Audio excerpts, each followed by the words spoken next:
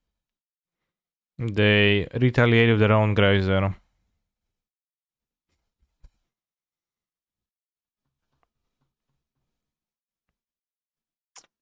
Really bad draw. Oh.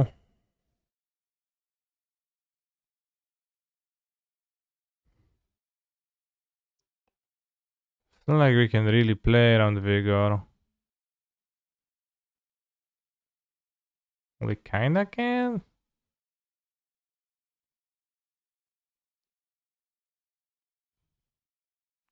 Actually, let me think. So next turn. Saga. Tap. Take map. Crack. I guess that plays around Vigor a bit.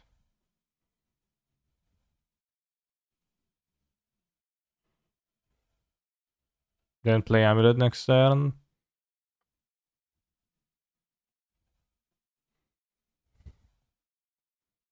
If you draw a bounce land, it doesn't matter. I actually would rather keep it in my hand too.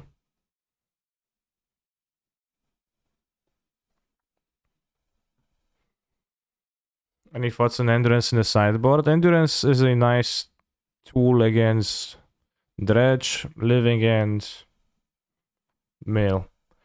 I don't consider it a nice tool against decks like against Lurus Ragavan decks. I think it's really poor there, and it's actively making your deck worse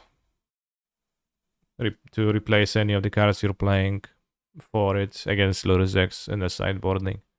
But if you are willing to use it, if you wanted to use it against the decks I listed, and probably some other decks, I guess like Oops and Spells too, then it seems decent. Thank you, GGXMR69, for creating engagement, providing engagement underneath my tweets. I really, really appreciate that.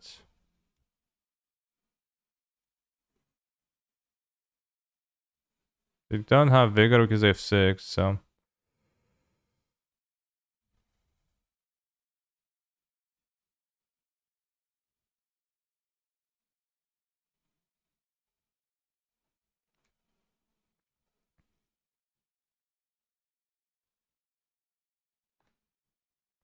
Can you appreciate being ratios?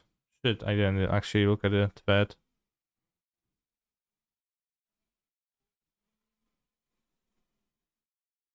Zero Valakut. No, Valakut is in the... Valakut was just cut off.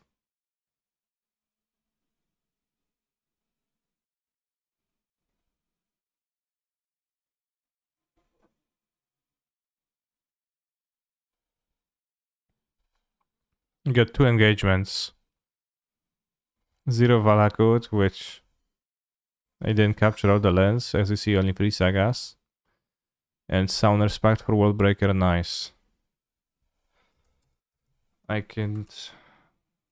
Summoner's Pact for Dismember either. Did I still play it? Or rather, did you have no issue with this one? Question mark.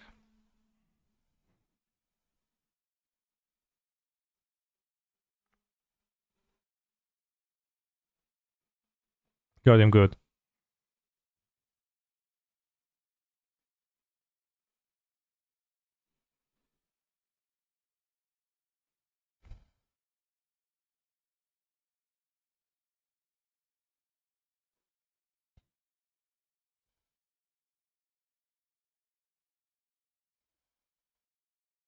Do you remember when Valakut was banned? I can't because I stopped playing MTG for Hearthstone at a certain point in my life. I think Valakut started banned in the format of Modern because it was good in Standard or Extended. So, we're playing the Titan. Raz, dwa, trzy, cztery, pięć, sześć.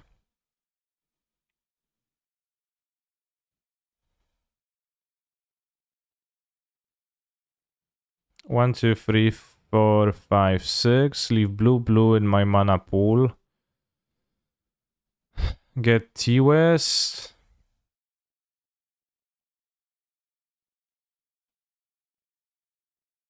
T-West and Hasteland.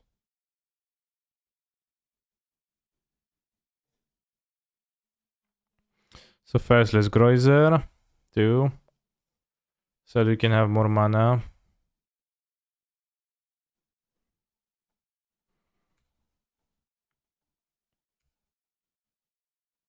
Colossus and win.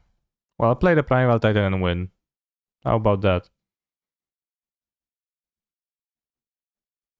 Because with Colossus I can whiff, like I can draw too many cards that don't kill my opponent. I think I messed up. But it's okay.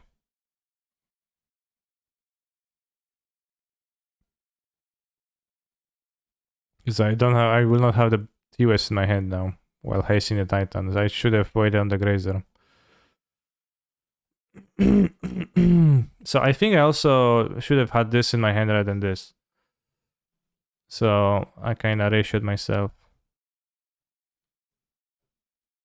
But it will be fine. Which are bad matchups for Titan? Grixis Death Shadow. And anybody with Blood Moon. And others. Belcher pretty bad too. Yeah, I'll say Blood Moon deck. I won against Belcher once by Ghost Quartering them twice. yeah, I can still get under Titan, then 2 Titans.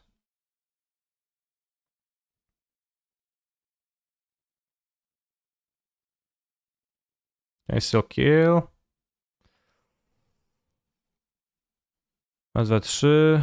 Yeah, we are fine. We're gonna have mana to play the Dread afterwards.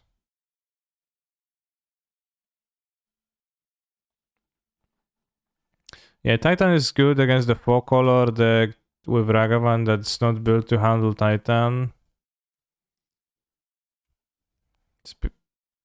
Titan is good against many decks that are not really built to handle Titan, but it's kind of not hard to make any deck handle Titan.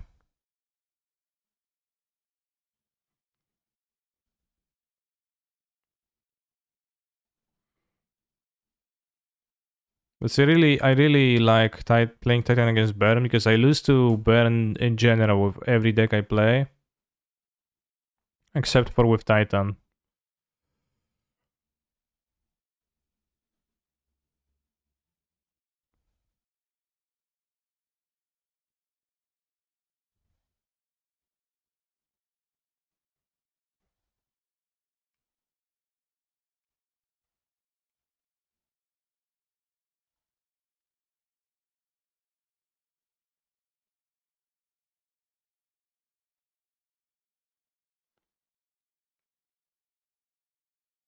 You just massively mess your way to the perfect line.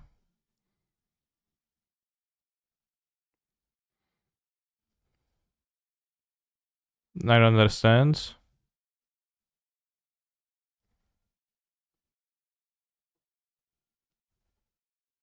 So this is 12. They take 9, go to 11.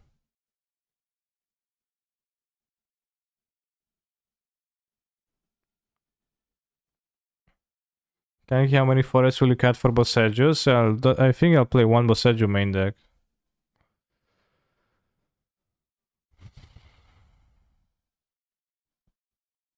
So if I go T-West Bounce Land, get the Bounce Land, I get Valakut, Valakut.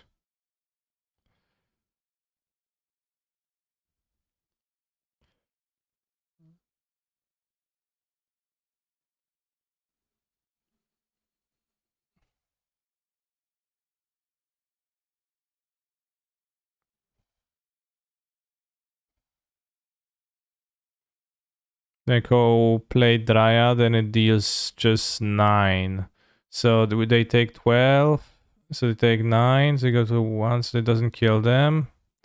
So a fetch land and 2 Valak is gonna make them deal 12. I don't want Urza Saga, no.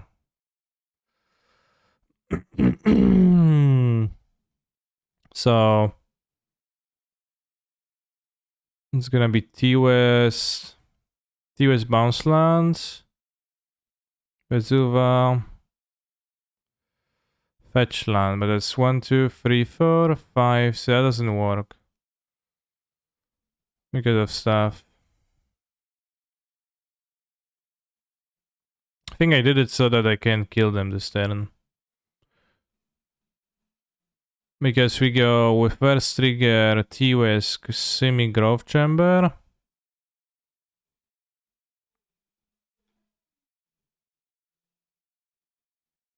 Four mana, T-West to my hand. Then Valakut.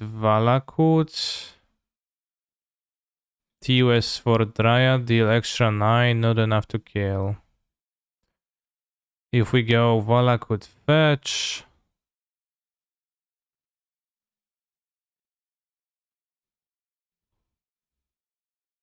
That doesn't work either, so I think I can't kill. Because I played the Grazer too early, so I'll go for just Ghost Quarters.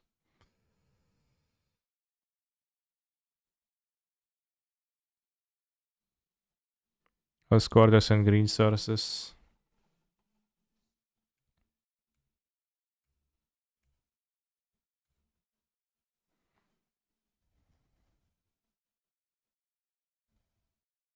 Let's get the Lair of the Hydra. The theory behind Lair of the Hydra is that it attacks for bajillion of damage. I haven't had it be partly relevant yet.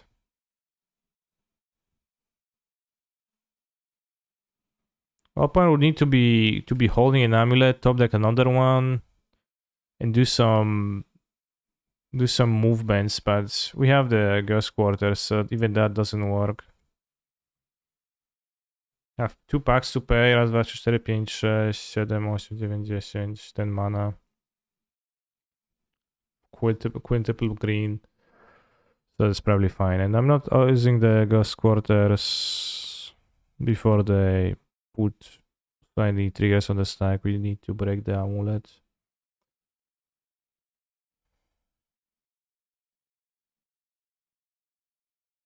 Okay, we won.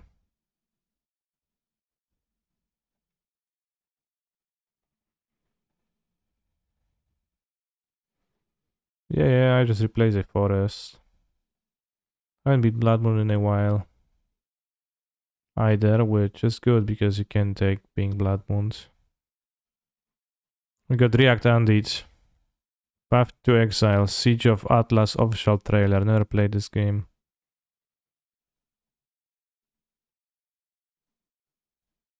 Sirius is dead.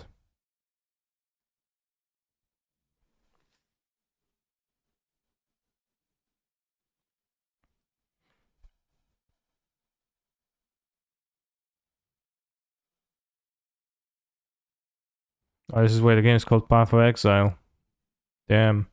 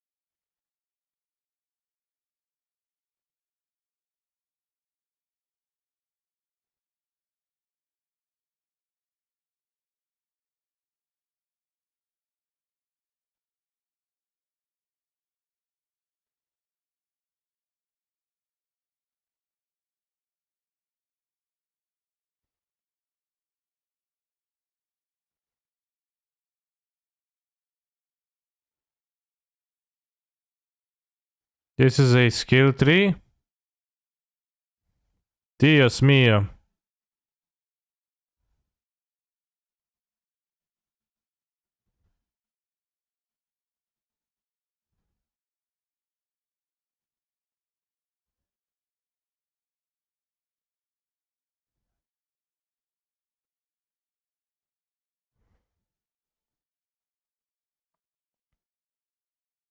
Nice music.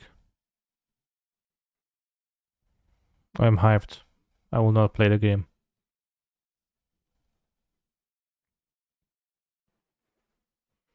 Is the composer Polish? Sure, I have no feelings of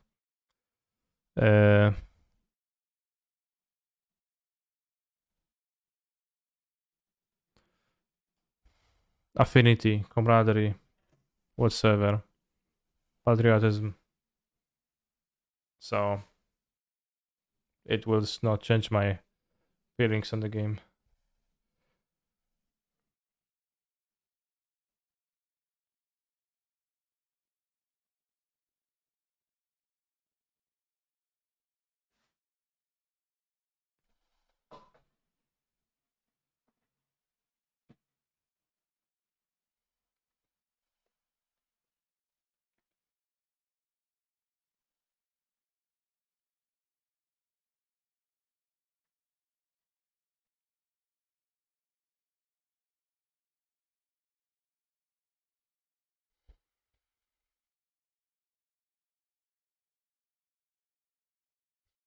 No kurwa, raz to raz, kanisterem TG.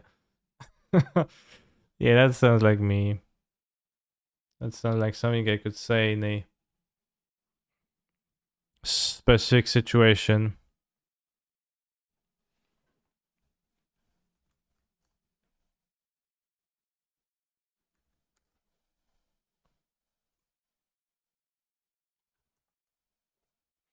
The rest of the dream then.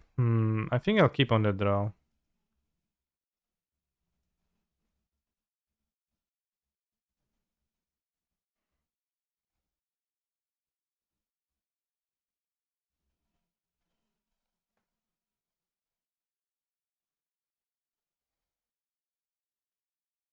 Draw a bounce, I can cycle through the bounce through the explorers nicely, easily.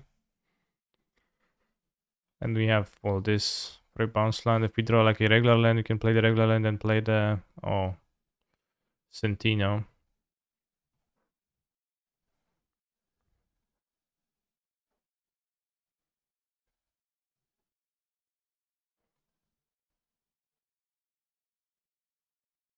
Can draw. I broke my tooth. What now? Yeah, go to the dentist.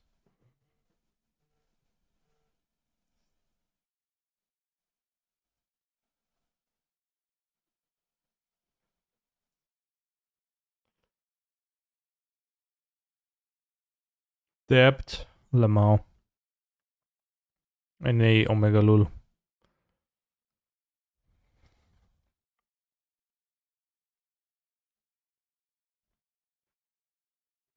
Rays shine. It took my expedition map, which is an odd choice. There are only one lander too. I think it's an odd choice considering that I'm just lucky. But just like it lets me get lucky. If they let me Vemo up, I would be like, yeah, I have no Titan now.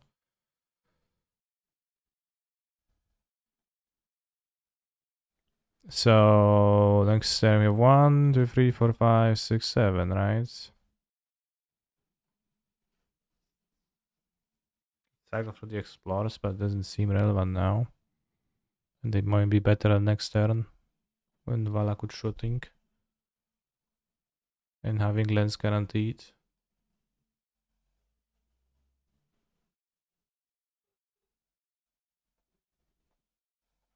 Currently have custom explorers here. I could have, but what did I just say? I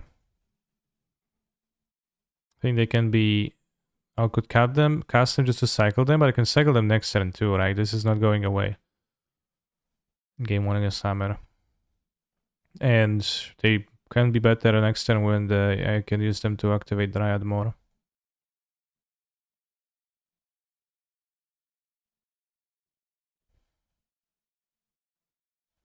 Extra triggers.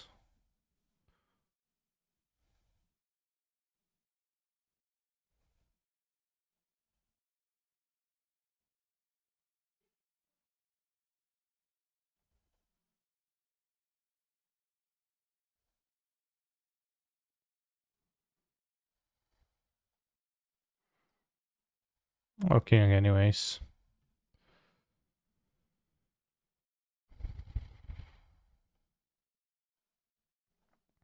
Soul Breaker Knife. Against Amulet, against Hammer, probably too small.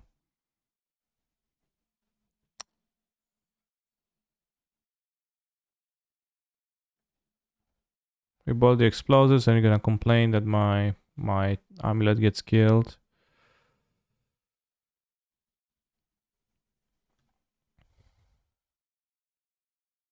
Didn't even see Titan, they just conceded to land drops. They've seen Titan from Fotsies.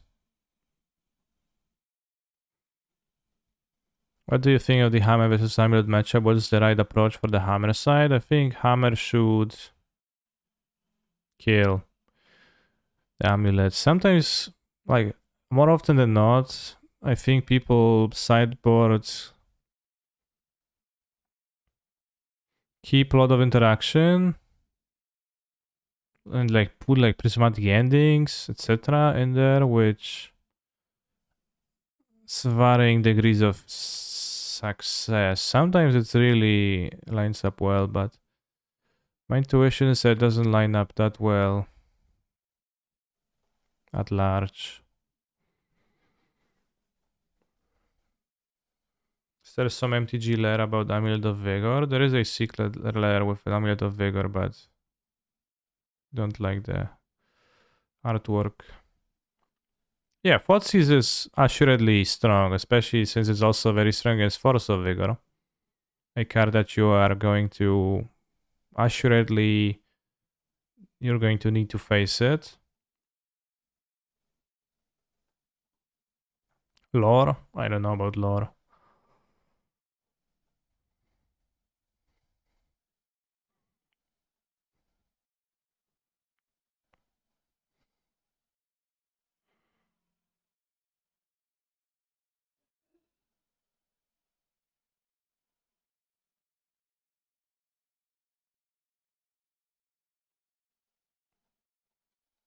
I think Prismatic Ending is like really sketchy though. Because you don't want to reduce your chances of killing easily. Outland Liberator stays on the side, yeah. It's a 3 mana removal spell. I'm not about a 3 mana removal spell. The only reason why I'm playing the Outland Liberator is to be able to search for an answer to moons, right? Which I played begrudgingly to do that. Rough times. I am not interested in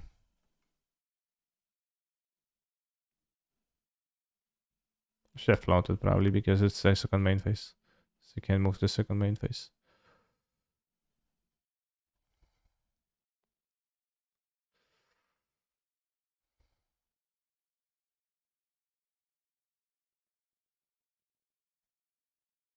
Not convinced I would needle.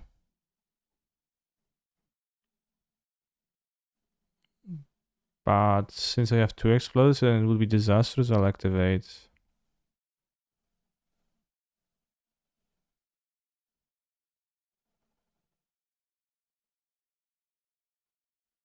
And they will still can't equip now, and if I find a hammer, then we have the second explosives, right? How about splashing for Rest in Peace? Is it reasonable? It's really hard to splash in the Amulet mana base. Some people play some white cards, and well, if you believe yourselves to be lucky enough, then you can play white cards, but It comes at the cost of caverns, and you won't have enough good sources anyways. The sources you're going to have are going to be like bounce land. The bounce land, which the bounce land lets you get the correct mana, but only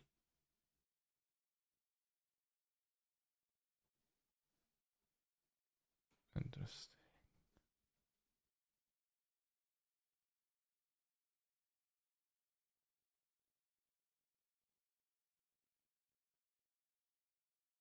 Seems to be no need for explosives. They have one known card and it's Hammer. So you can go Amulet, pay, bounce land, this. Play land, be ready to Titan next turn. Seems wise. Then you can have post Titan Explosives. You can even consider setting Explosives on 0 so that we don't die to an Equipper because of stuff. But for that we need to deploy the Growl Turf, which means no Titan casting next turn.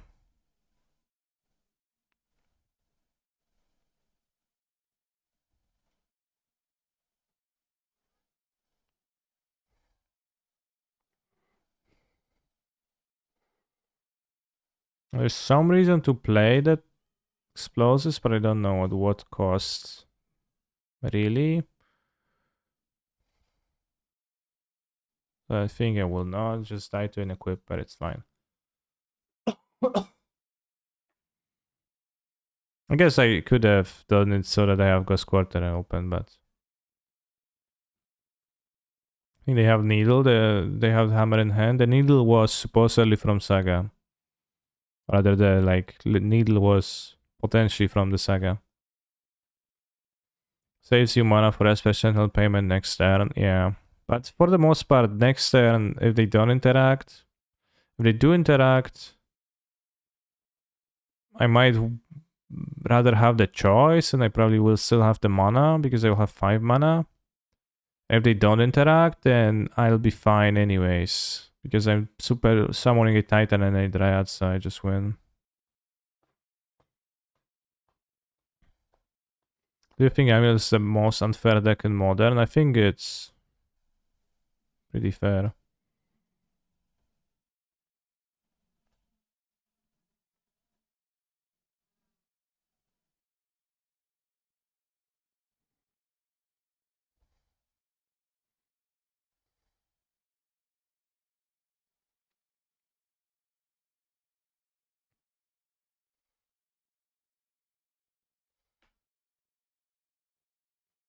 Can you actually kill here? Primeval Titan.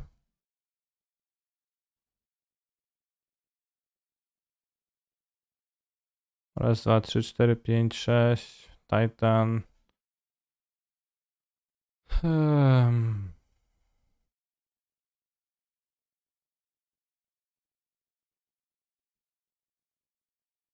I think I can kill here because I kinda lack stuff.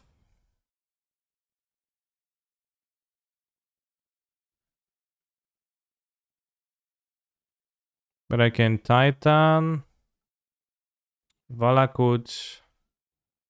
Hasteland. Attack. Then fetch Valakut Bounce Land.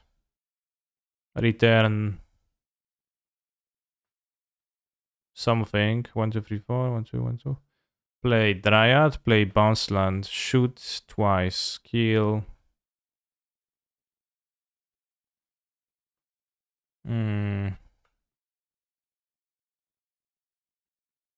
Use exploits to kill 0 drop and then kill 2 drops.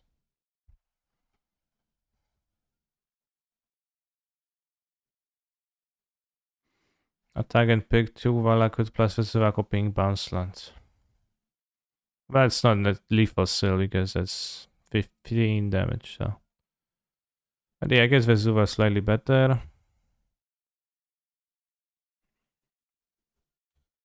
Well, that's why I need. That's why I get the Svegoping bounce land. It's like slightly better, but doesn't. It's not gonna matter this turn, but slightly better, I guess. Yeah.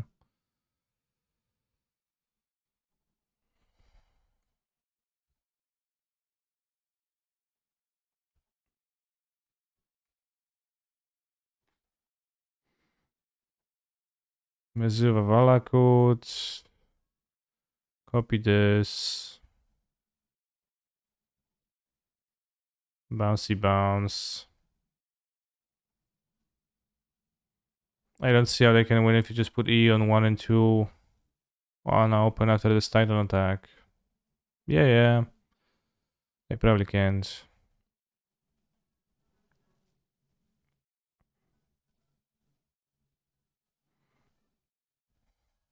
What if I go with the Dryad and keep E on 0 and shoot? And that could technically lose to something like Pure Steel Paladin. 4, 5, 6, 7. Pure Steel Paladin into some hammers, etc. The way they would kill me from this is leading on a needle. Something like that. But seems unlikely. So I actually let my opponents pay. I guess you can put 1 on 0 too. Just in case.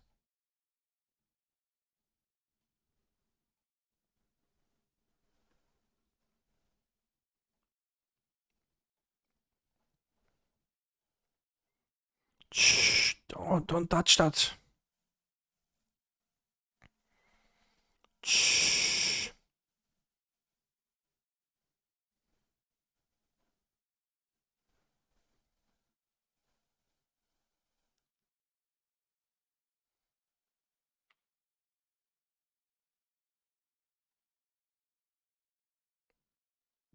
No, don't touch that.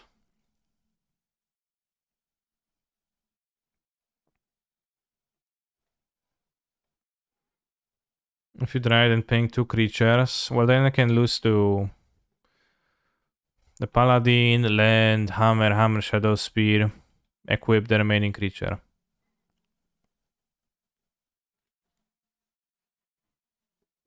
Which is probably not something that would happen, but it's something that could happen. And here, they would need to play a needle or a prismatic ending first. Let me fire this off and then still kill me through that. Which I guess would take equipping a hammer afterwards. But I think it's pretty hard for them to pop the E ends. And they might not even have ways to do that in their deck. It's not necessarily clear they do. I guess they are still cleansing. But they for sure have Pure Sea Paladin and etc. in their deck.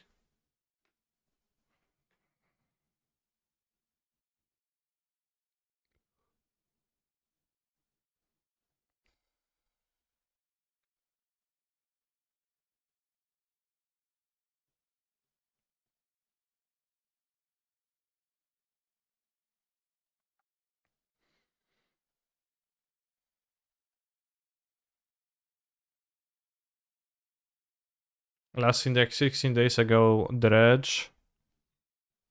This hand sucks, I'll keep.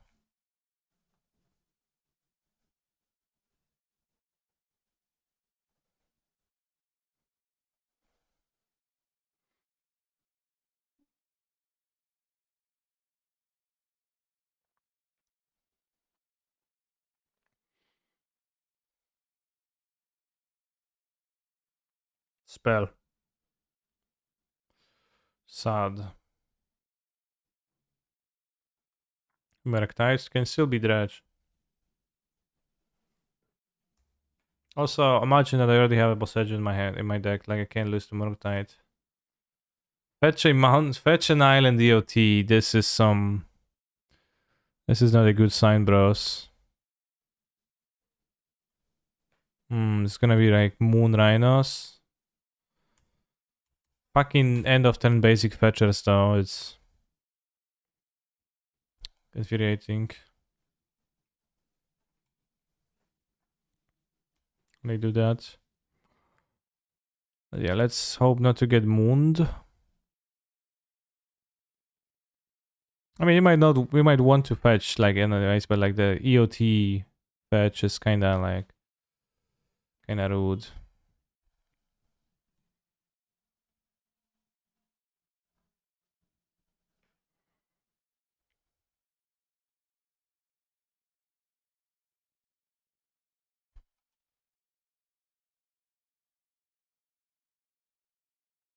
Do you prefer upkeep basic fetches? Yeah, I guess. I guess you're right.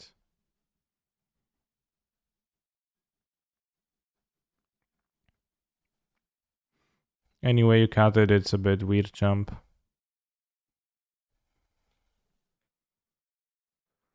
Can Vespa become a copy of basic and survive Blood Moon? Can't remember. There's been a rules change. You used to be able to you used to be choosing what you're copying with Vesuva as it was entering even through Moon, but a bunch of years ago at this point they changed it so that you don't anymore, and it enters as Vesuva. And if you copy a basic land, it is a basic land, so basic lands are unaffected by Blood Moon.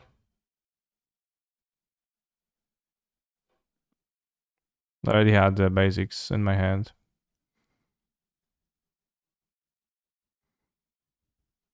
Yeah. Tend Ice Bridge, Gemstone Caverns, Cavern of Souls. They used to, as enters the battlefield effects used to still happen with Moon, but now they're not because of stuff.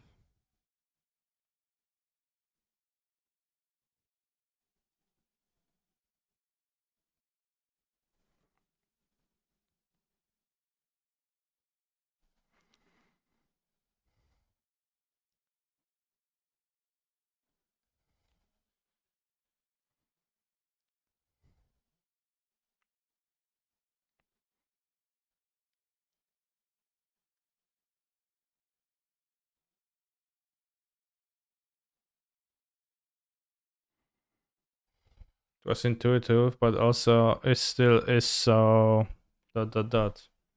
Well put, well put. No, box.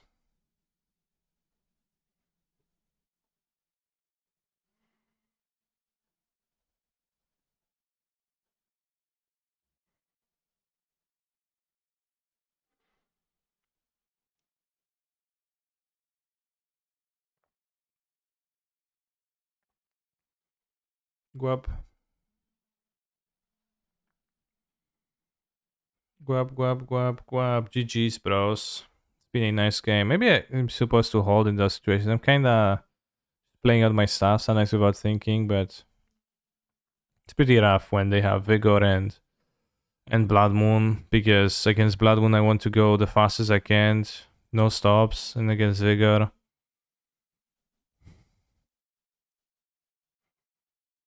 I need to do the opposite, so it's pretty hard to escape that, and clearly they're gonna Moon me on the next turn. Alright, you won.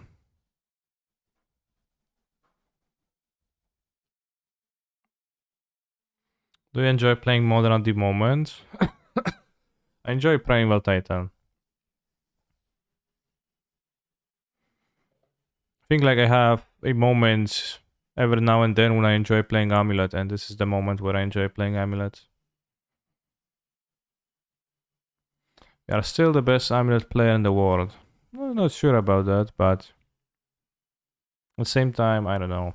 I kind of think I am, because sometimes I look at the decklist and strategies from others, Amuleters, and with like more presence, let's say, and then I cringe. Thinking, how can they... How? But I don't know. Maybe it's me who's out of touch occasionally.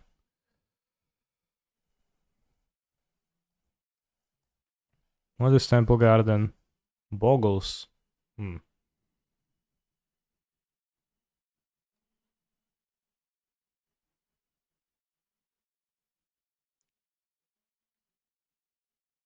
Bunt Boggles. Staggering Insight. No Saga turn 1. Have Explore. I wanted to cast turn 2, but there was also arguments for playing turn 1 Saga because Explore becomes free once I get the Amulet.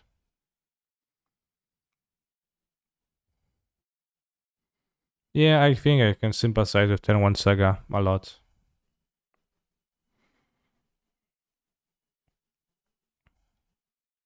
To be rewarded, I would need to draw...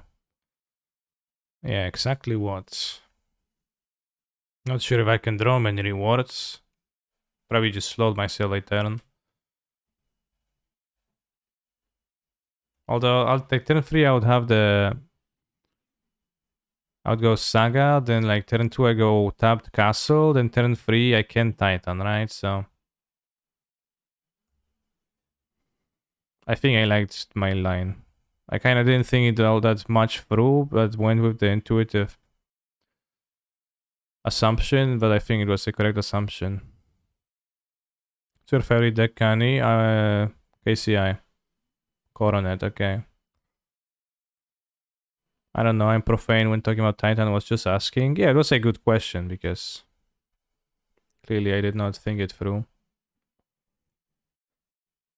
Let's like Lifelink Vigilance, doesn't have Trample. Let's maybe make a blocker. Gonna have 1, 2, 3, 4, 5, 6, 7, so I can play Mr. Beast and then go off. Or the Cycle Explorer, so I have more lands in hand and go Mr. Beast. Yeah. So let's make a blocker right now.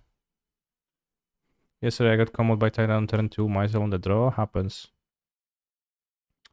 Do you often get similar cards, but one is printed noticeably darker than the other one from the same set? Yeah, that does happen a lot. I think mostly like the NA prints do that more. What microphone do you use, Mr. Streamer? I recently bought Shure SM7B.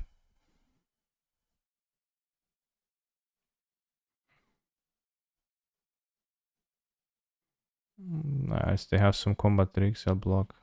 Oh, they have trample. Do you feel Elementals is not good at the moment? Unfortunately, I don't think Elementals is a particularly strong deck.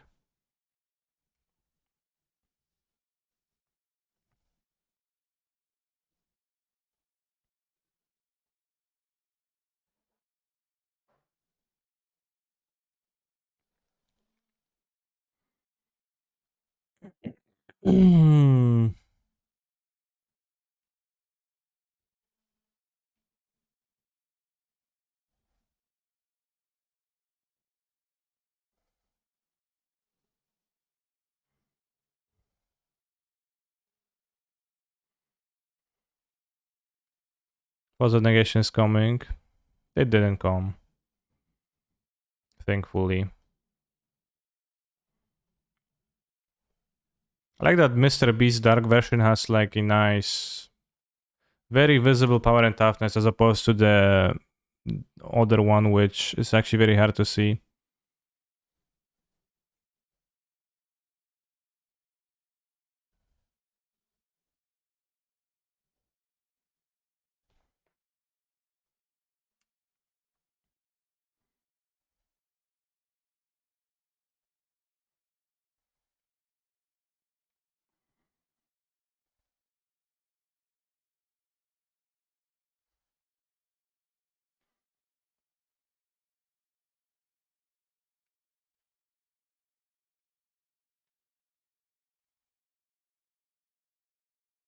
I sound Mr. Beast.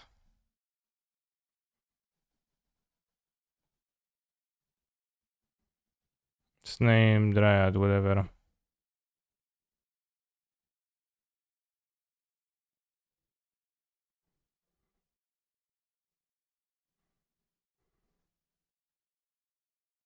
I say significant amount of lands summoned.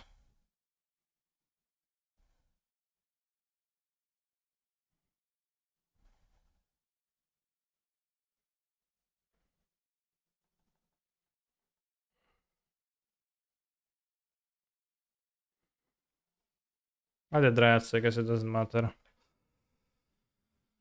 The Urza Saga stacking 4 Titan the same turn. Yeah, I probably could sound 4 Titan right now here, no problem.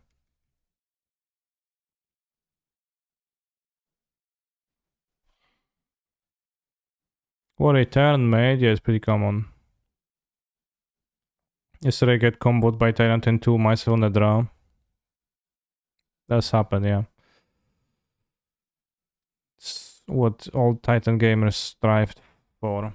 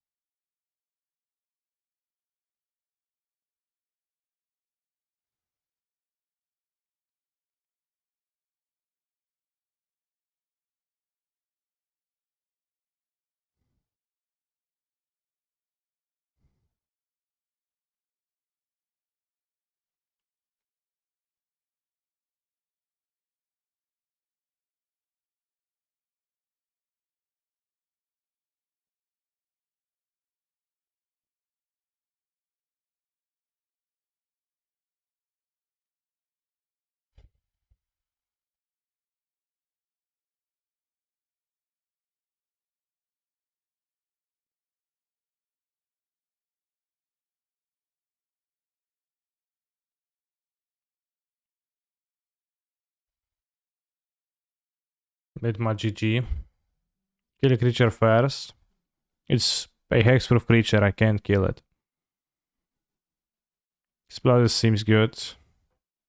Mr. Beast is the most fun card to cast in Modern. It is very fun to cast, yeah.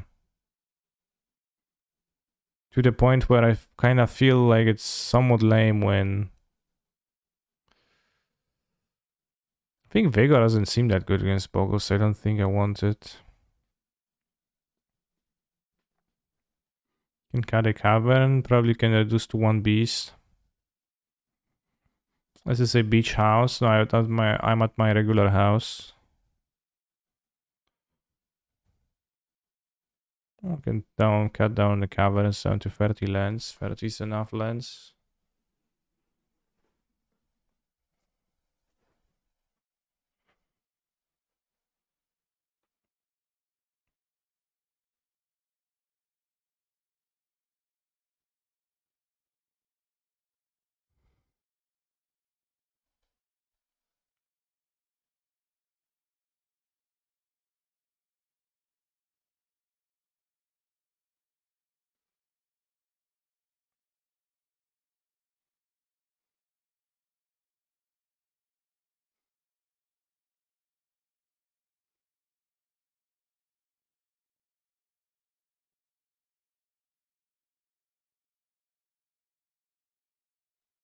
No Force of Vigor. As I just said, I don't think Force of Vigor seems that good. Like, my opponent plays 5 auras on their creature. I'm gonna kill 2 of them. They still have 3 auras left.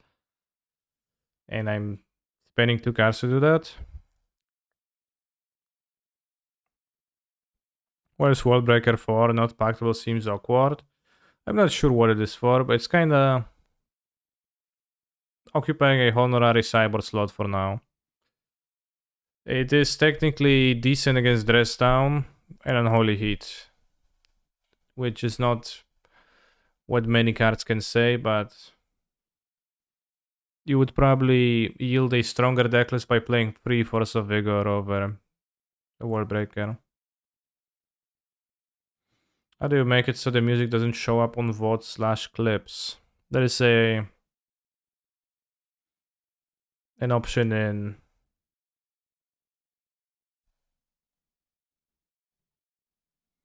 Streamlabs or Streamlabs OBS.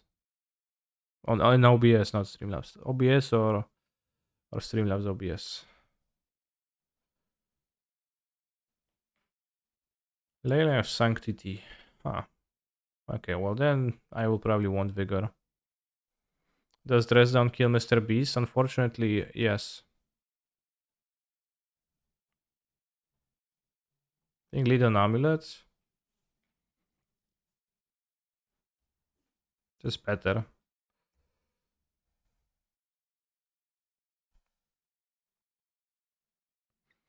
Alright, no creature.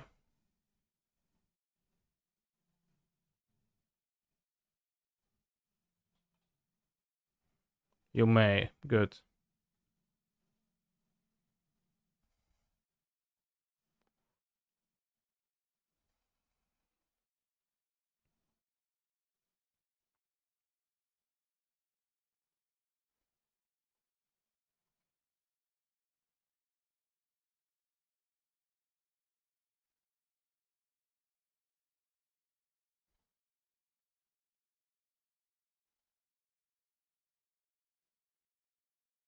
Keep the TOS in hand so I can transmute. Could Blast Zone be good or too costly? Whenever I played with Blast Zone, it's seemed not to do much.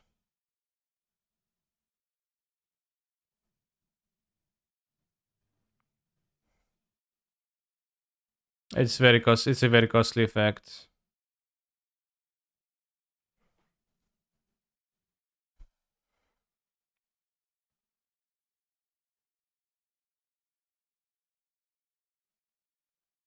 And it seems not to help you in games that you're losing often. Oh wow. Sure. They didn't even they held mana, so they probably still have something else. They might have another one, but no, whether they have another one doesn't make sense to do it this way. I don't know why they pitched. They must have another instant.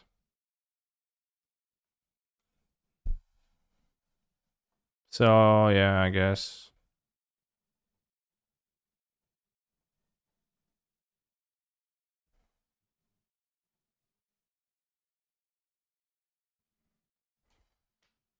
Play the counter spell. You don't have counter spell, okay.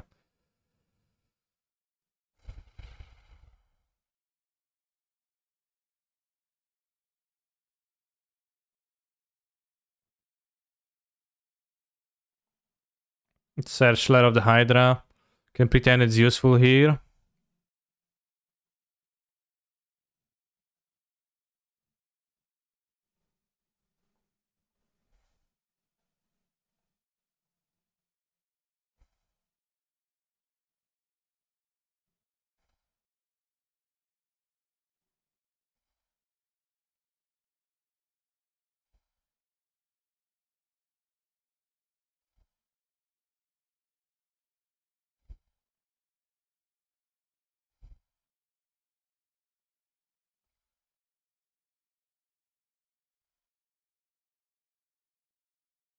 What's the point doing? They kept a hate heavy hand.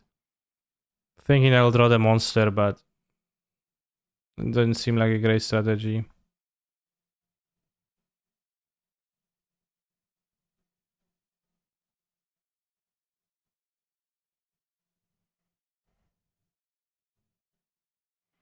My multi-opponent force of negation my phone.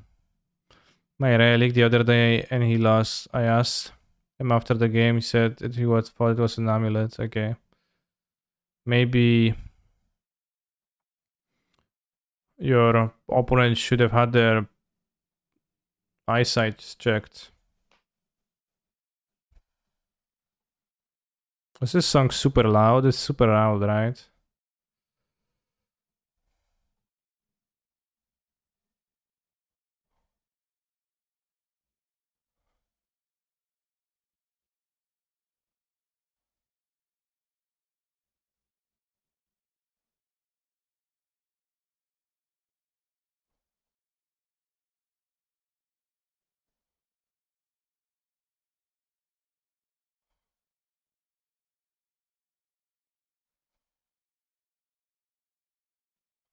Was a negation.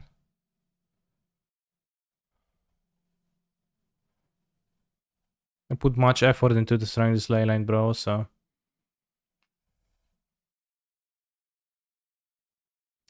My store meta is full of Magus of the Moon decks. What do I do? Give up or play a lot of dismembers?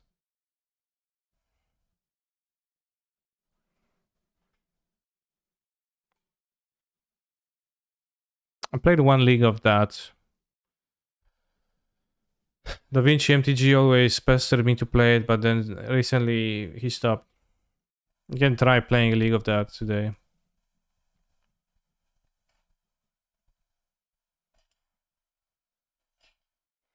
My store meta is full of Magus of the Moon decks. What do I do? Give up or play a lot of dismembers? That depends. Does giving up mean that you're going to be playing a different deck? Because if you can play a different deck, then probably wiser, but otherwise definitely play free dismember or something. Or I don't know, Pyroclasm even.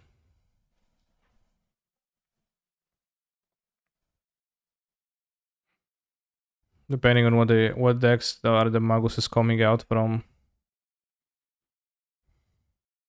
Dismember might not even be best anti-Magus card. It's probably like some kind of a red removal is the best. Vanilli.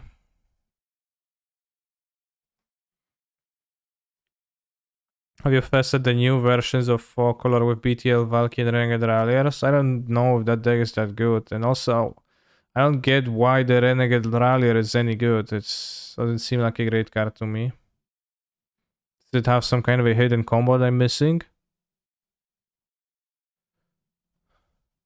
But yeah, it's a deck by Kihara Works, who's playing it all the time, and I don't see much appeal, but yeah, I haven't played it.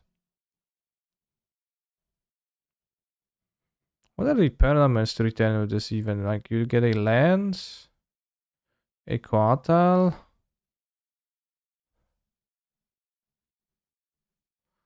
Wow, Deadly Vanity for BTL. Or a Ren, I guess. It's not like you have plenty of stuff to get with the Rallier, so I don't know. Wait, this thing has no Abandon Grove? Is insane. With Rallier, it's so good. Put it on a fetch, then that's where you can make a, I guess, Rogue Refiner. Yeah, I don't know. That doesn't seem super attractive to me.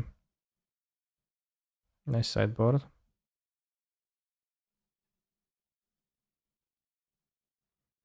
But the deck has no reason to be a Yorion deck, right?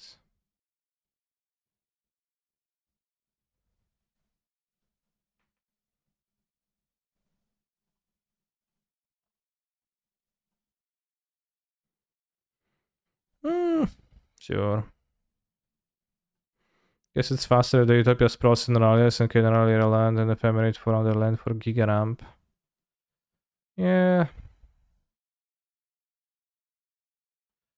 I guess that's like a way to be fast.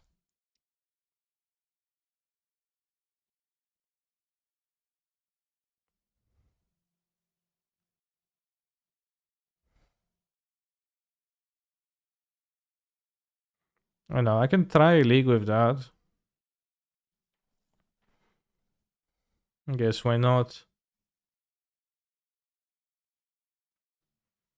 Confident selfless Pepega is not good. Well, it's for BTL, right? It's so that you can BTL but cast the second side. So your BTL is a Dune Blast.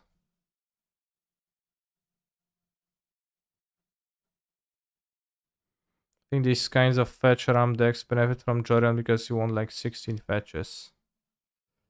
Yeah, I guess. But it's weird to me that this deck is not playing Utopia Sprawls. Utopia Abandoned Grows, but sure. Does BTL work with Valky anymore? Yeah, well, that would be the reason otherwise, right?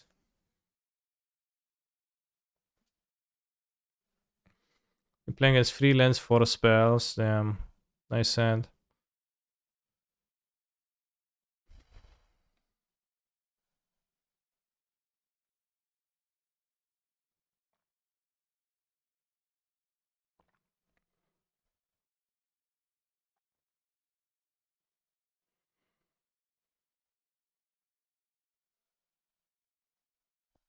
Well, we would very vaguely know the rest of their hand.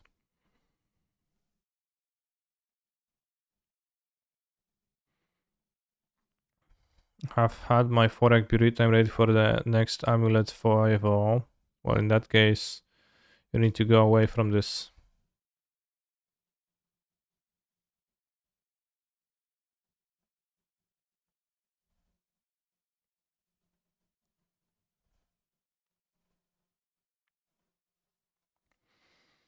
I have to say that Valky, in general, does seem powerful.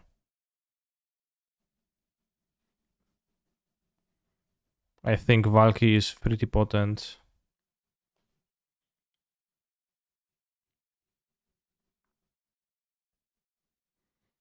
Pretty good to have.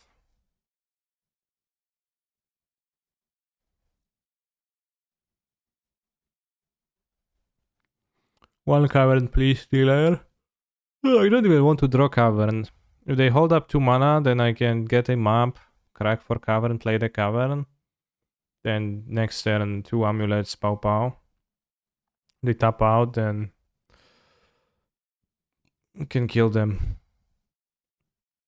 If they moon me next turn, I'll die, and well, that's fine.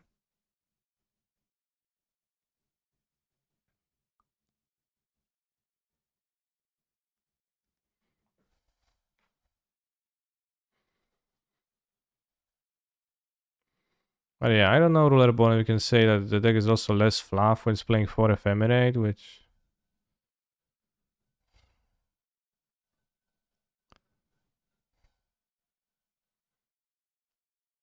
Yeah, let's download it, so.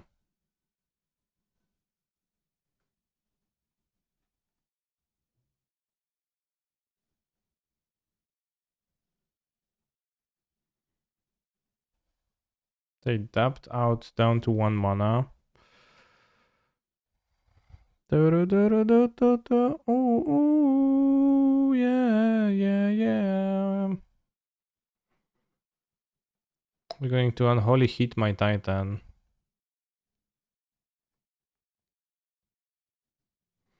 Can you get Mr. Beast in play this turn?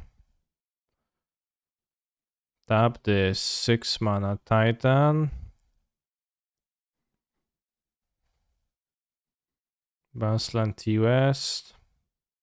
6 mana, 3 mana left. Dryad. Bounceland. I couldn't quite get Mr. Beast.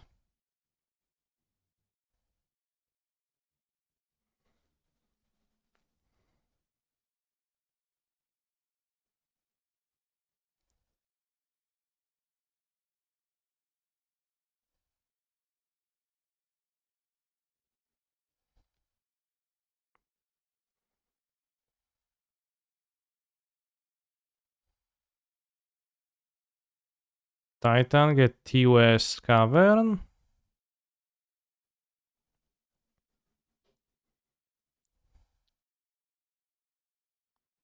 No, I don't like that.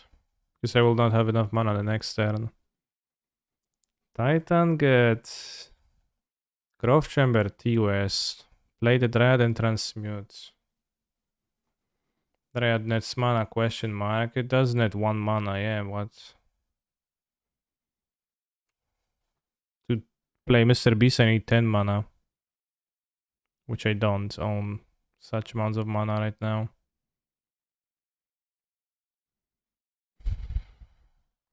Ni caramel dansen. Wow. Well put.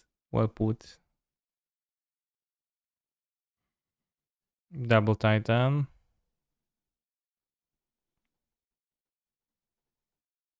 Oh, you don't have mana for Double Titan either, right? Because it's 6, 7 mana total. I need 9 for the second Titan.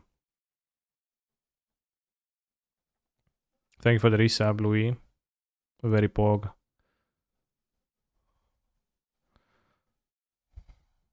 Okay, Dryad mainly Dryad costs 3 unless you play 1 land, so it's plus -3 +4, so that's 1 mana, right? Titan costs 9 mana, so what we're going to be doing is I'm going to have 6 mana floating here. Bouncy bounce the T-West. Play the Dryad of the Elysian. And perform the transmutation. For the some respect. I guess play later.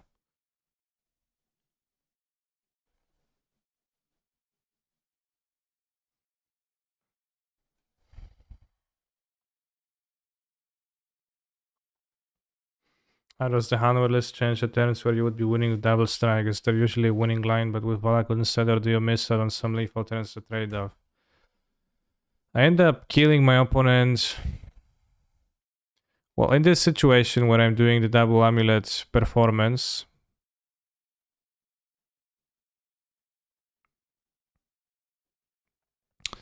I am Fury, wow. I am killing my opponents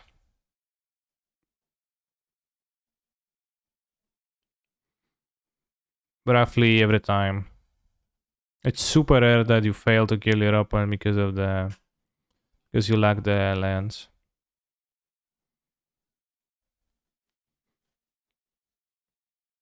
Typically you can like do something with dryads.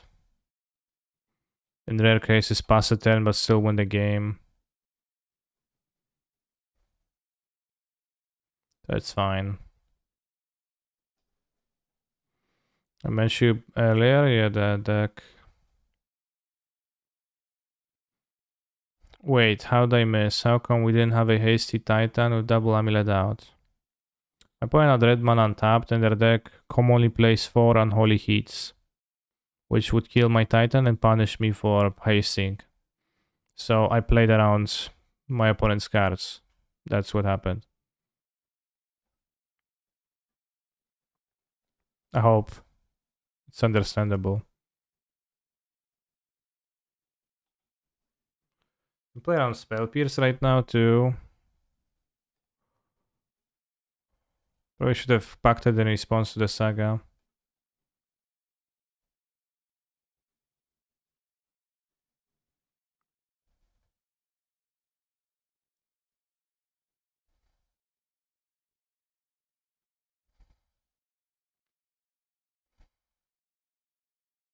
So we're going to kill them with the Letter of the Highlighter's turn.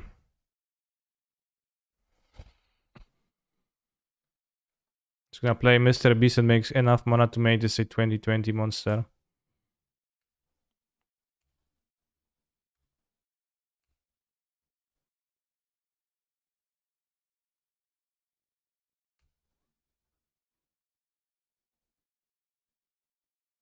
Rip opponent, maybe rip me for having to put all of those triggers on the stack.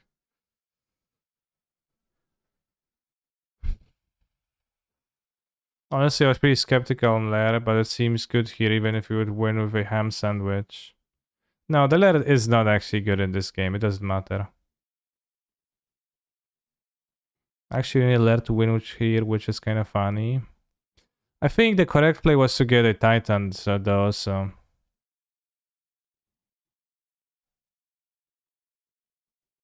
Saga last Pepega. What? No, Saga not last, which is important.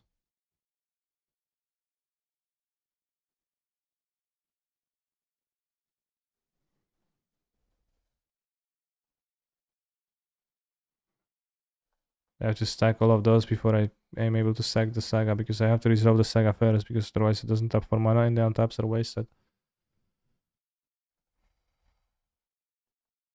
Which land is the haste one? Hanware Battlements. Don't have it in play right now. But I'll kill my opponent with Lair of the Hydra.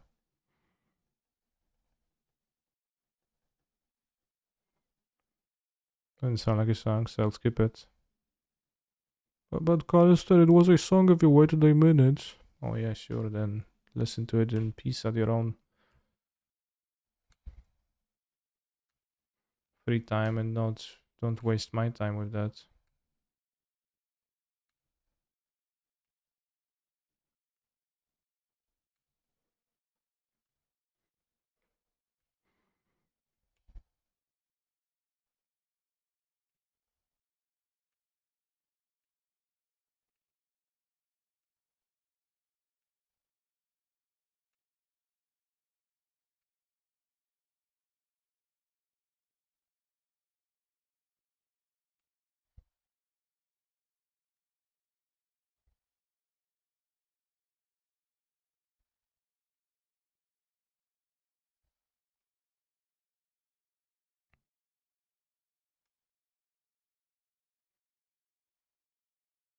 -4 mana.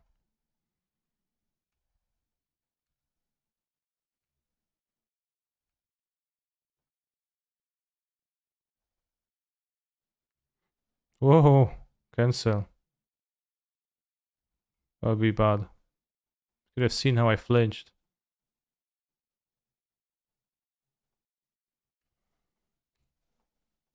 Yeah, unfortunately, Stream Decker doesn't recognize Hanwar Battlements, which then makes everyone play Slayer Strangle instead, which... Sure. How big can a lair be? Well, we'll see. Kind of a secret lair. So my opponent would be like, well, what is my opponent going to spend? What is Cancer going to spend all this mana on, right? And I'm like, well, bro.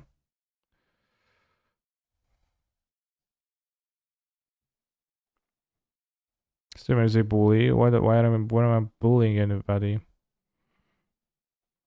Ain't this Slayer of the Hydra to kill?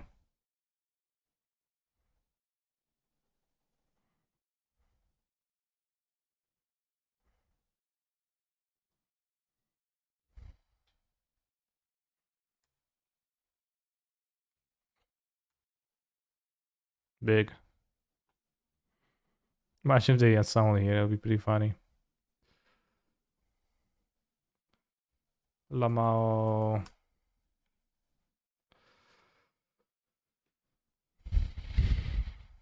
Yeah, how can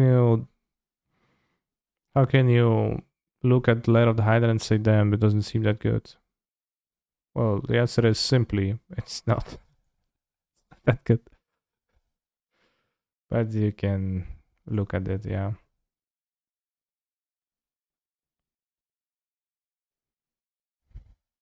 And sometimes you want the Mr. Beast in the spots where they let you do the stuff, so...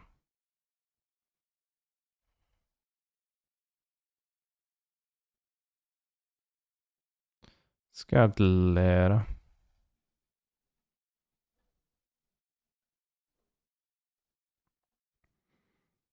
Gonna board the World Breaker and it's gonna be glorious. I'm gonna cut a Saga. Actually, no, they Lair.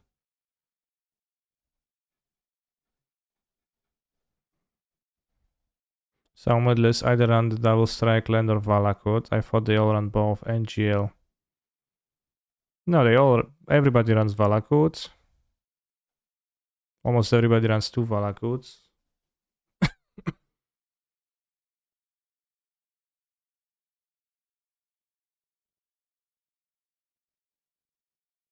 But most lists also run Sunhome on top of that, but then you have less Garandix and Caverns, and I really value those lands, and I think they're very helpful in games that actually change. Like, I think having more Caverns and more Garandix is going to influence more games in your favor when you draw them than than the stronger thing. And yeah, you also need to play Boros Garrison over a bounce land. They play like 8. Do they play 8 bounce lands in a Garrison? On top of that, it's like 9 total. But Garrison is a real stinker to draw so often. It's so bad. Not making green mana. So I prefer my bounce lands to be green and more cavern, etc. Feels like training wheels. Yeah. Very, very rarely, every now and then, it happens that I feel them, that I think them. Had I had Sanhomir, I could have won. But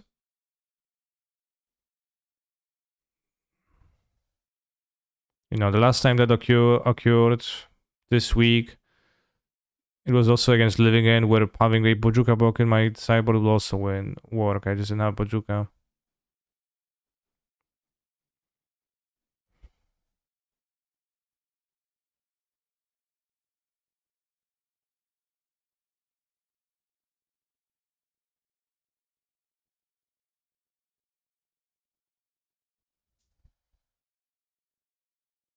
Was Garrison, 1 tour, free Sanctuary.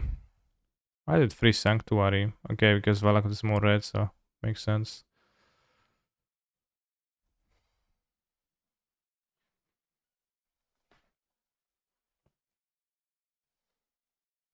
Hi, did you take first place on John Food at Mythic Championship? Yeah, I did that. 2000.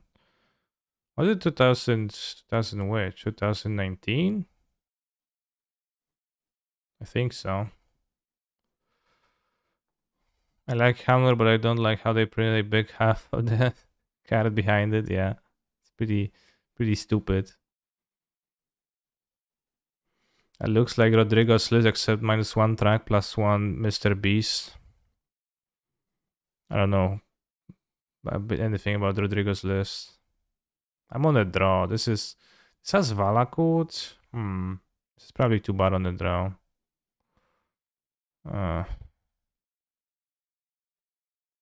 Well, yeah. I don't know. This is not really better, but to be play 2 explorers as a better in Chini reference, or is it the correct number? I'm a big fan of Explorer. I just always try to play max Explorers. Because sometimes your opponent keeps Force of Vigor to get you. Right, green source. And when they keep a Force of Vigor to get you, and you can go Grazer, turn 1 Explore, turn 2 Castle. You have turn 3 Titan with no points at which Force of Vigor could have interacted. That is a big win.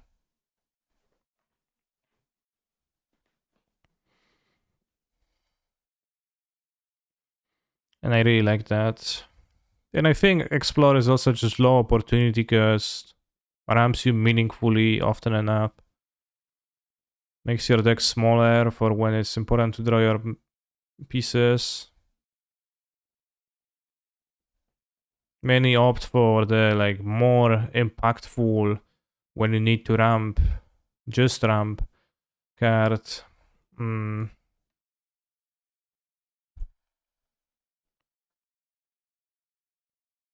More Azusas or something bad.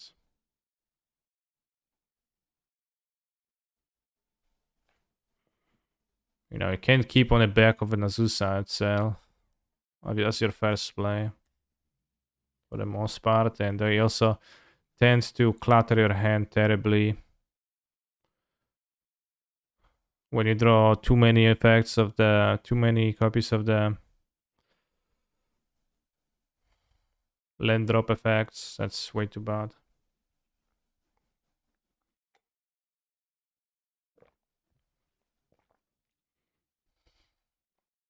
That would be an awesome draw. I would not be mad to draw an Amulet, yeah. Alright, it seems like getting Blood Moons. Slowly though.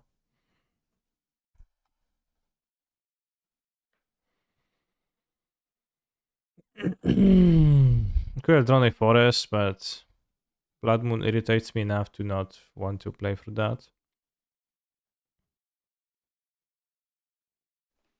Sideboarding's perfect. I'm gonna change. I guess I could cut map when I only have 2 sagas. What's better?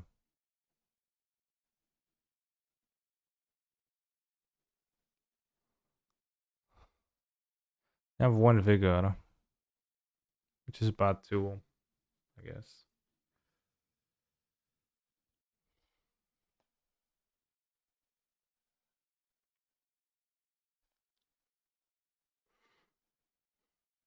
Keep a saga on the play, but then I cut the map.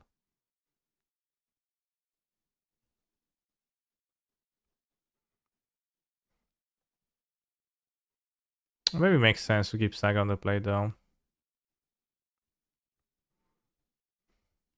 Force of Will seems better than World Breaker. I'm not so sure about that, so.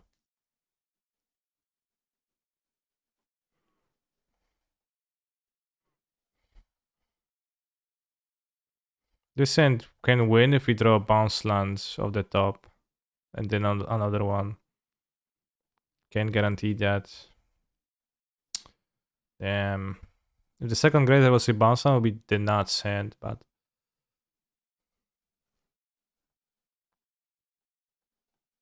It's pretty bad on the play.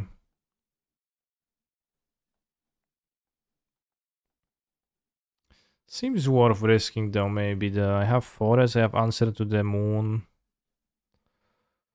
High payoff if we draw more lands.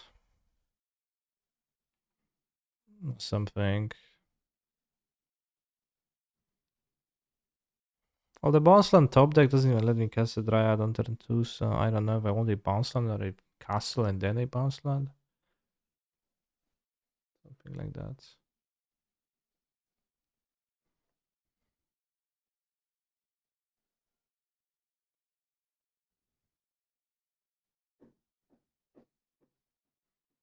It's tough times.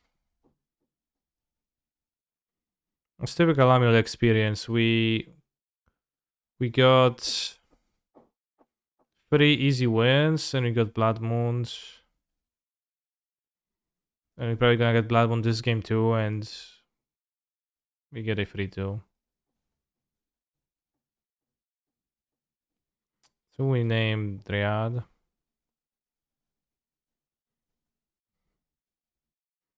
Probably gonna need to draw a bounce land for the sin to be effective. Was Moon a correct choice or a mistake? Spacebar question mark, eh? Last game, you think I should, whether I should have mulliganed or not? I don't think I would have won with the first hand.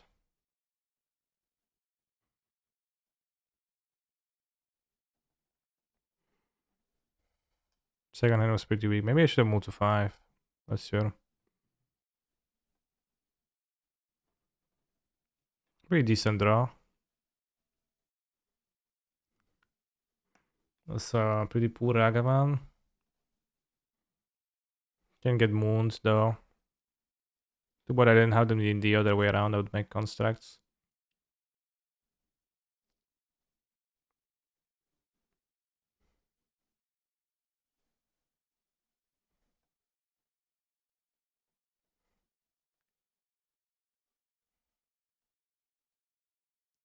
Not blocking here because clearly, just give them an option then. So like this is doing anything. Yeah, sure.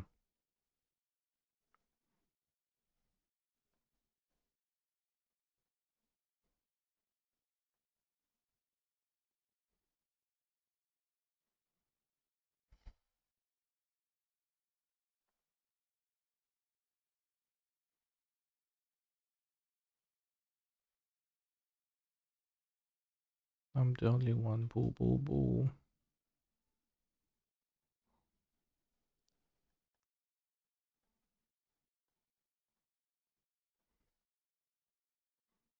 Sus. I'm gonna be blocking the construct.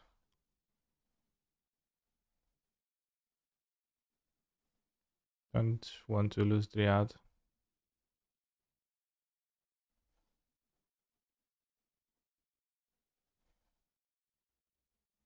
We've played a monkey. I can, but if I draw an amulet, then I might not want to. Oh, that's a great though.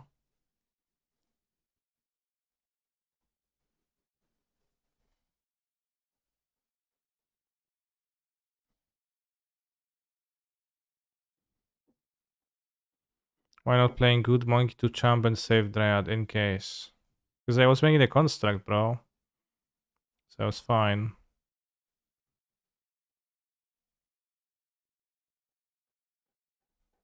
And I can still use it for my hands.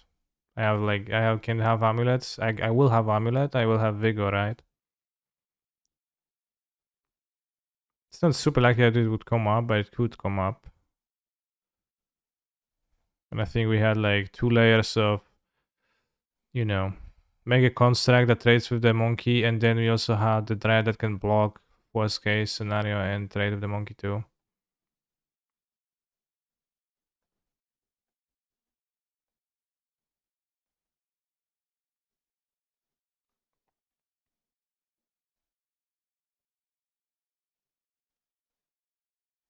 You don't have delirium, so you hit them. So we're actually gonna win the match, Pog. Yeah, they're just dead.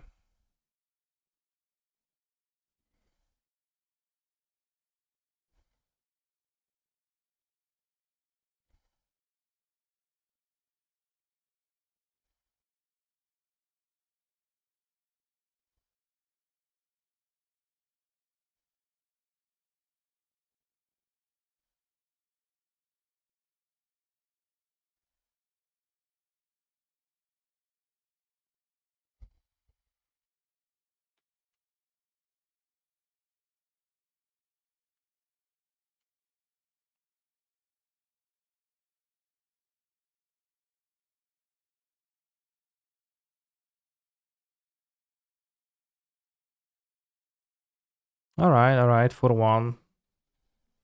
Nicely. Maybe my point was sitting on a moon, failing to find their third land. Maybe not. PSA to all Murktide players. Put subtlety in your deck / sideboards. Yeah.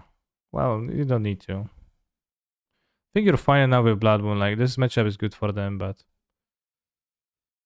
I think the key is actually to board out Monkey, especially on the draw. Because Monkey was pretty bad for my opponent. I don't know what they cut. But if they can remove it for some meaningful cards and keep like meaningful cards in the deck, then they probably should cut the monkeys, at least parts of them on the draw, because they are too bad into Grazer, especially if you're going to cut lightning bolts and you have no bolt for Grazer.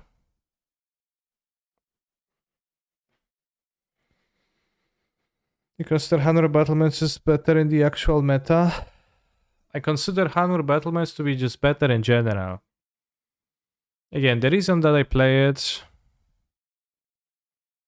is that I feel that Slayer Stronghold is win more. Or rather not Slayer Stronghold. I feel that Sunhome is win more, and Hanur Battlements is just like always just enough to win. And I think that has been true since Triad of the Elysian Grove has been printed. And I think it will remain true.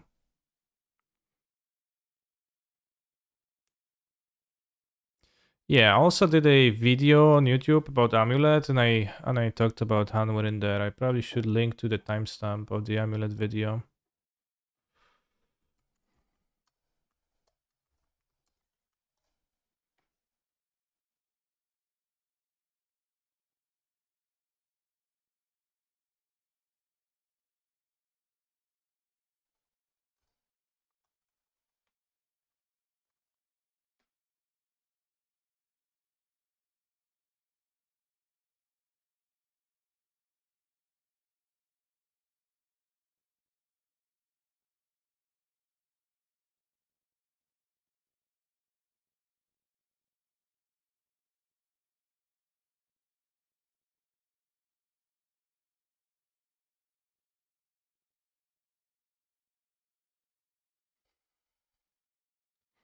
I see everyone playing Karn over Cultivator. You personally prefer Cultivator? Yeah, I dislike Karn. How they'll make more haste lands in the future? Maybe a green one, since they give a bunch of green dude haste lately, like a green producing one. The way Louis said it seems a perfect short answer, yeah.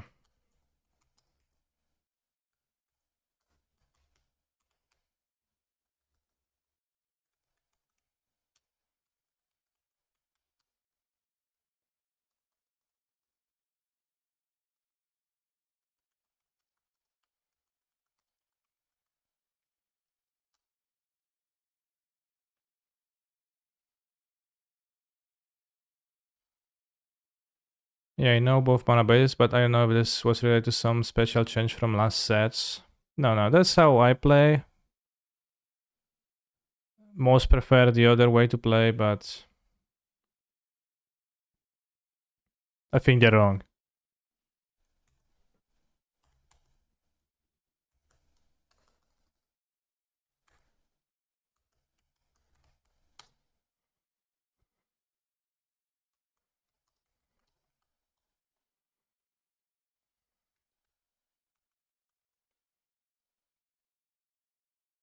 That doesn't really explain much.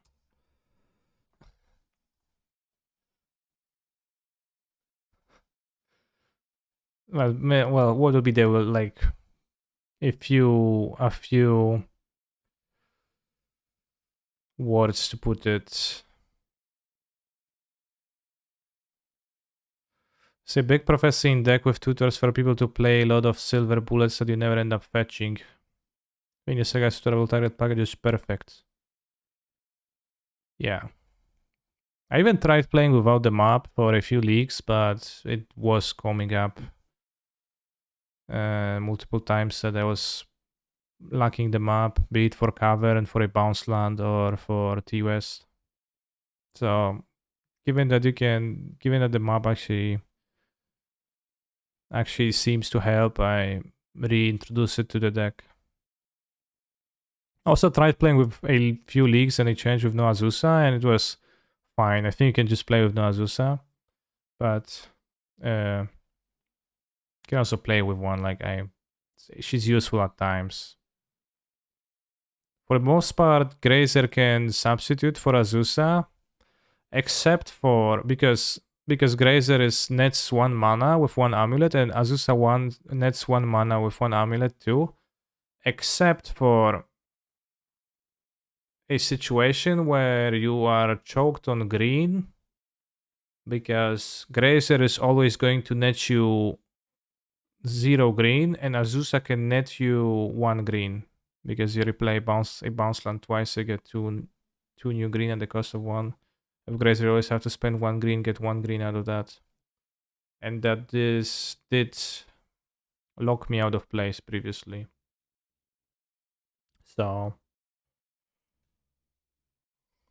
I think Azusa is fine to play for that reason mostly. But I play her as a tutor target, not as a main Rampini spell.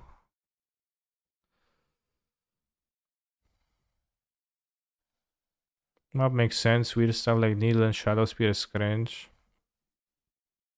Needle is not helpful for Titan. I played with Needle for some time, and there were little situations where I actually wanted the Needle. And one of those situations I found was the Yogmoth matchup. I won game 1 easily. I was excited to sideboard the Needle. I had no creature removal on my sideboard, but I was like, yeah, I can get the Needle to lock the Yogmoth. That's very pog. And then I lost both possible games to Magus of the Moon. So it was just clear that the Needle doesn't, like, it's gonna be better as a dismember even if I have to draw it. So yeah, both game 2 and 3 they went turn 2 Magus of the Moon with Eldritch Evolution, and so yeah. I have no outs in my deck, and sure, cool. Yawgmoth Prosper is so bad if you don't have a turn 2 or turn 3 key. I don't think Magus is super popular though.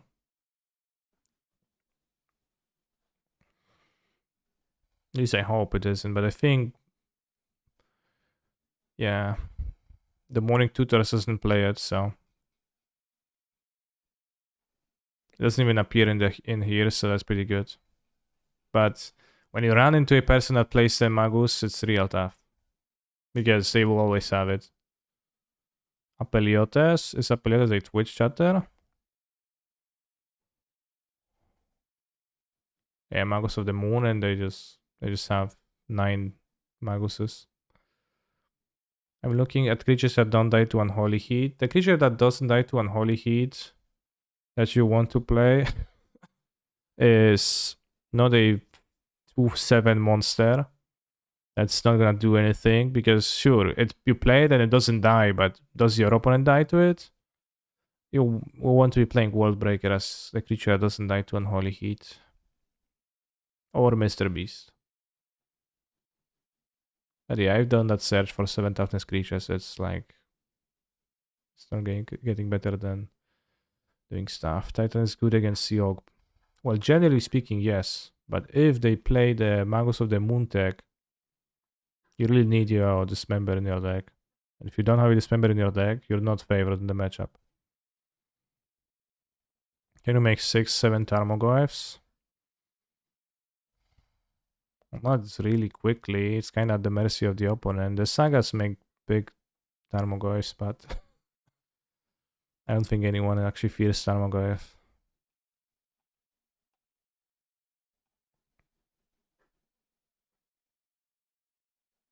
Here's that Urza Spile. Of Weir. Not playing Weir. Only way to lose as Titan is Magus or Necro turn 2.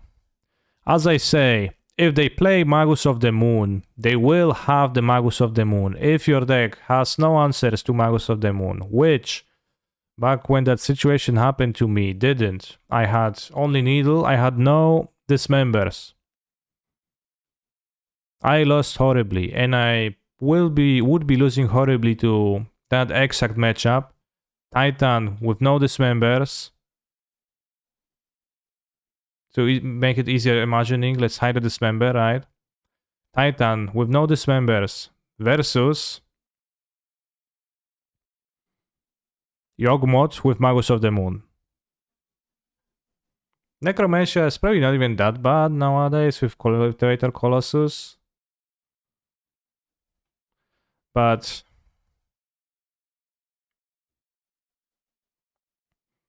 Magus, you need answers. I'm gonna play 2 Dismember. Yeah. Yeah, like that's what I immediately did. I replaced the Needle with a Dismember and I fit a second Dismember for something, but only count the second one right now because it's not useful in many spots other than the Magus, and not many people play Magus. Canister, do you think the Kuchi Silencer is good? I don't know. So the new card from Kamigawa.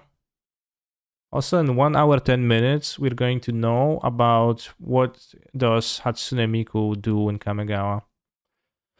Play Lightning Bolt as an out to Magus. Yeah, or Pyroclasm. Or like maybe there's like some, maybe Anger of the Gods because it comes out of Yogmoth.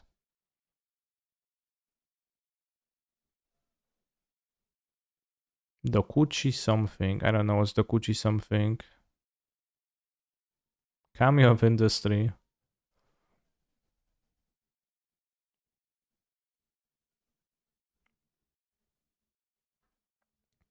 Never Dokuchi Silencer deals common damage to a player. You may discard a creature card. If you do, destroy target creature planeswalker that play controls. Doesn't seem very good to me. The Goblin Guide seems pretty good. Well, it bounces back to your hand, so it's not really a Goblin Guide.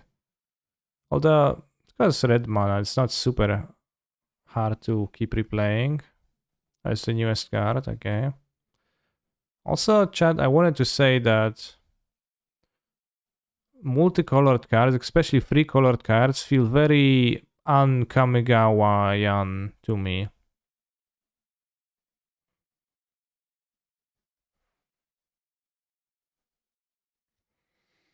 Because there were no rainbow cards in Kamigawa, and I don't know. The rainbow cards typically are overstated, and the original Kamigawa was all the creatures were understated.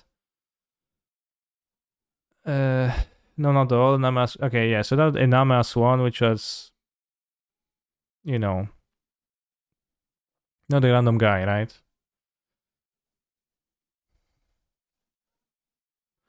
So who won the shit sets Kamigawa like, yeah. Yeah, well, just a like Mardu colored 3/4 creature doesn't feel like Kamigawa to me. Like I again, like I'm not saying that they shouldn't or like wouldn't or whatnot, but it does.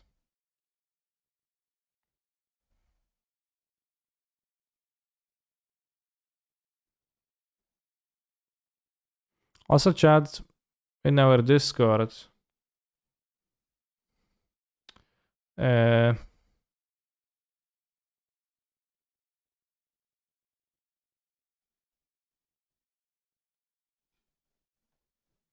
we learned that Strixhaven is actually not the name of the plane,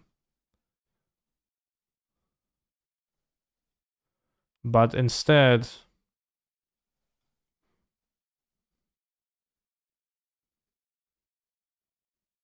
the name of the plane that the Strixhaven takes place on is allegedly Arcavios. And Strixhaven is just the name of the school, which is insane.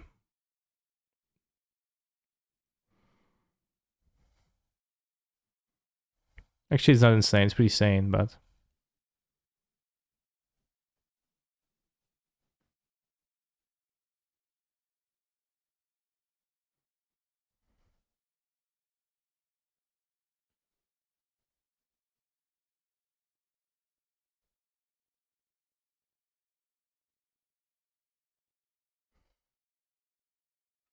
Bro, did you not notice that every set in the past 5 years had multiple legends for EDH? I did.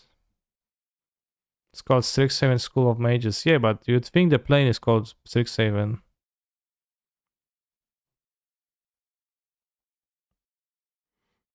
Did you know that Harry Potter is actually from England? The Hogwarts is just the name of the school. I did know that. Yeah, I did know that.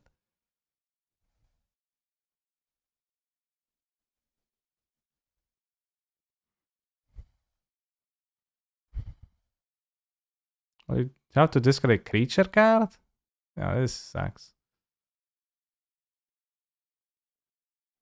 It's not called Strixhaven Plane of Mages. Oh yeah, you all fucking geniuses. You already knew. Had no ideas, bros. You had no idea. If you were asked what was the name of the plane at the set Strixhaven took place on, you'd be like, Strixhaven, right? And now you're going to be acting all tough. Oh, it says School of Mages, not Plane of Mages. Idiot streamer.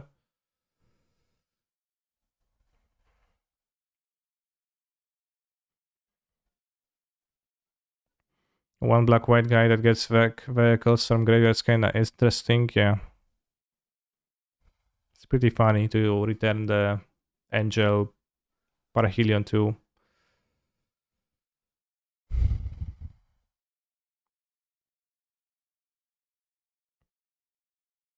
Are you master dueling today? Probably not. Alright, we're going to. Not with Weirdo. Oh, Remand.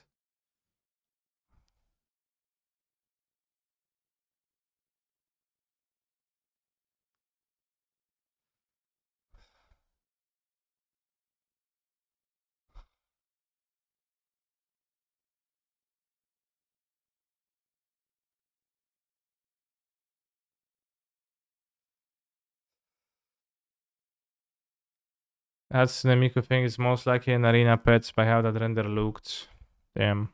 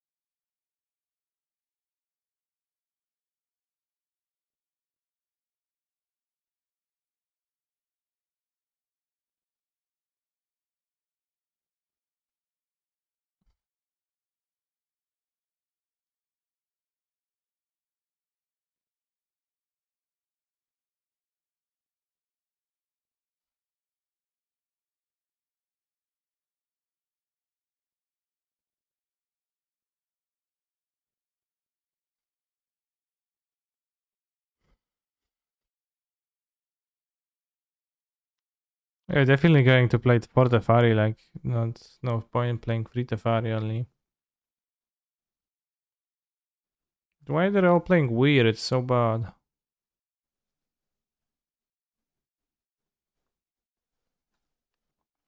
Alright, but I wanted to set up a poll asking, do you want me to play 4-color with Renegade Rallier things? Or Thopter Thumbo brought back something. How did you go? I went for one of Titan. I got Blood Moons invigorated by Rhinos. Rhinos is tough because they have strongest hate, both in the same deck.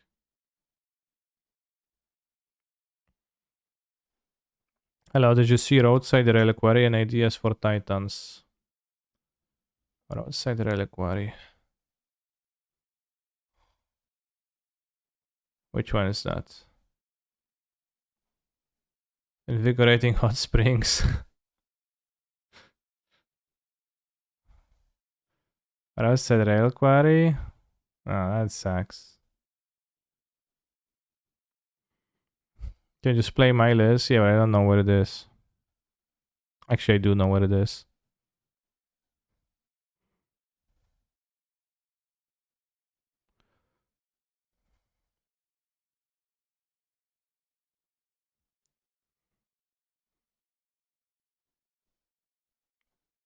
Yeah, I would be like, no, this has weird too. It's the same list.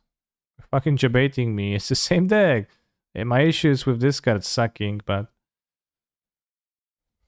alright, whatever. Can't escape the weird, always weird. Alright, new poll.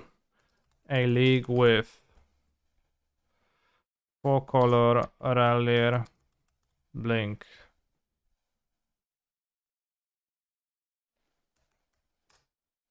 versus blue-white Urza Yorion.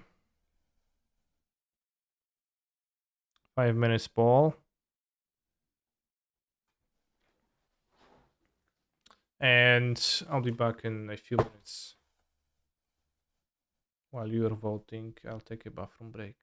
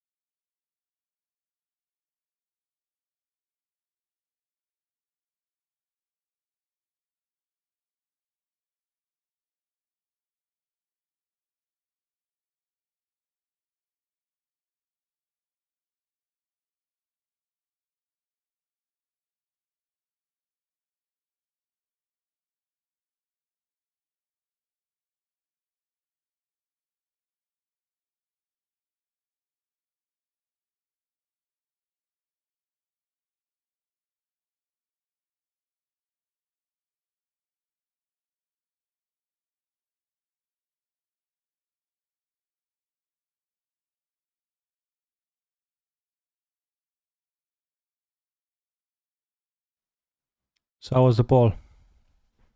Who won?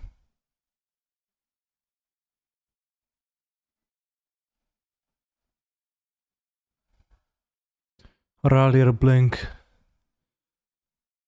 By with a humongous advantage.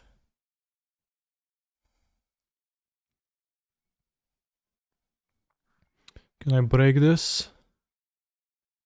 Let it eat. Whenever you discard a card, you may exile that card from your graveyard. If you do, you may play that card this turn.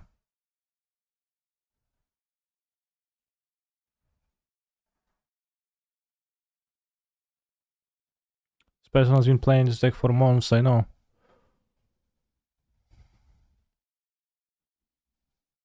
Hollow one? Yeah, seems okay with Hollow one. Can discard. You can go one with nothing.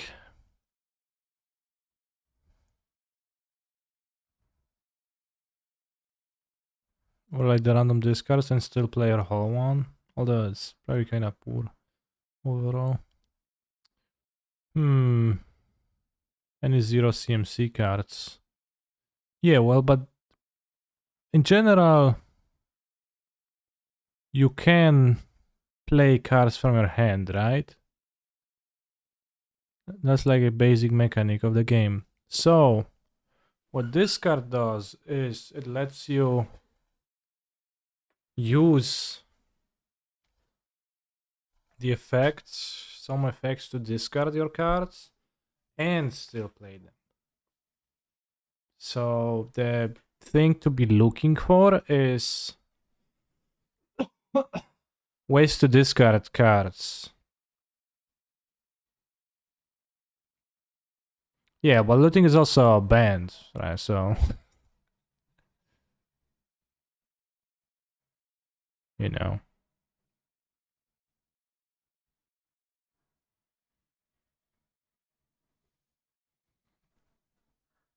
So you need ways to discard. And then probably you want to discard something that you can play.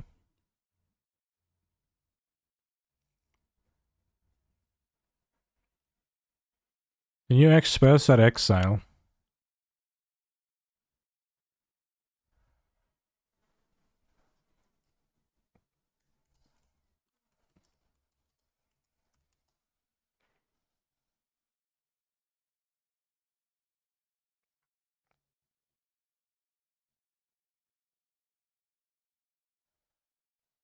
Four gas. Wow.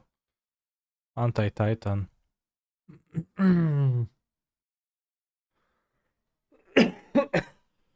Guess it doesn't play some cards that are a bit awkward like Seas, this deck.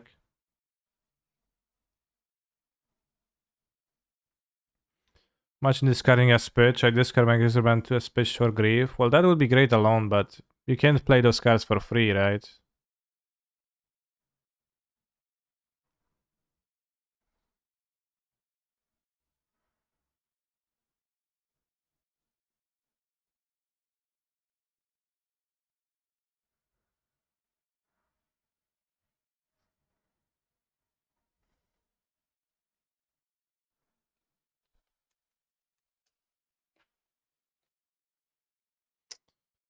Well, it's just pretty vague if we go with just discard because it's going to show all the cards that discard your opponent's stuff.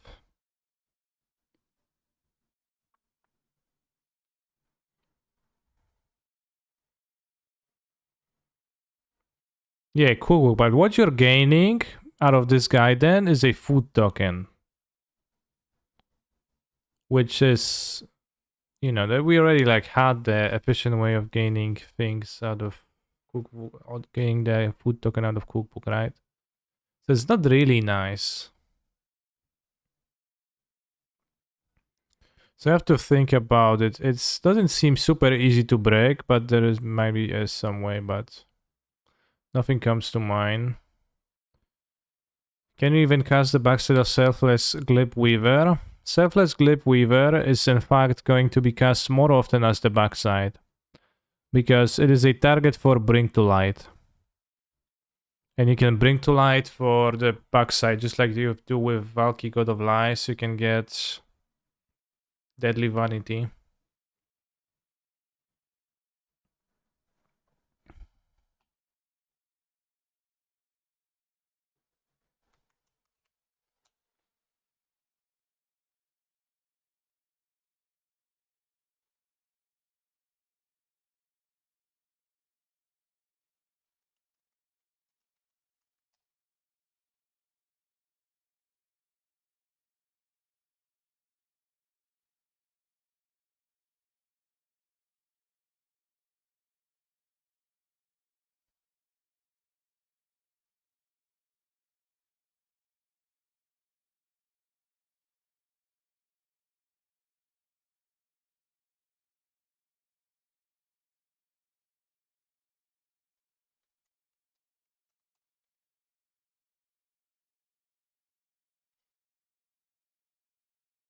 This deck has no removal. Oh no, well, that's the endings, but there's an extra removal. Oh yeah, I hate it, but let's play a league. That is just 3 mana ramp, yeah. To the BT, for the BTL.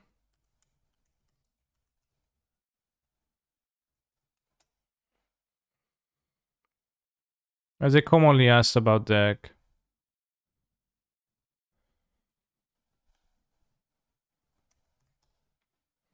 Version of Ragama is just better, I'm guessing so, but it's commonly asked question. Can I say what do you think about this deck? And I always say, well, it stinks, but that person is playing in prelims and... Wait, what did they cut? Was there a Zag of Triumph in this deck? In Danfa, Ketria, Rogue Green Savai? What?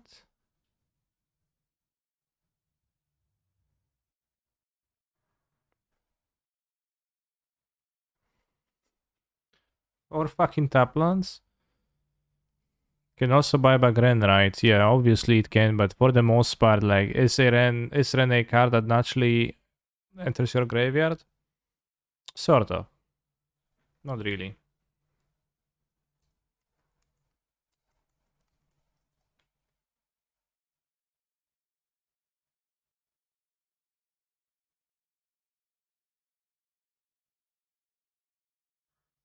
Well,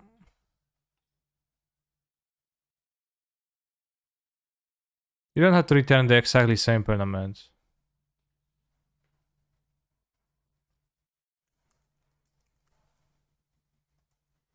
So this is RAM, plus you can get back the Coatl, etc. It's good ephemerate, etc.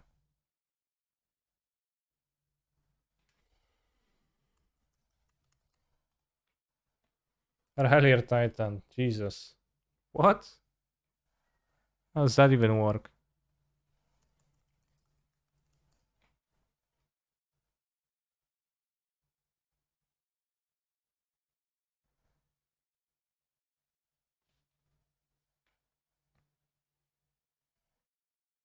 Deck needs more pitch spells. Force of Rage, Force of Virtue. I have a question for you. Do you think you're being funny right now?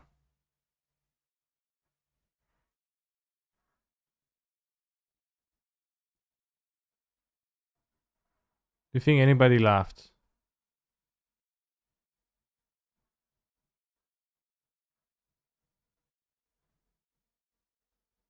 Can you return Valky's table outside with Rallier?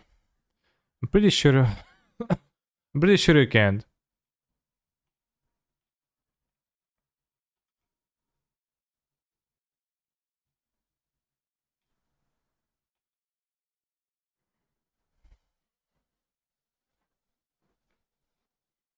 Yeah, I don't see why you would be able to get T-Ball because you're returning the card, so it just goes front side.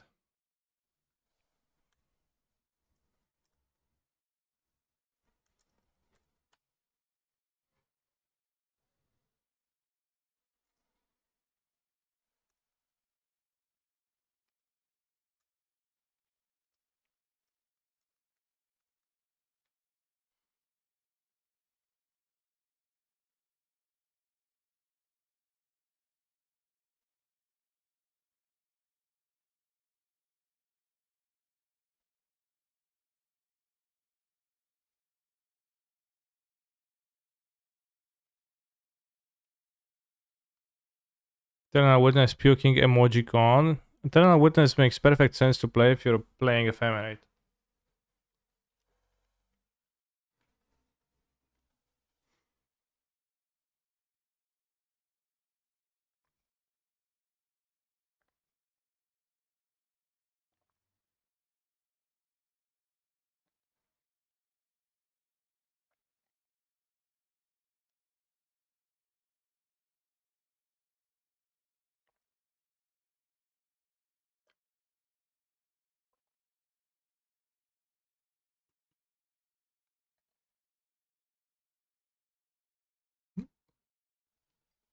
Spike makes trophies like crazy, not like canister.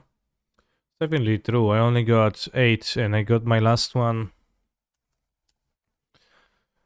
a month ago, December 30th. I went entire January without getting a single Magic the Gathering Online trophy.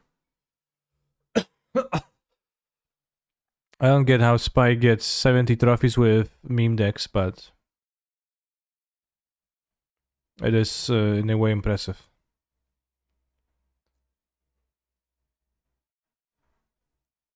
I think I'm forced to keep those hands with this deck. Canister also doesn't play 10 leagues a day. I play 2, 3. Depends if I drop, I can play like up to 4, but well, that depends if we count our 1 drops, which sometimes happen, I guess. So then up to 5 would probably. He plays lots of linear, not much decision making decks, and he drops X1. I would say that he plays a lot of non-linear decks rather. With creatures and removal spells, this type of stuff. He doesn't really play like decks like Tron. Or like Archmage's Charm, control various variations. Sears through. Thank you very much for your Prime Gaming sub. How did Amulet go? I went for 1. It was pretty pog.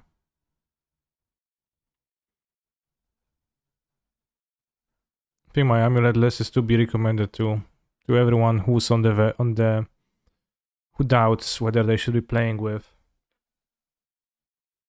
oh wow.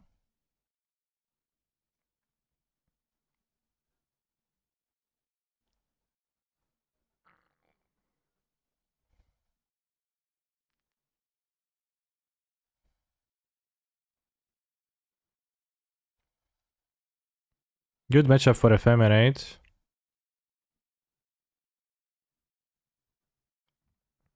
In your Ragavan list, how important is Ice Fang? Not the most important ever.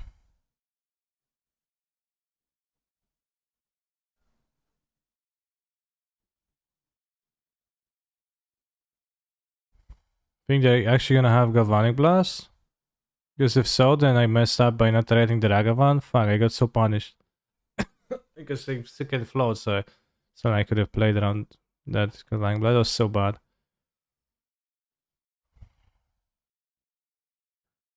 But they actually do play Galvanic Blast. Kinda weird, but would have expected that. And I all left myself the other Ephemerate and got absolutely destroyed. If I had the Nomnath here at least. God, that was so bad.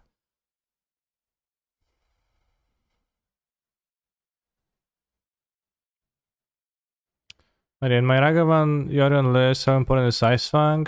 You can cut it for if you have an idea of something that you think is going to improve your win rate over the Ice Fang. It's not that deck doesn't function without Ice Fang, it's just a card in the deck. No, I think it's pretty good against Ragavan decks. All the Ragavan decks.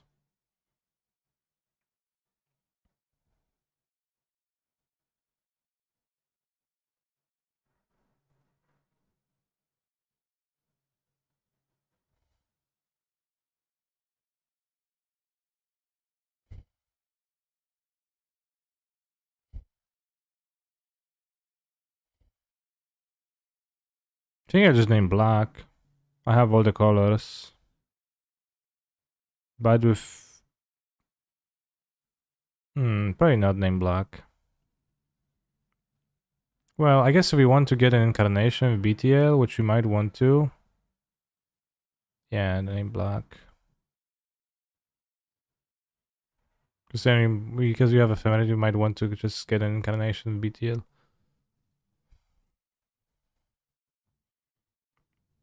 More energy. Ragavan seems kind of poor out of my points. Like even though like I mismanaged the game and absolutely like it seems kind of poor in hammer. Also the galvanic blast. Assuming it's hammer, maybe it's not hammer, but it plays all the hammer cards.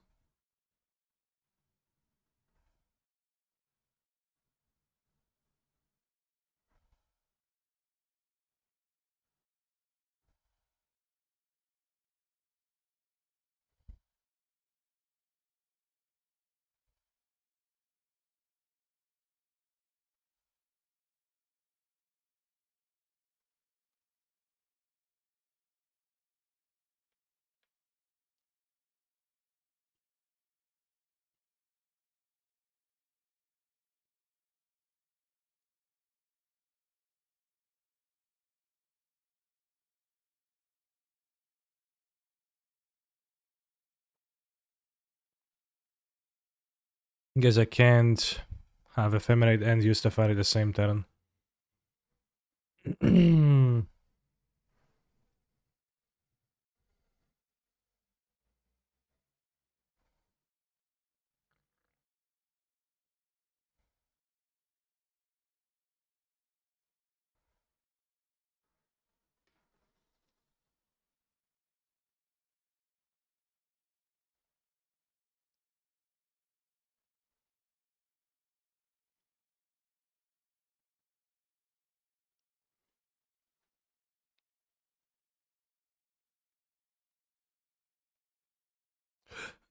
If you ephemerate Valky, does it come back as T-Balt Cosmic Impostor?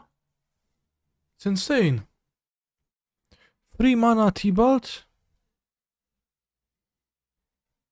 Confirmed.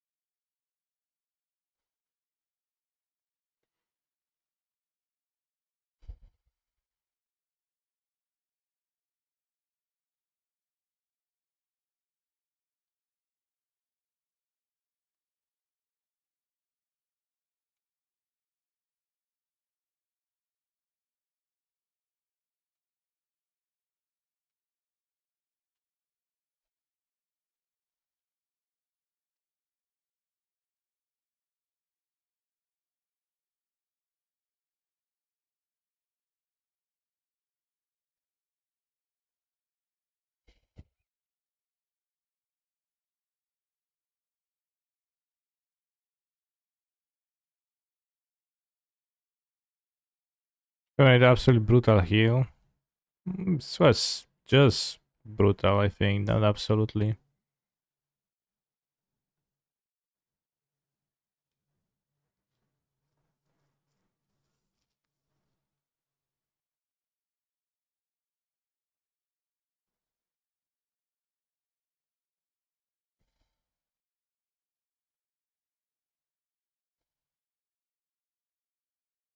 I don't know how to put the Utopia Spros optimally.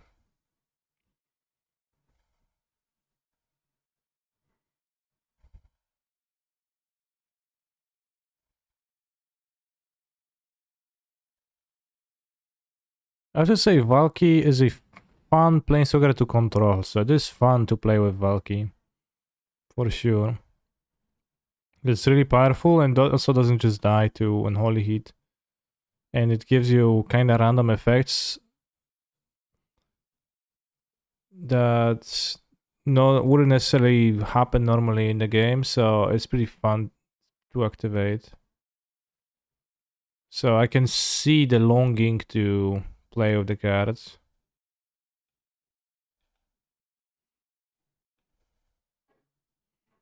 I know, like when you have played T-Balt Valky versus Heliod combo, and You actually had an out to infinite life, which was to exile a Heliod and a Ballista from their deck and just infinite kill them, which was pretty awesome.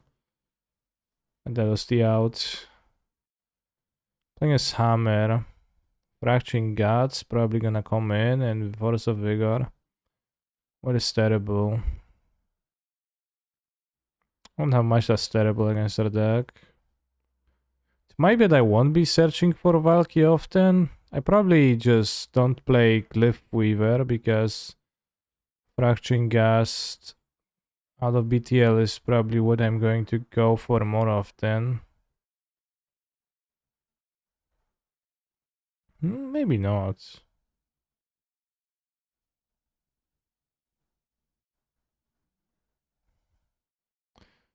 Hmm.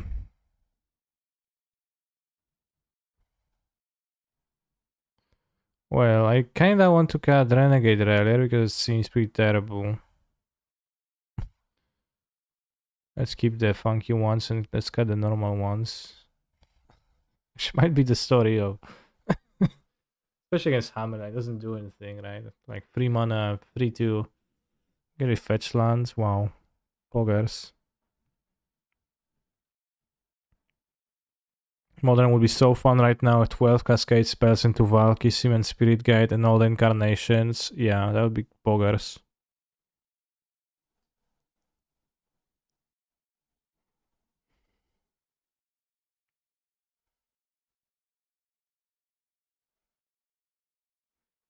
Alright, let's take it slow.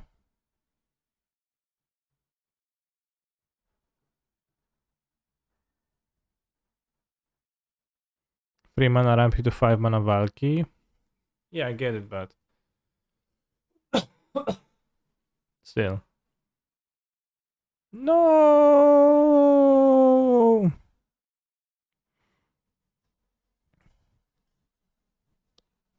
Taking a dash.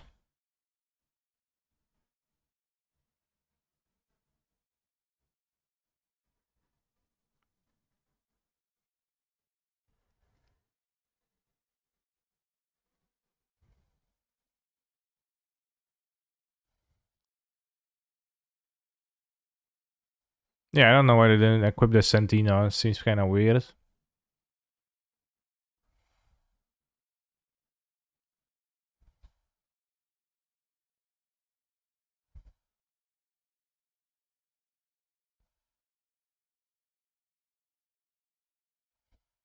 I'll just kill the Mem Knight, I guess. 7 life, so I don't have infinite life to bleed to that Mem Knight.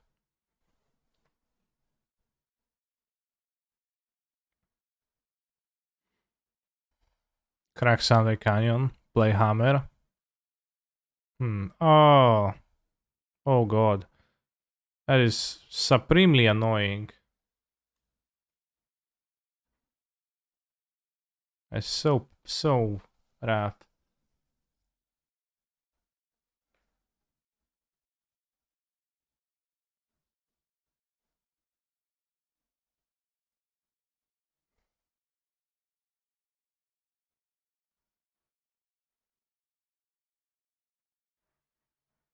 Green. Some weird name of Utopia Sprawl. I haven't missed that Utopia Sprawl naming is a headache, especially with no abundant growth to even out the mana base. So this deck is playing both more Chloros and no abundant growth. It's just straight up the Ice to Moon. Okay. Nothing ever matters.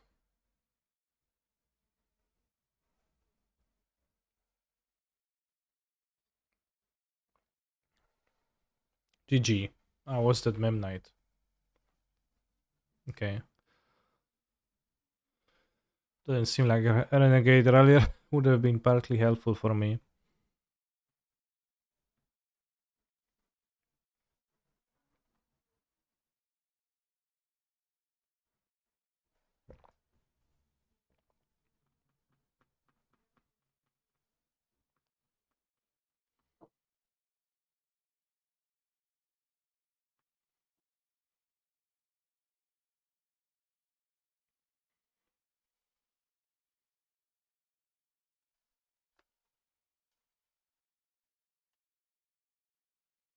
Keep. Seems okay enough.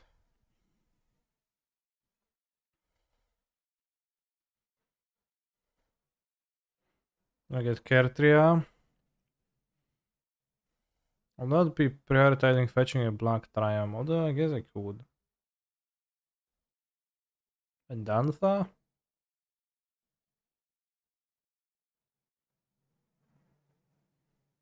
Hmm. Maybe maybe in Dantha.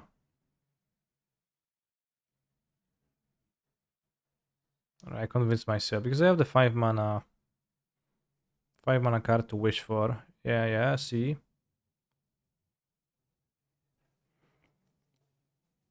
Pass. I've got no place. Your turn.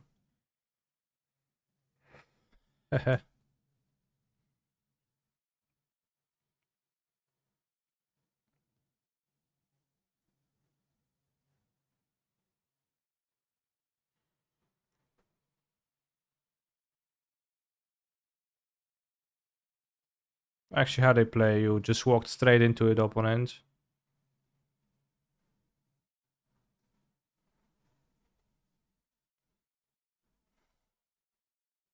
El Hammerino.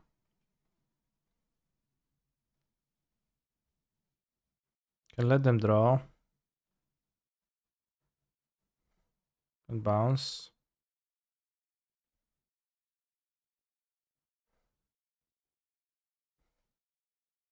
Although I would rather play the Witness if they equip. And I think with this we can deal with cleanly later on with Bring to Light. I think I would rather go Witness for fetch.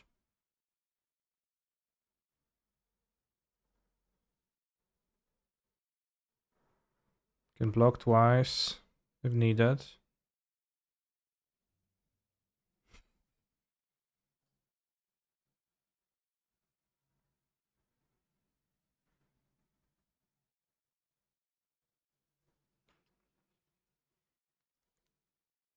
Yeah, the house Pure Paladin, I want to block the Mem Knight. Although I guess next turn I'll be Shrek'd.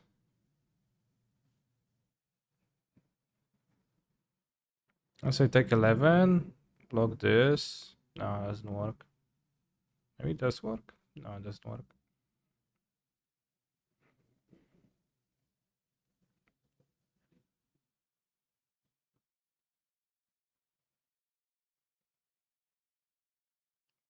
Think save life points. Why is opponent not putting hammer on Sentinel? I don't know, bro. It's a good question.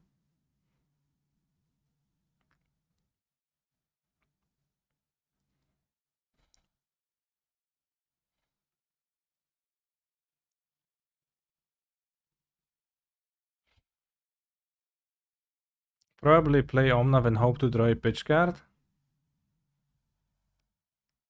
Is playing Teferi and hoping to draw a pitch card any better?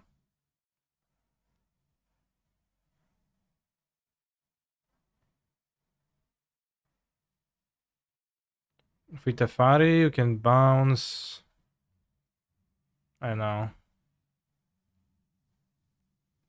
Why is Esper Sentinel only one color? How many colors do you want it to be?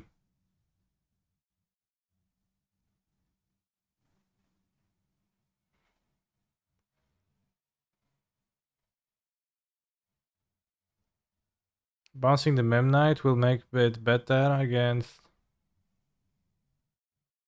with Drive Fury, but if I play Omnav Draw Fury, I still survive that, and I have 2 Omnavs. Or maybe I won't have 2 Omnavs, but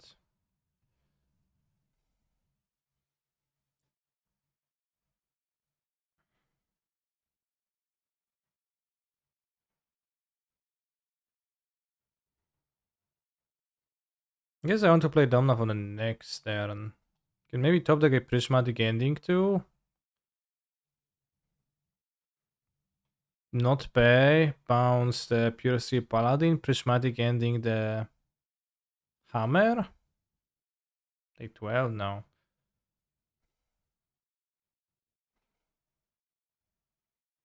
Maybe Tefari bounce the Urza Saga, not pay. Top deck Prismatic Ending. Prismatic Ending the Hammer. So then they don't have the land. They have 4 power, but they need a hammer. Yeah, that seems like it enables me next round in Prismatic Ending.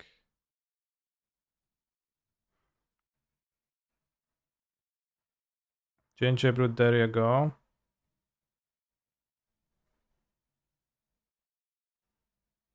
I was thinking to just die.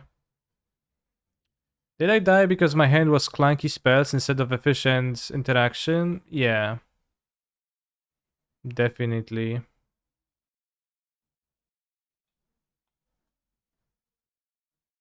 I draw the incarnations. Alright, let's continue. I don't want to be dropping. It's fine if my last trophy is on December 30th. I've won a modern challenge since.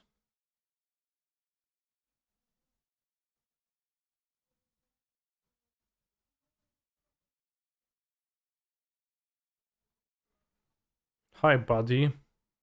Yo, bud. Yo, broski.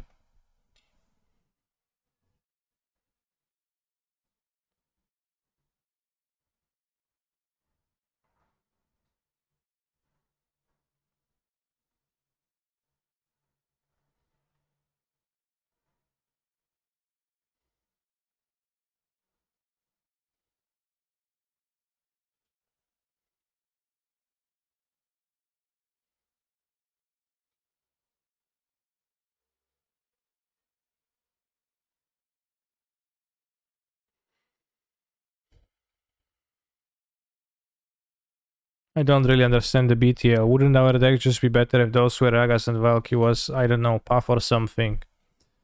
I mean, you know, that build exists, right? Where like cheap cards, good cards build does exist, right?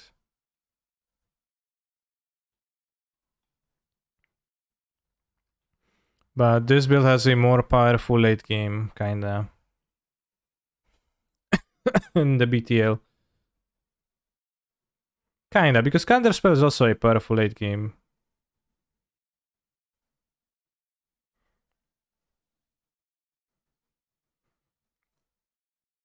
And I generally agree with you, yeah. Well, the BTL, especially since BTL is not patchable to either of the incarnations, it's the awkward colors.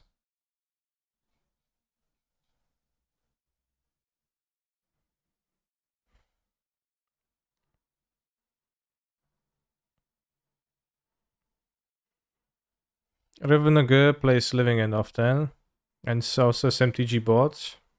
Hmm.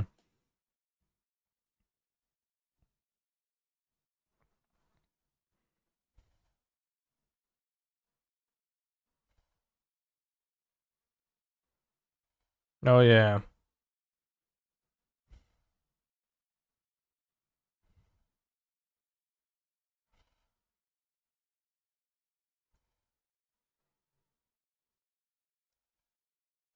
I don't know.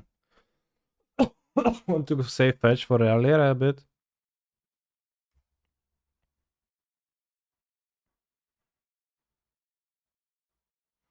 Your end of your second main phase, I cycle Street Rave. I have a sweeper. It can kill. Well, they're probably gonna get discarded though, but.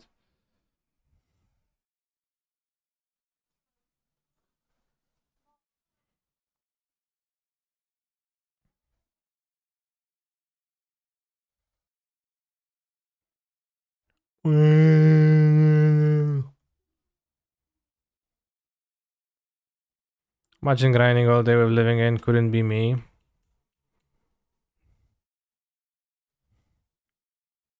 Why couldn't it be you? Rallier really does look so bad. Yeah, it looks terrible. It's absolutely horrible.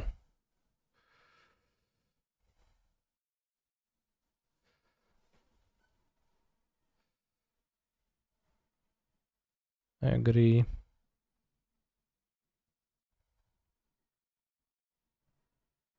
Oh yeah. Guess we're playing that. I took my Fury, no respect for the BTL. Might have a force or something.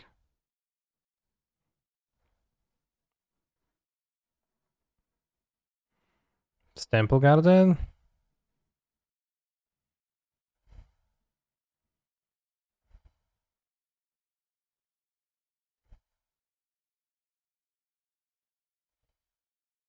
Also exiles itself. It doesn't even go to the graveyard. It exiles itself.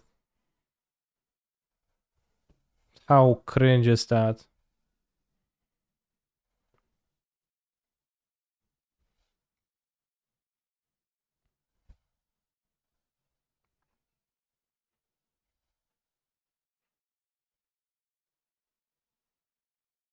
Based modern. Fire Ice. Subtlety. Fury.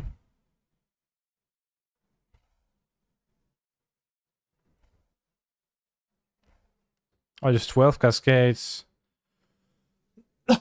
I guess subtlety good because you counter the other Valky. Yeah, yeah. Sounds base.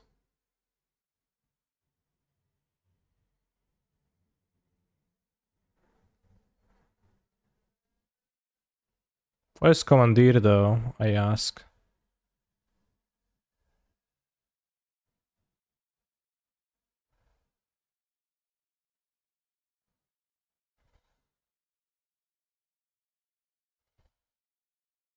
Where is Ura and Field? Maybe too fast for that. It's on the list. We're gonna get bounced.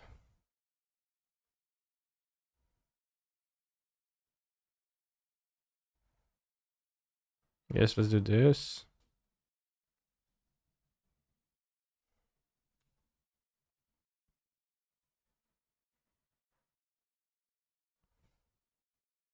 So you just did not attack. Which I'm fine with.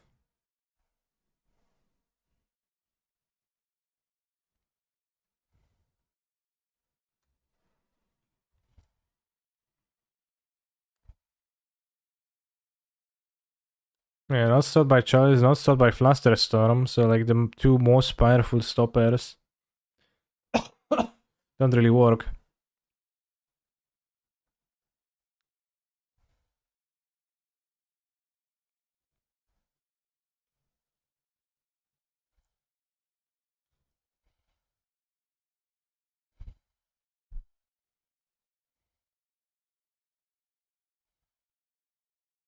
And I'll chum block.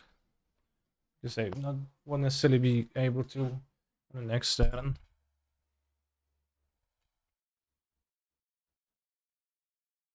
Do not fetch a black Triumph.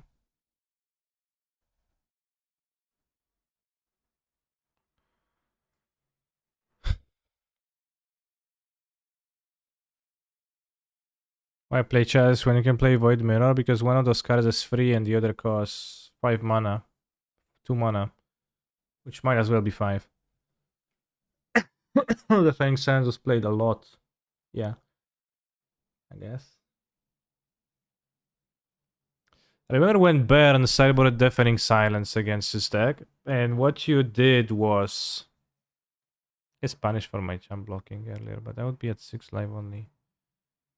What you did was you boarded in the core Firewalkers, and you could have cascaded into 4 core Firewalkers. That was not stopped. It's pretty funny.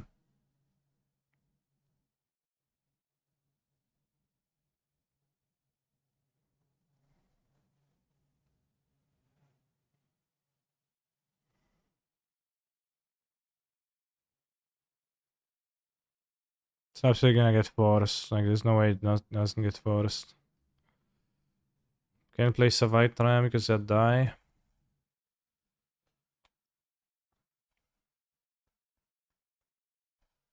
Okay.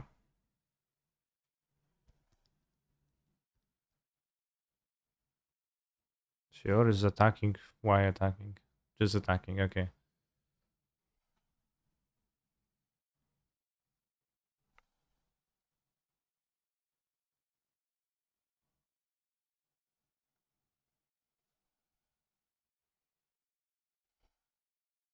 Playing as Living End.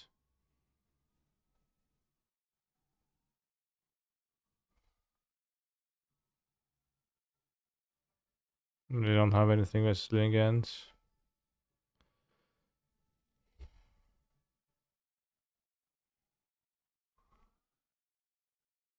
Horrible bomb at Kruxa. Well, Sanctify doesn't do anything. I don't think I want it. I mean, it blocks like very few creatures, but I think we have to use Veils to resolve our stuff and Rallier to ramp and BTL to Valky them and to Deadly Vanity them.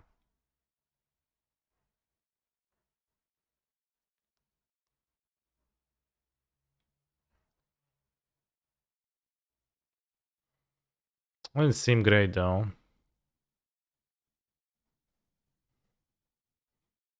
Currently no users in the queue. Yeah, not a single user in the queue.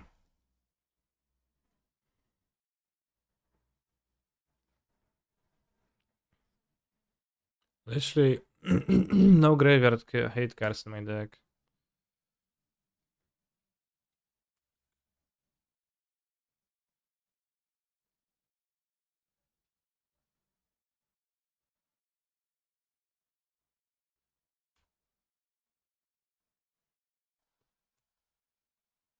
Sometimes I want to add Gang Albani to song request and I realize I have to listen to it. To masz, byku. Dwie pod rząd będziesz miał. Pozdrawiam. Get Kertia, Forest, so if you just probably can cast it.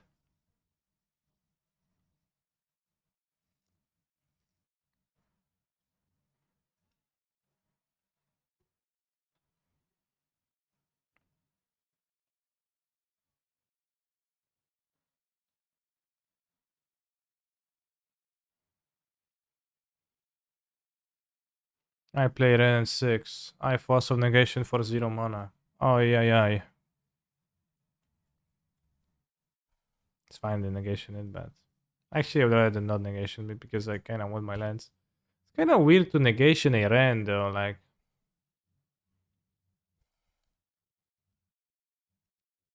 You really care about the Ren so much that you don't want to save your Force at the party, or do you just already have all that stuff? Alright, fucking BTLs, bro. This guy is so bad, it's insane. I think taking Yorion to hand doesn't do anything, so I'll be keeping up the Veil. Might have the other combo finish to cast or bring to light was cooler than Escape Shift. I don't even play Escape Shift in this deck, Durset. I just have nothing.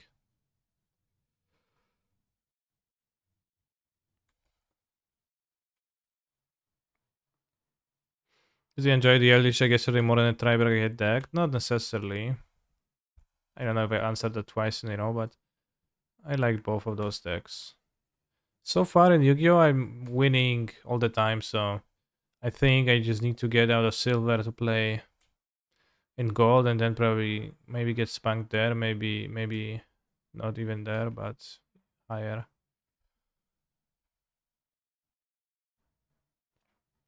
I'd recommend Shape Anew, yeah, I know.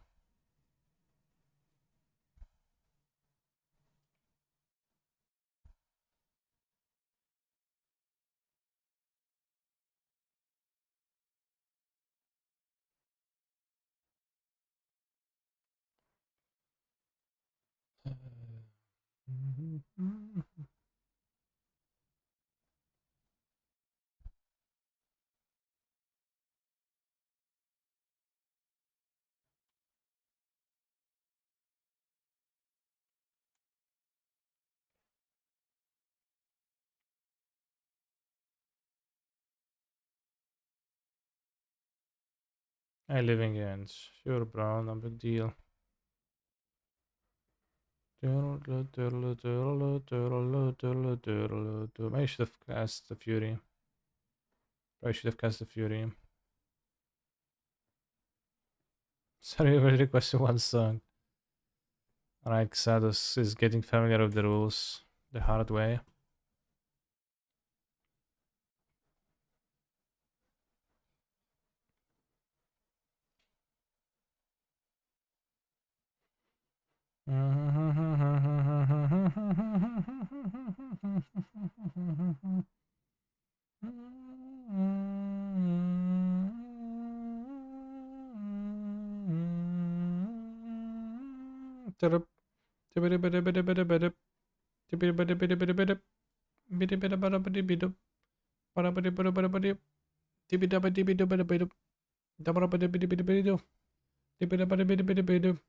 Diamond Finger Nice. Stable. Bull. Self-righteous stable. I cry when tables deserve to die.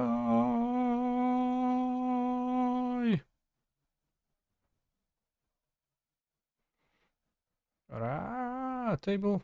Table, table, table. Table. Table.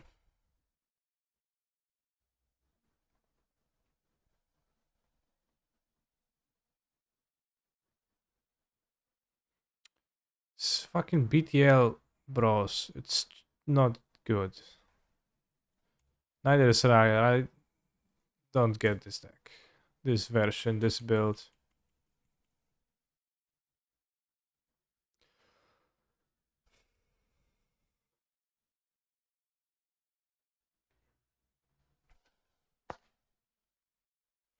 Could have responded to Fury though. Yeah, and then I can Fury their monster.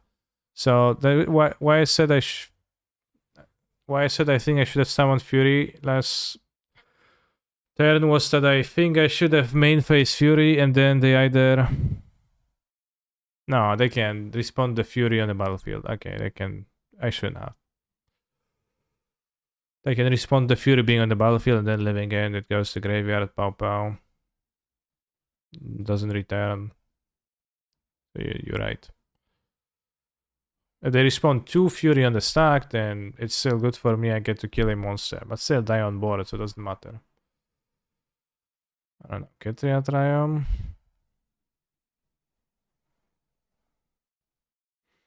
Self-righteous. Sus.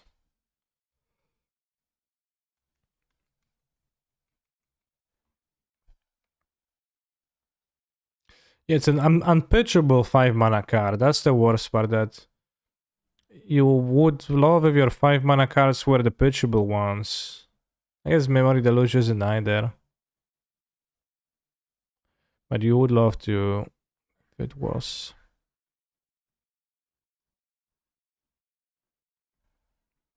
What they're doing? Chad, I'm scared.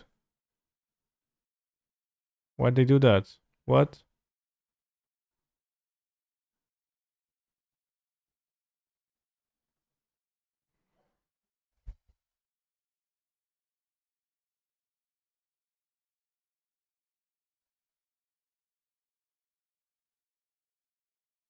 Stomp. Okay, sure.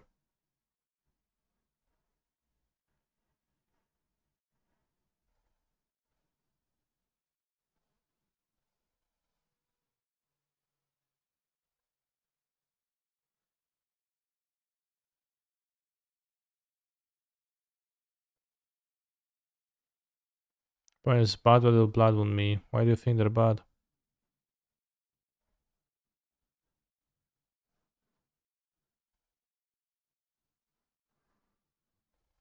Alright, Rallier not looking super terrible here when they match for my pen pastor and want to play the stomp.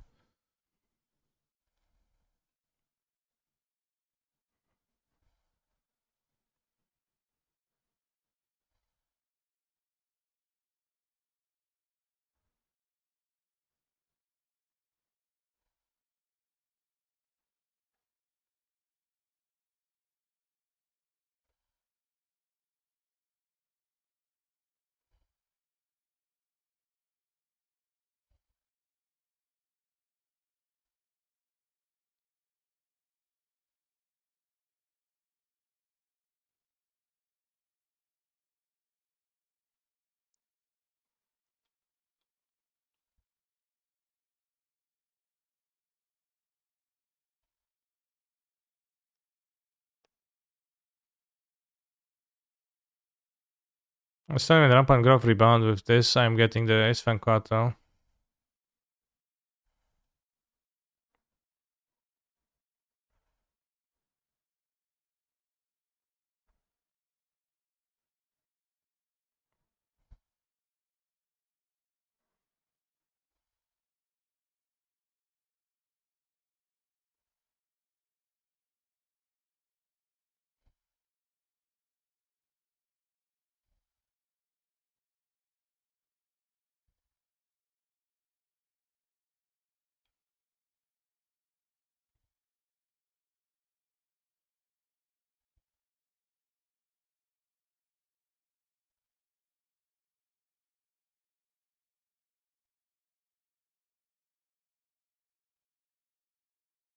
Yeah, we did the thing. That was felt pretty powerful. But also my point was an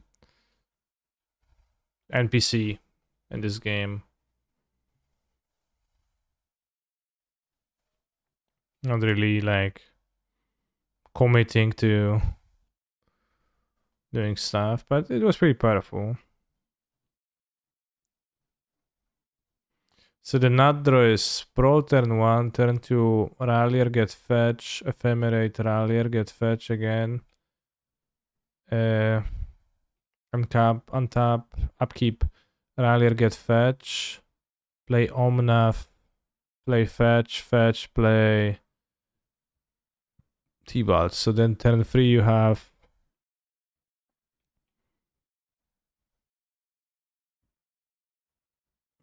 five lands in play. Well, like one enchant with this, so like 4 lands, 1 enchant, so 5 mana in play. A 3-2, Omnath, and a T-Balt, blast. Or minus, but probably blast. Okay, so well, the dream is strong. Kinda.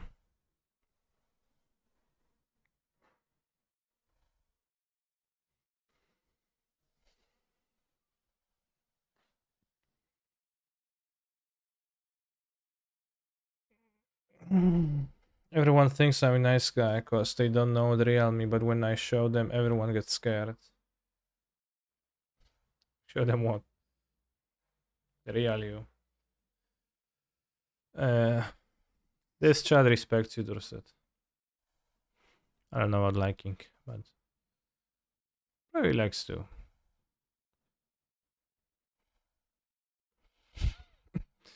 It's no card to sideboard though.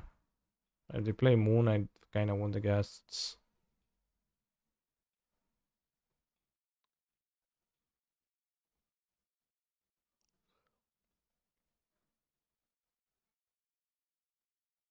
Hard to guess, hard to guess.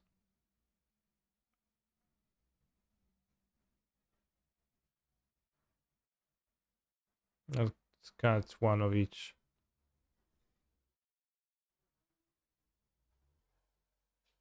Not true, I know Dorset IRL and they aren't as space as they are on the internet, really.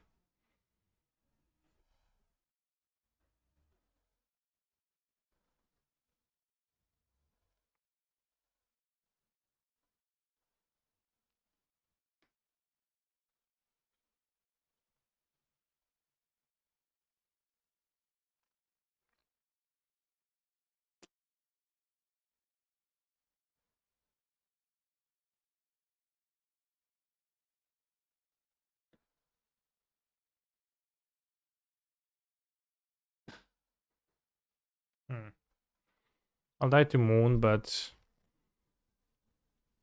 that's been known. What's your price prediction for Boseju? I don't know, bro. Online or in paper? I'm not very good with prices and I don't know and I don't care enough, I think, to really tell you anything.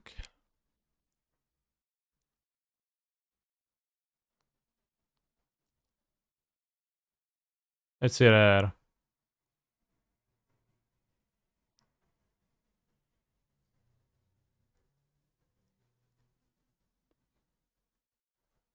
It's gonna be overpriced at first and it's gonna be cheaper for sure.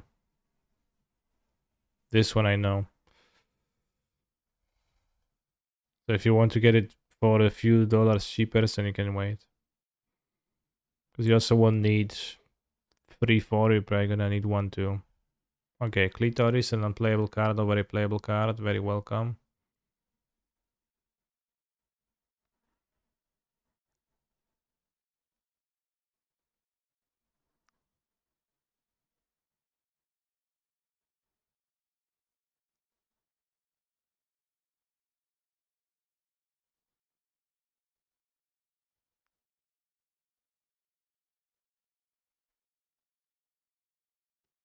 At least $8.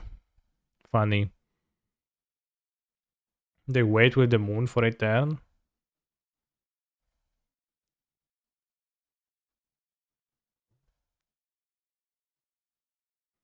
I have Ethergast in my deck, so... Guess Ethergast time. But...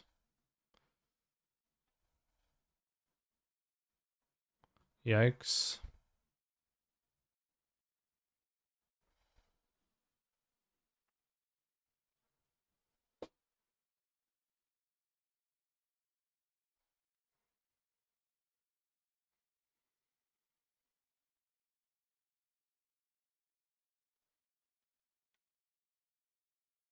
Thank you for the resub. Card ape. This realize it's like card ape, but card as in like Magic the Gathering cards.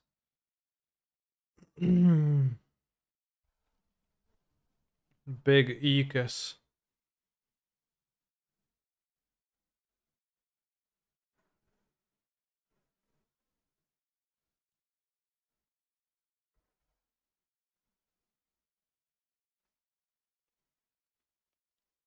Cancer strings be like Ludus to Blood Moon. Yeah. Although Dur said I would like to clarify the net deck they decked I think is quite poor. Or rather, well, an optimal version of the archetype. So I hope you just keep that in mind.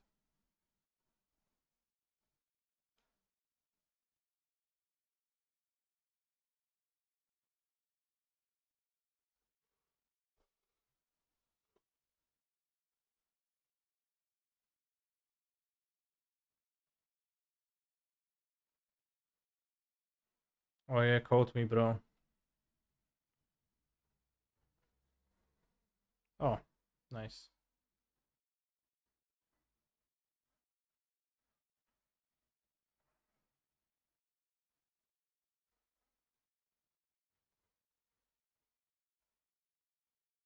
I already messed up. Like we have 2 forests in play. I think I rather EOT. Well, I can still have 2 forests.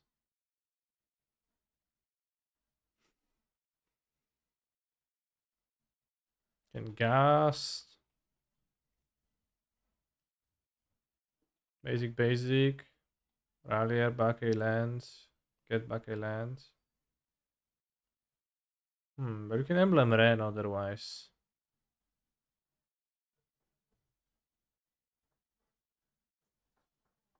Unless they play a second moon. And we can have the gas to be able to deal with Clotis easily. Otherwise I get my gas excel by doing sorcery speed, which I'm not a personally a big fan of. Not a big fan of.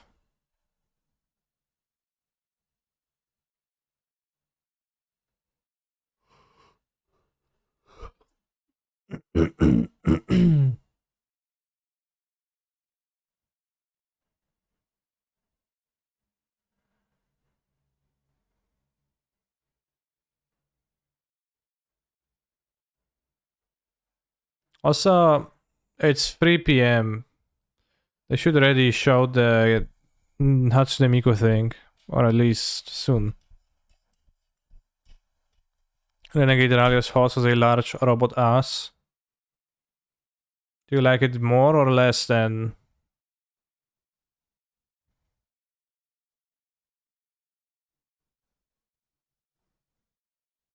uh, Jumpstart Kioras? Jumpstarts? You know the Kiora.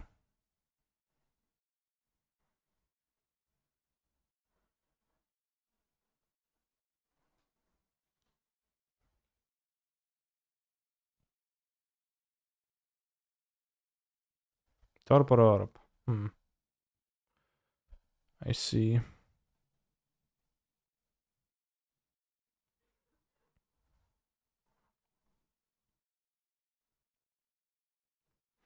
Kiora is basically a Vaporeon of MTG. Yeah, I guess she's kind of similar looking even.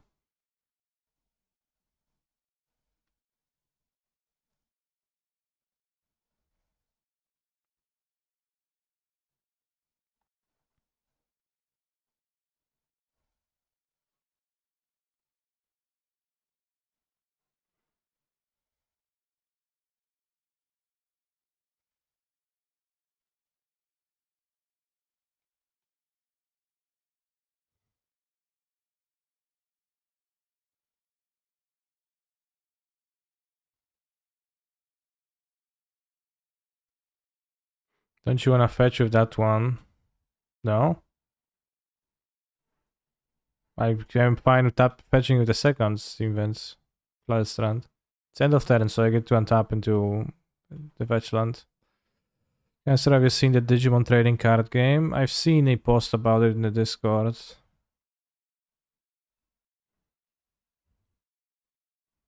Pretty minimal, though.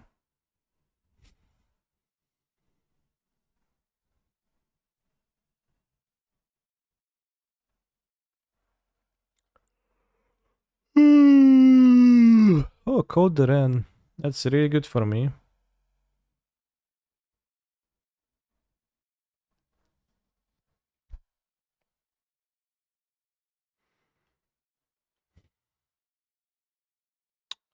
Yeah, we'll go Domnaf into... Not Valky, into Renegade Rallier. Trigger a fair chapter of Jomnath, kill this, ultimate this, put Clotis back. We have another land, which I guess we don't. Maybe we will.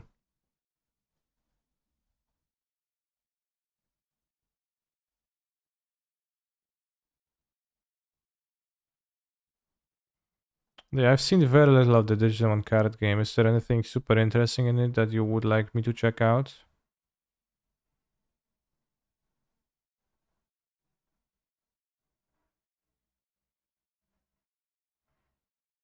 I special summon Omnath, Locus of the Creationists. I drew a land which is Pog. I special summon lands. I special fetch.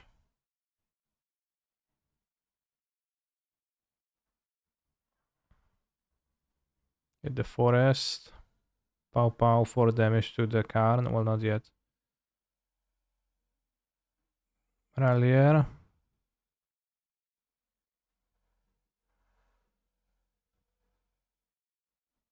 For damage. Elbem. Gas.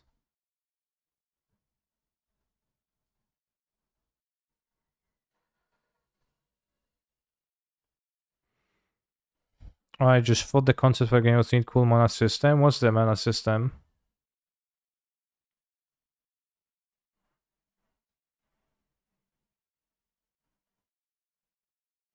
Just got here. Why is opponent's fetched untapped? There used to be Blood Moon on the battlefield, which I destroyed. Well, either guessed it.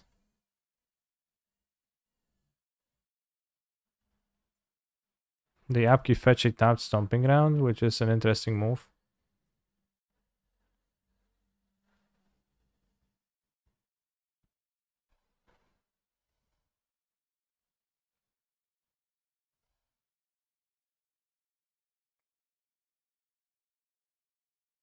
Okay, well, I can see the attractiveness of those big turns.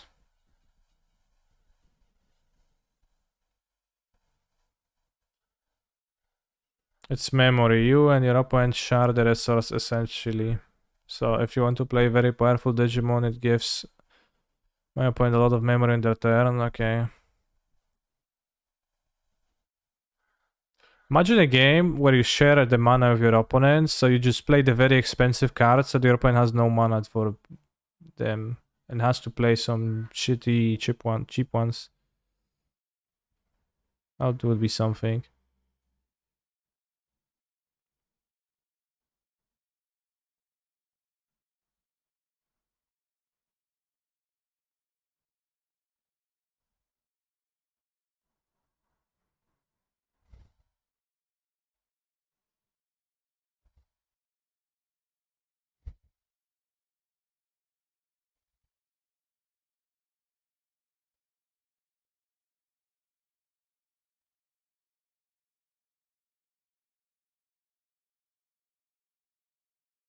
But yes, like this, you should design your own TCG. Maybe one day I will.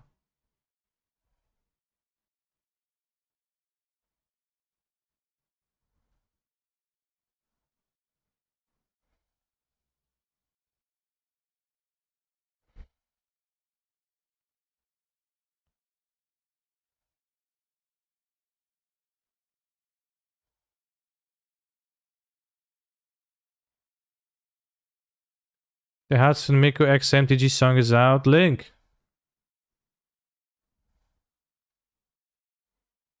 bro, for the big watching experience right after this game. Thank you.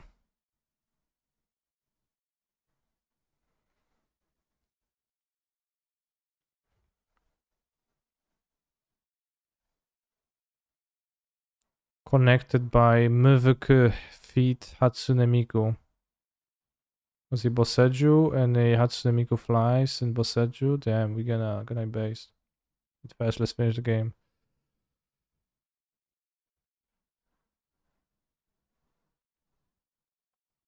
Every time I look here, you play some other deck that is called Folklore random card, but it always look like Omnath of some sort. Is that a joke I missed? Those decks frequently play Omnath because Omnath is a very strong card, but also they tend to play different cards too because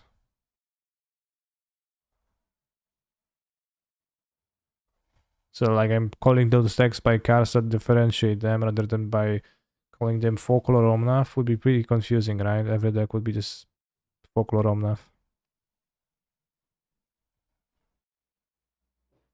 Folklore Forest, yeah.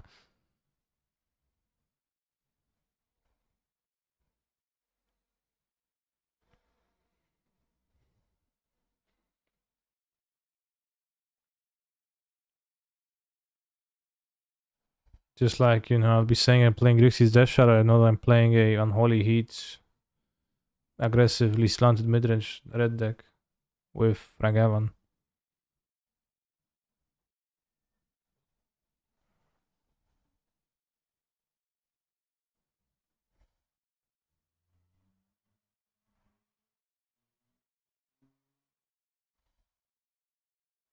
Why won't you just die already? I guess we can lightning. No, we can't lightning bolt. I can't play that multi times.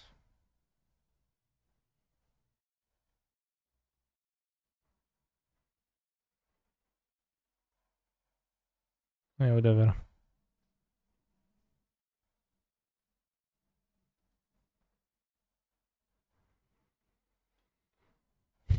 Chad, Omnath is more or less Siege Rhino. It's not that good.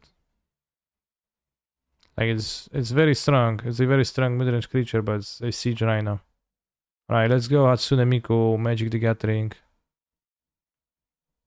Canister reacts to Hatsune Miku.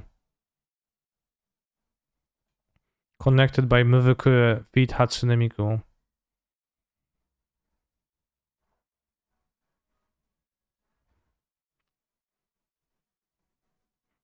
Kamigawa Neon Dynasty.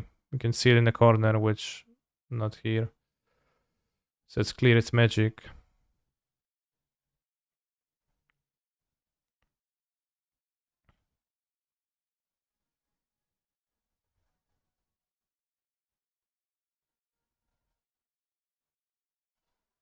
Sadly, fucking Miku haters in the chat.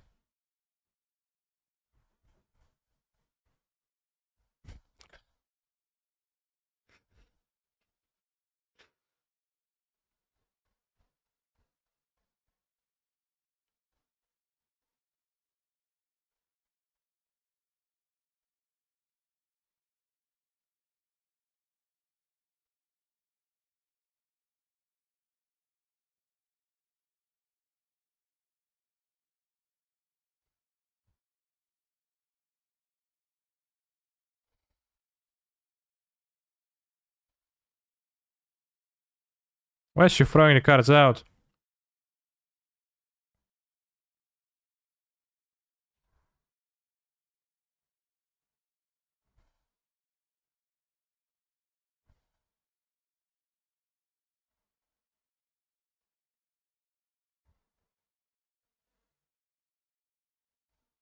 Try draft chat. No, there was a Planeswalker card there. You could have seen.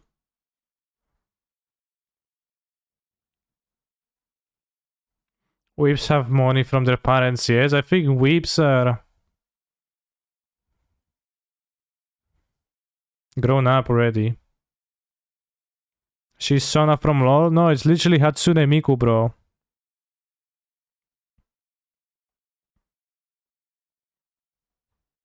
Maybe Sona is based on Hatsune Miku. I never thought about that.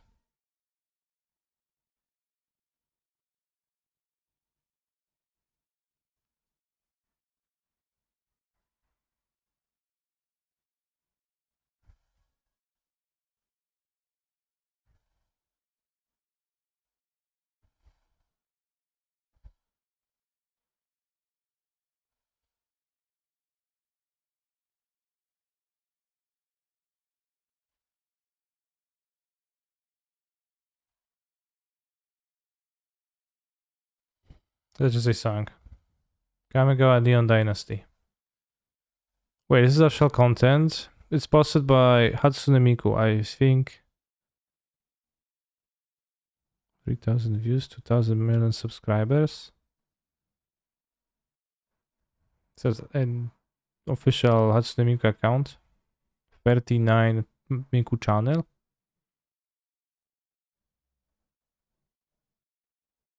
Hatsune Miku connecting puzzle Tamagori introduction.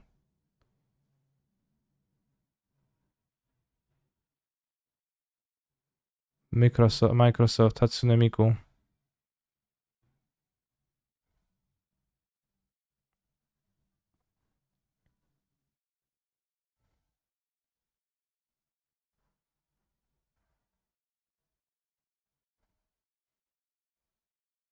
Yeah, not many views, 25k on like this.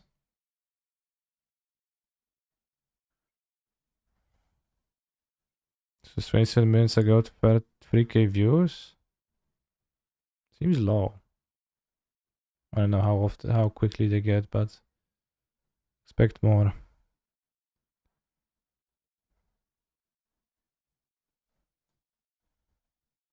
Dominos up with Hatsune Miku.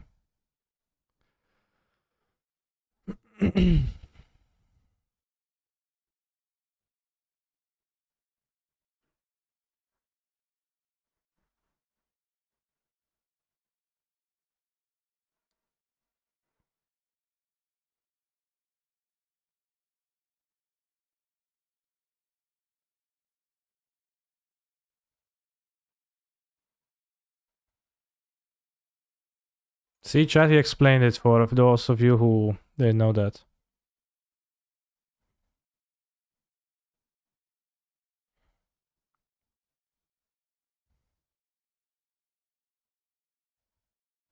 This is shot. Great Vocaloid.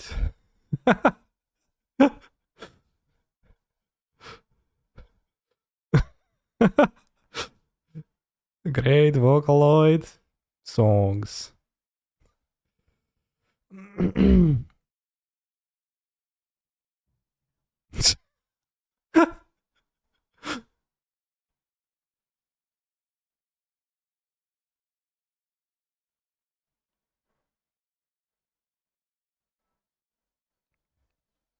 Domino pizza.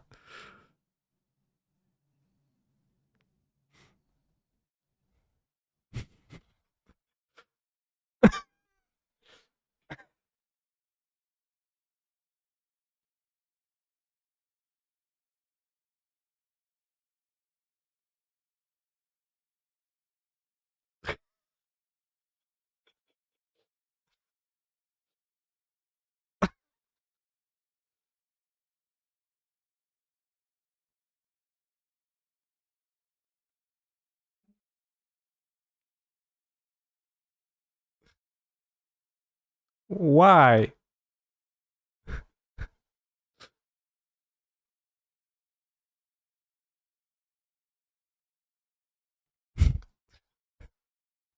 Okay, so I guess you can do all of that with your Domino's Domino Pizza Arts Nemiku app, but why would you do that? Richard, like you don't know what Hatsune Miku is. It's kind of insane because Hatsune Miku is like insanely popular, I thought. And she's a Vocaloid, and Hatsune Miku live performance. And she's a Vocaloid in a program where you can make songs and then she sings them. She's a program that she fix effectively fake voice, and like this character was created, and she even gives concerts in Japan. Even though she's not a real person. A hologram.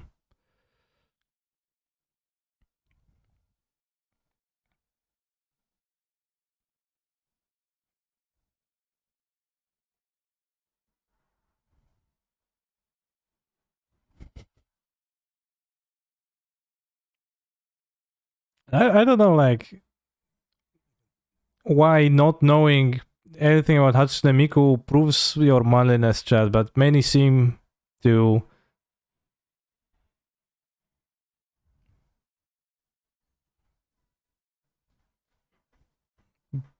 feel this way.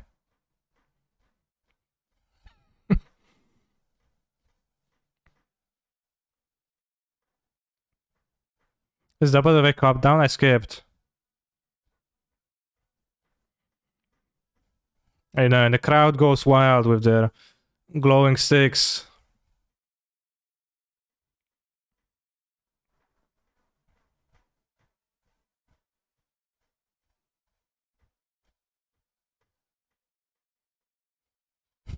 You're deep into this, aren't you? Well, I'm just showing you because there's been multiple Twitch chatters unaware of Miku. And she's kind of a large phenomenon, I thought. I know. Well, I guess maybe you don't know what Hatsune Miku is if you don't know the weeb.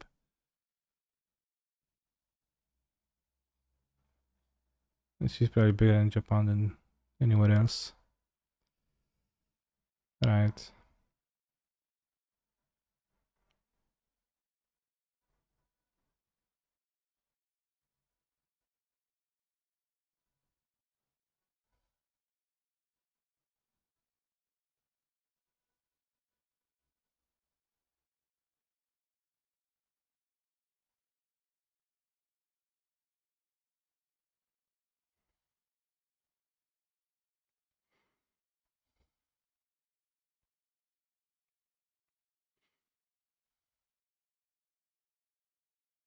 That seems to be pretty polarized by Miku, lol.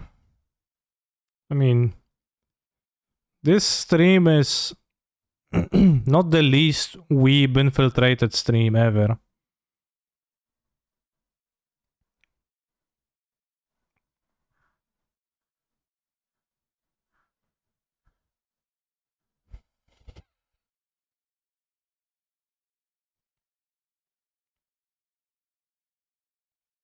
Is the crowd fake like the singer? No, the crowd are people. There's more of the Vocaloid, like Miku is just the most popular Vocaloid, but there's plenty of them.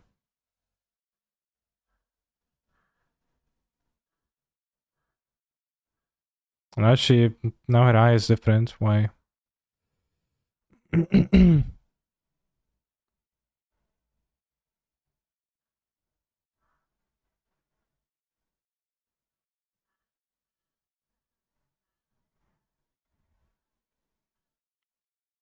This is a magic stream? Yeah.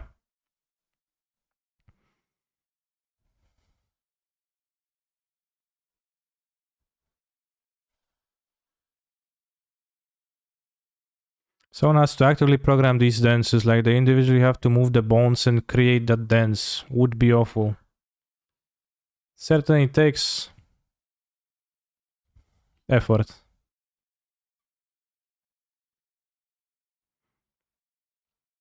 Miko is the most popular Vocaloid.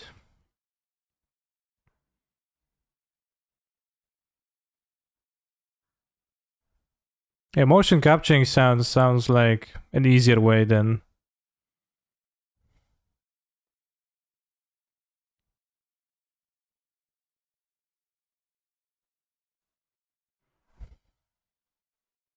Anything else.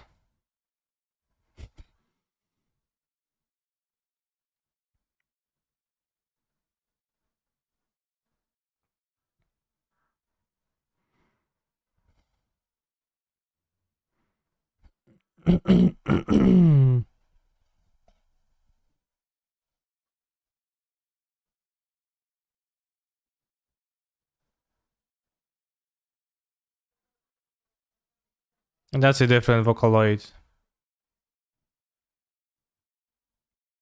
Oh, this voice sounds a bit weird, champ.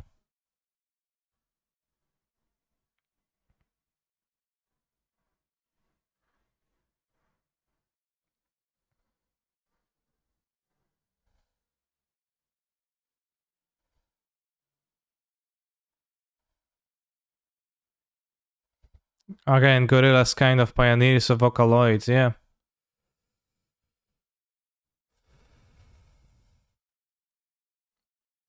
Whoa, now she's been playing the guitar. Insane stuff.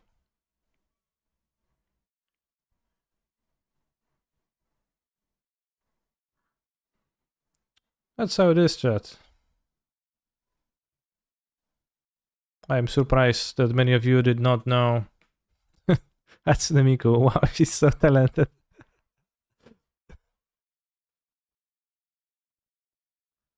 Imagine being a drummer on this kind of a concert. You literally rock and some hologram gets more attention than you. Sure, I mean, imagine being a drummer on most concerts. Very similar.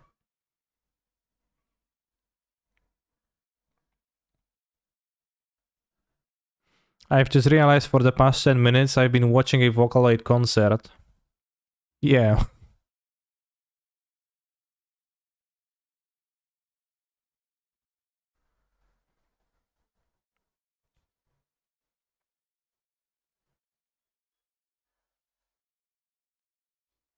I don't know, bro. Like, seems like most people have an issue with the realness, but you know, the fact that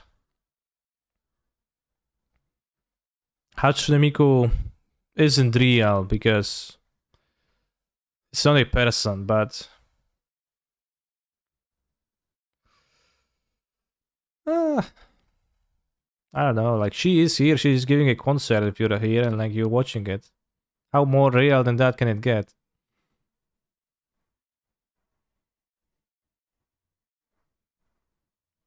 Your experience is definitely real.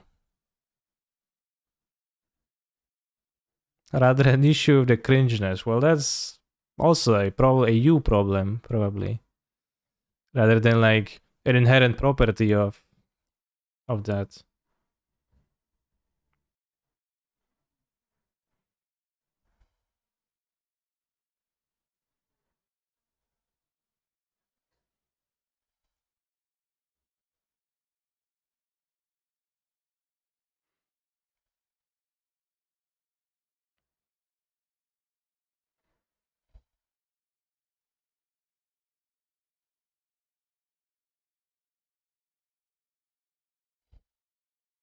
How real is Canister_MTG that you're watching right now on the screen, right?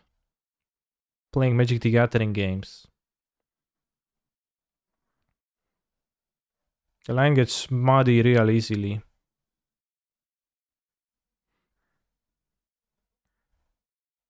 How real are your parasocial relationships that you build with the streamers, right?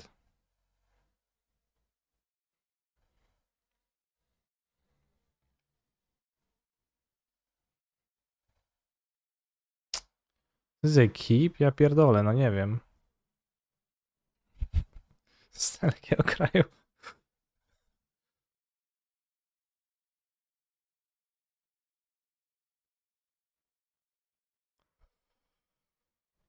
I don't know.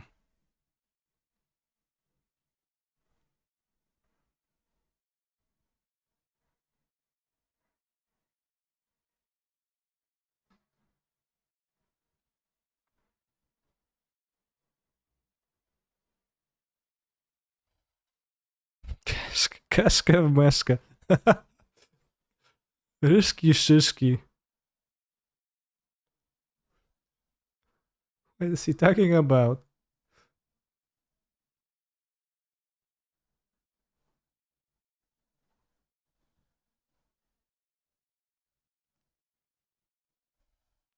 Probably gonna cast this because the upside of hitting a incarnation is good.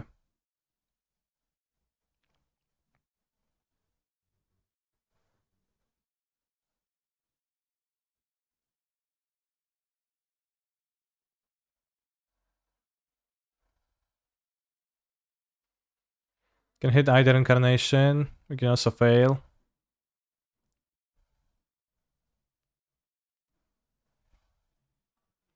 And let's take the ending because it's cheap.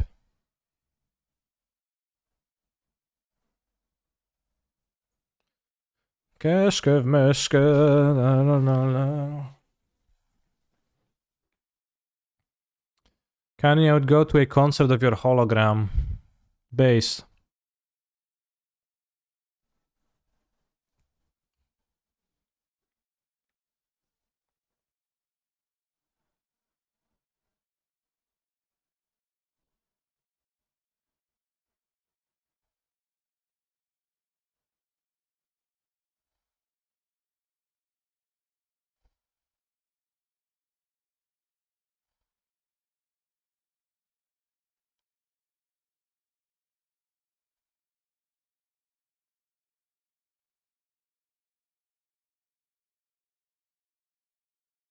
Kaszkę w myszkę, no, du, kaszkę w myszkę, no, Albanii. Kaszkę w myszkę, kaszkę w myszkę, no, Albanii. I think we pass. I think we're gonna be at the next PT. Next what?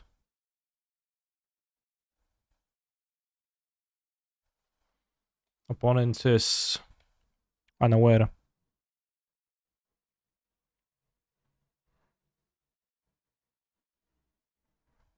Ile jest ochroniarzy w środku? Nas jest tylu samo.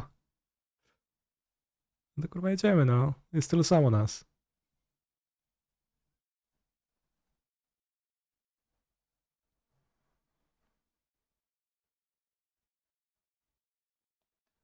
Nas jest tylu samo, bros.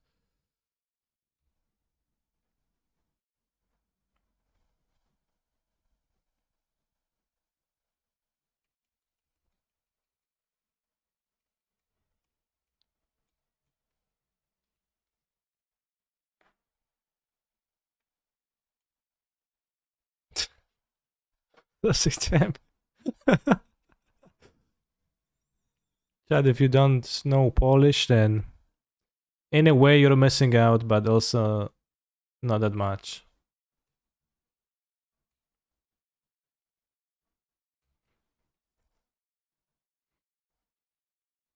Muzyczne pierdolnięcie.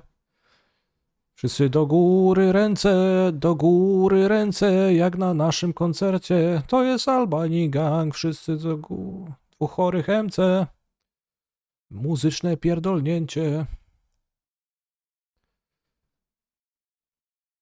Hand, bottom, Koatal. To jest Albani gang, wszyscy do góry ręce.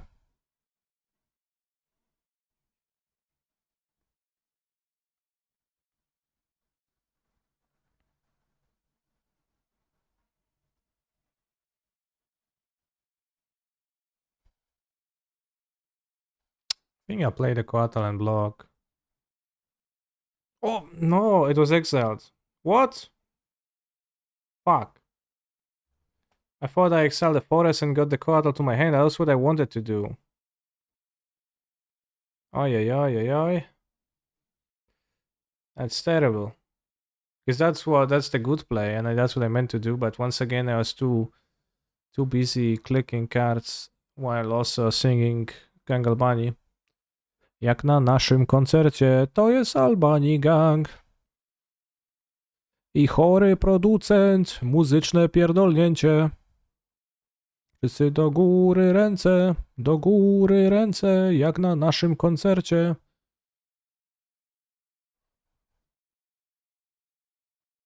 Muzyczne pierdolnięcie. Oh my god. I don't have double red.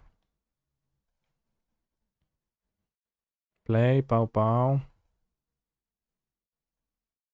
I think I should have fetched red over then. That's a time. That's a bad fetch too.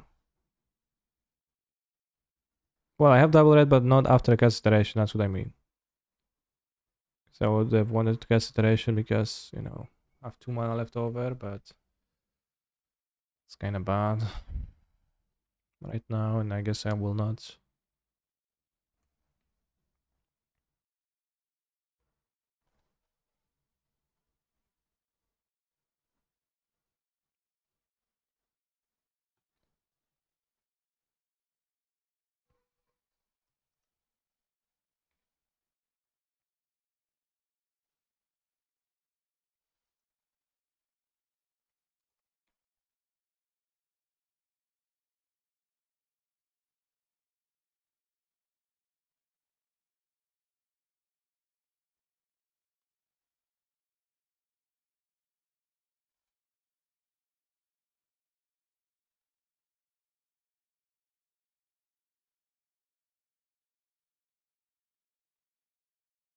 Jesus, those cards.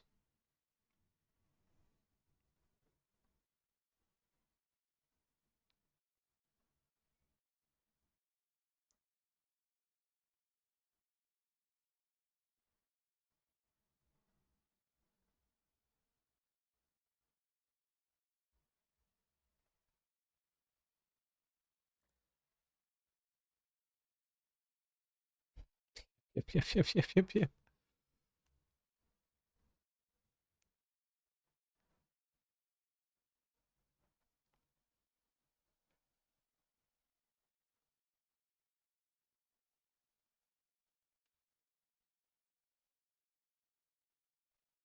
Can get dashed by Ragavan and killed by Ren, but hopefully that will not happen. Riki tiki ram pam pam pam.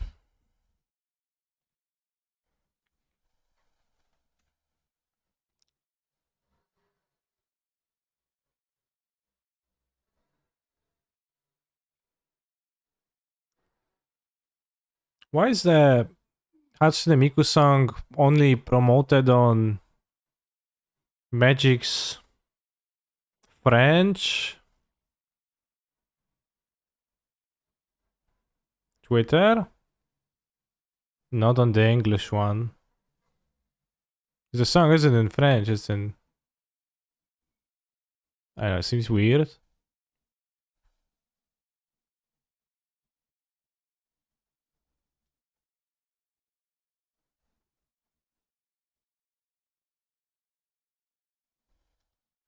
They're ashamed.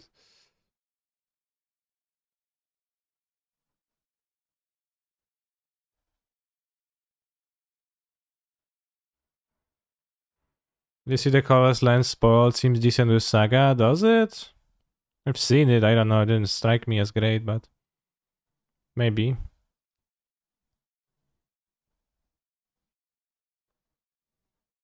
Americans would probably complain, lol. I think the DJ who did the song which Miku features on is French. Yeah, but it still seems like... I don't know. Why wouldn't you like... Like, they only let Magic Friends tweet about that and say that, and then they read tweet, and it's like it's tweet in French, and... L'avenir rodier de Kamigawa chanté par le brillant Hatsune Miku. Nous avons rêvé, nous l'avons fait. Aveugle Styx, version longue. Merci à Miku pour la chanson et Summerful Miku pour cette collaboration. But like, if you're English, then you're like, what? Je ne comprends pas. And then, seems wasted. Well, it just draws two with Saga, but like, it sucks itself, right? Seems pretty bad. I don't know, maybe I'm a hater.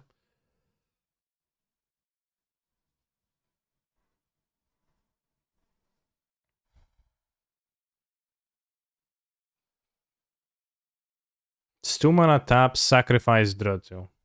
Draw, sure. Tu parles français pour chambre. Unsubbed. I can read French properly, but I didn't learn much. I don't know French, I wouldn't say. It's got Ephemerate as its bot in the matchup for Sanctified on Vec. Think looks the best. It's not super great, but seems good. Sprechen Sie auch Deutsch, Mr. Canister? No, I don't speak any.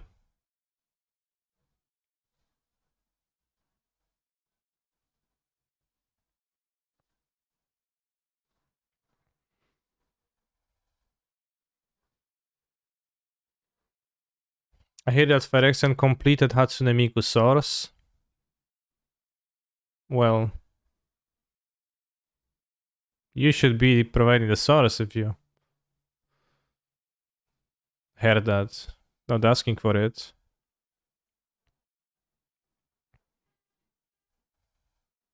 Hatsune Miku is a red predator? What?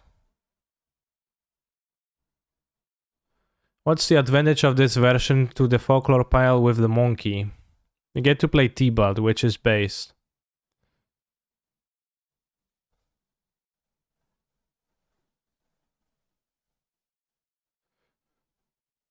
There's a player who plays this deck over and over. Wow, my Sanctifier sucks. There's a player who plays this deck in prelims all the time, Japanese player, and I oftentimes get questions about this version of the deck, so I'm playing a league to see for myself. I think it's kind of stinky. I think it's like a worse deck overall, and etc. But you can have better, well, kind of nut draws.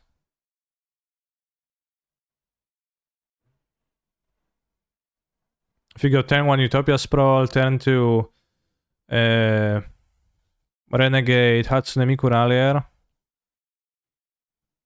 then Ephemerated, then you can untap, play Omnath, play Fetch Land. Play Omnath, play Fetch Land.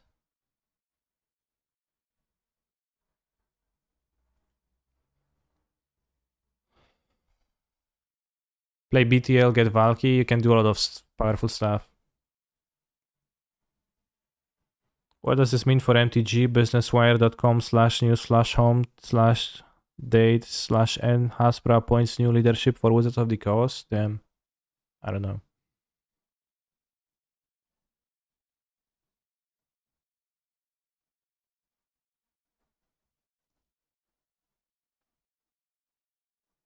Sanctifier is not that good against this deck.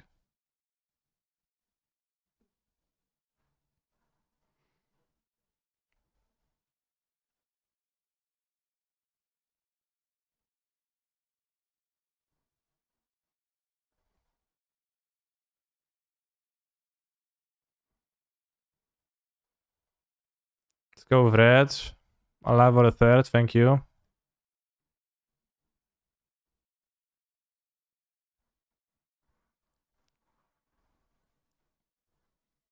It actually doesn't save me life. Well, it's they will because the second I'll die. Next time Omnath and save me somehow, but probably not. Thank you for the raid.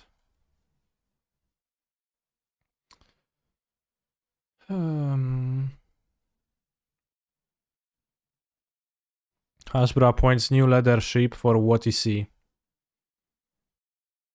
Cynthia Williams joins from Microsoft to lead WTC and digital gaming business.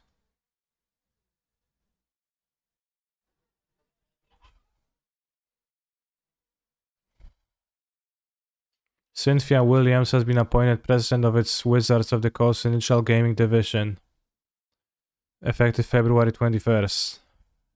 Mrs. Williams joins Hasbro from Microsoft, where she most recently served as general manager and vice president gaming ecosystem and commercial team. Chris Cox, current president or chief operating officer at Hasbro's Wizards of the Coast division, said, alright, said a lot of stuff.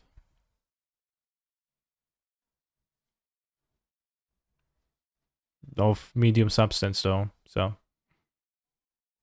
Hello, I'm Chris Cox. Yeah, Chris Cox was the king of what you see. Indeed, that name can be viewed as pretty funny.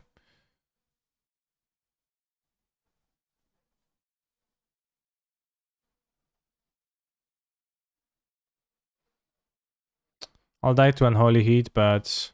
Wait, I don't have Omnath in my hand. Oops. I'll die. Dot. Unless I alliterate. Into what? Solitude. Or something.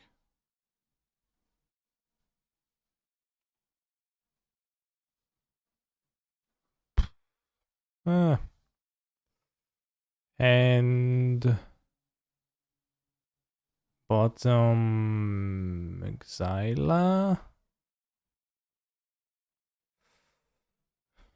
Go to 4.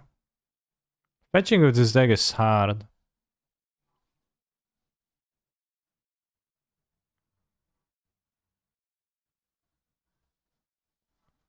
Grand Song's always out of stock.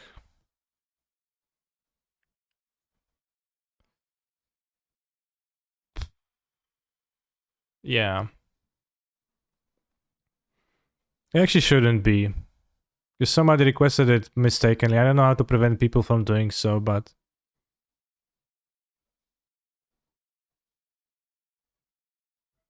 How is it out of stock now?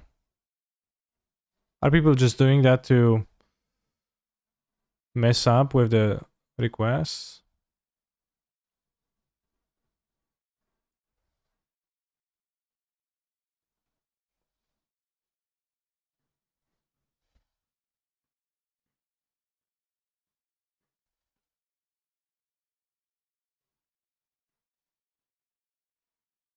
Sanctifier is too bad to play for. So I have 2 verse on the play. I think we should request a Grand Song as punishment to people writing our requests. Yeah, you can do that. Let's go, Dorset. 1 song. I'm not looking. I'll look the other way. So yeah, how are you doing, chat? And like, what's this happening in the chat right now? Anything interesting that I should be paying attention to? Probably not, right? Okay, still looking away. At summers, people are so slow.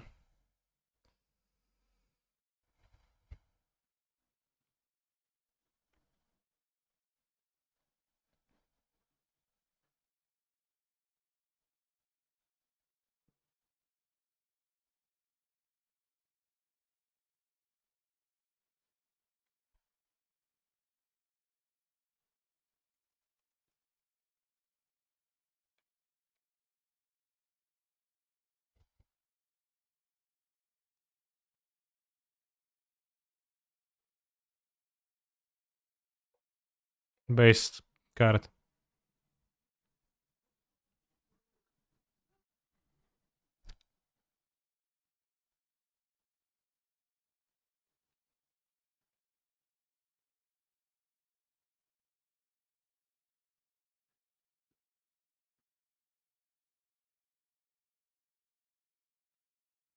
After this league, we're going to play the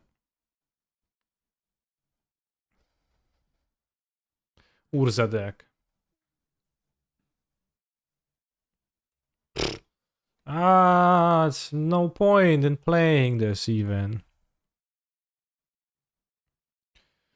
I want to get Savai in Danta.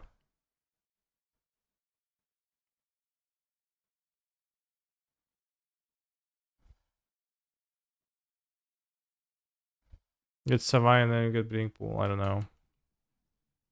Very random. They have this in hand too. Maybe they kill Valky. I'm afraid to play Valky because if they have Ren 6 in their hand, then they will take Valky's life with Ren 6 and it's gonna suck. So I probably would rather play Sanctifair and at least force them to spend the mana. They also probably have a powerful 2-drop since they bled on a terrible 1-drop. Terrible 1-mana play. So I think we'll play the Sanctifair anyways.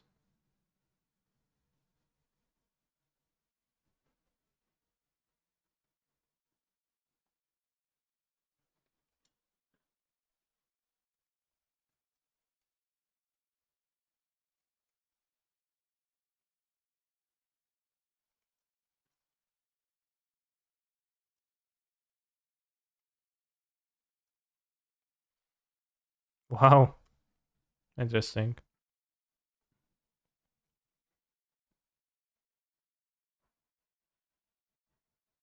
Canister, you're very cute, just like Miku.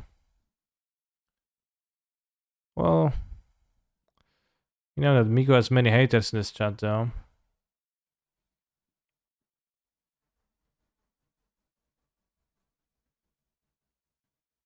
This Canister big in Japan.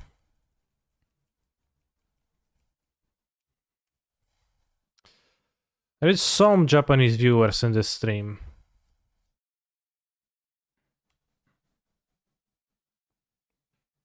In general, whenever I go into the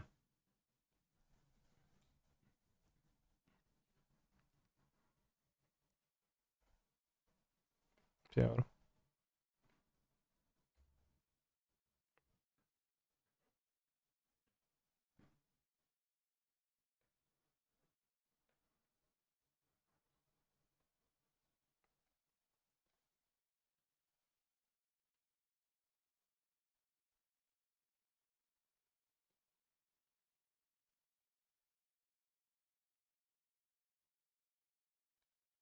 I have a great way to deal with sagas in this deck.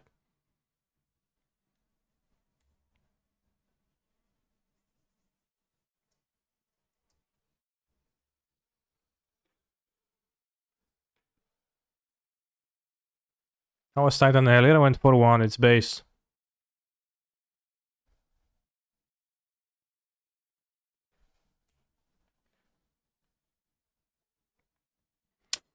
One forest in play.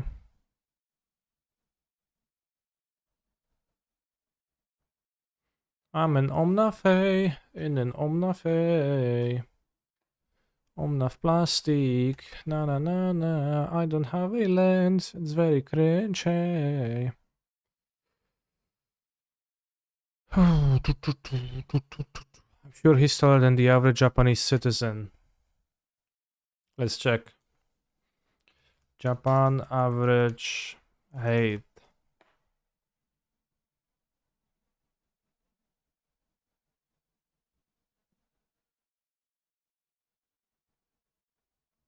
According to Japan's National Health and Nutrition Survey, the average height was still only 160 for men and 188 for women?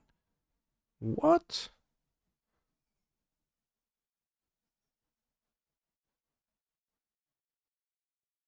Really?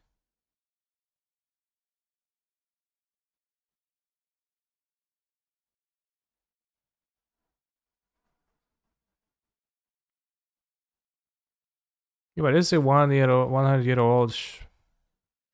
How is it with old people? Do they shrink? Japan, 172, 158, in 2005, measured.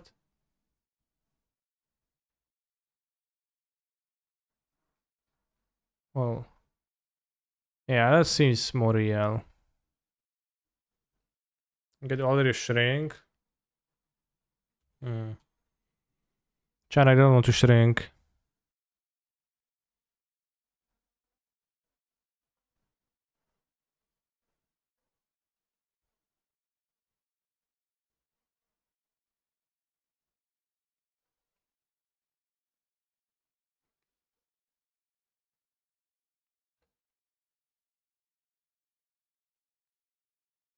So you can say that Japan's population is shrinking.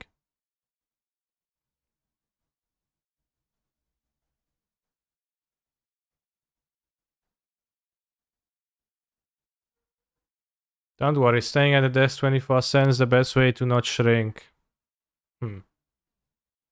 Is it?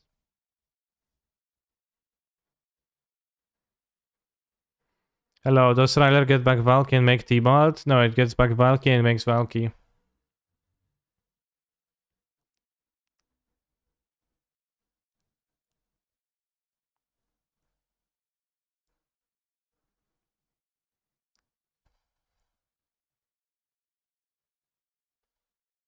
Brain also. You mean that brain shrinks?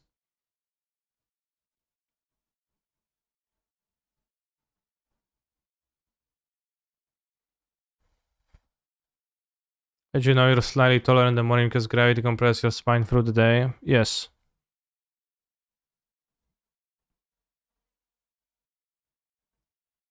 Which one is your real height, though? For those Brialers.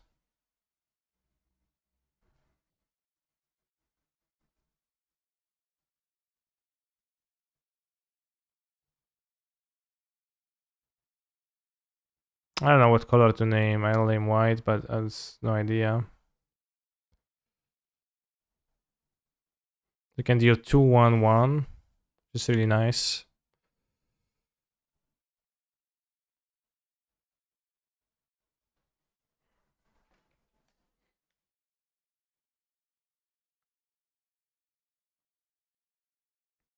I make up for this by slouching in the morning and gradually improving my posture throughout the day.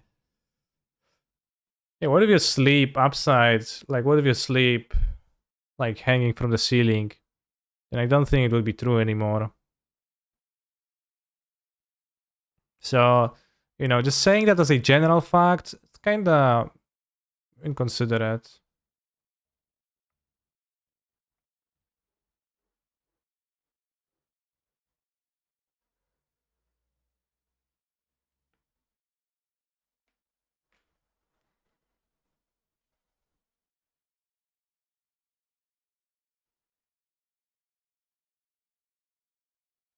Hmm. We can play Valky, or we can Foothills, fetch, Rallier, get fetch, Yorion, blink, return, deal 4 to Fury, return, Sanctifier on Vec,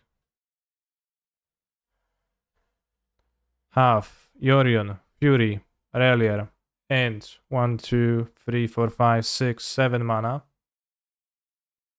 Then next turn we have Valky to hardcast still.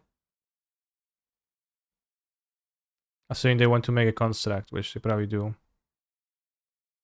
Or we can go Solitude Goif, attack Ren. Opponent asks the question, do you chum block or do you not chum block?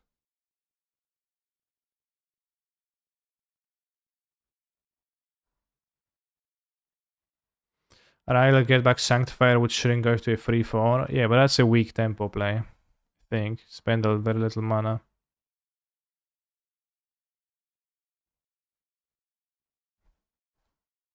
I think I'll go with the Rallier of Yorion line because Seems base to me.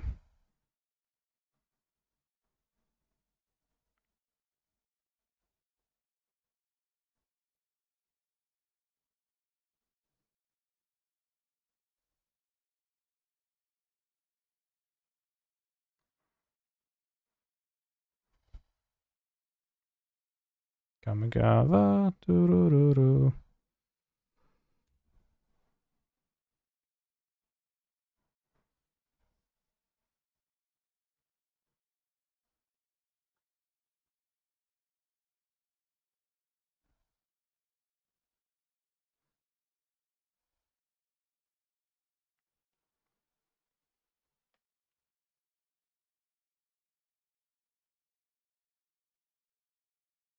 Can actually deal damage to the guy. Because you're gonna be able to kill it, right? Because the Sanctifier is gonna return. Creature leaves. Instant leaves. Yeah, no instant, the graveyard. So I'll probably kill Goiv instead.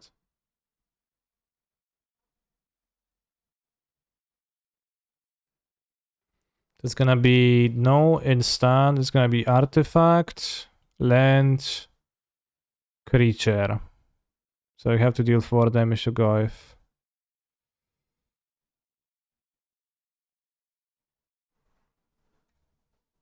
That's what I was getting at. Okay, yeah. I thought you wanted to just go Rallier, get the Sanctifier, and attack through the Goiv, which is gonna be smaller. But it didn't even help attacking shrinking this much. Alright, so I didn't realize what you were saying exactly.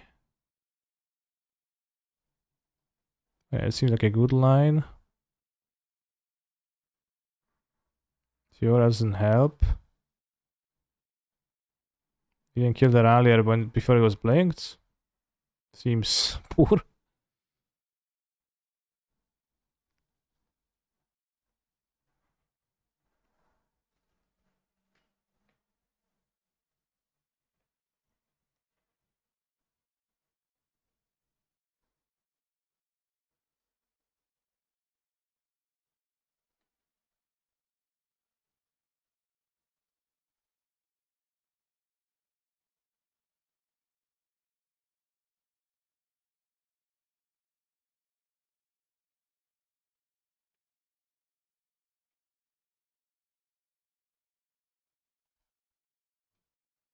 Valkick was based on what?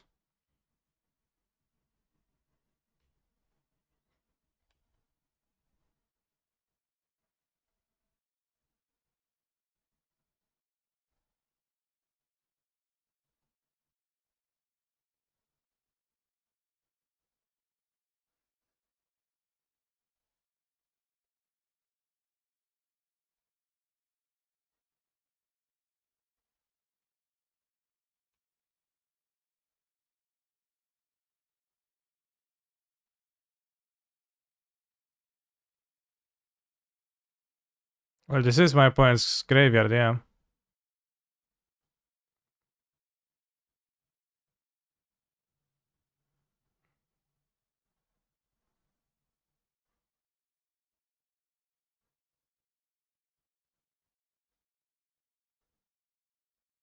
Cool to dash. Yeah, but I didn't want to.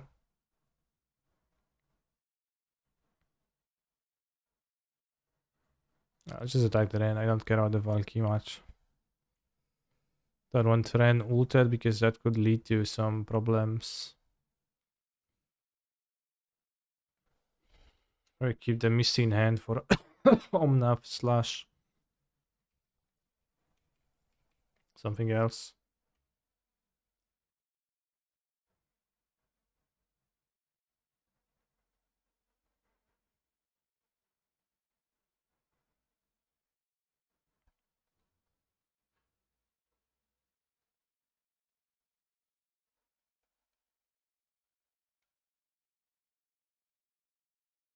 Dashing it back to opponent, yeah, that's also true. Are there any known red-black spells they use? Unlikely. Do you have a general approach to building Yorion sideboards? Just play what you need to play. Just kind of a four-head solution, but yeah, that's the solution. 10, 12.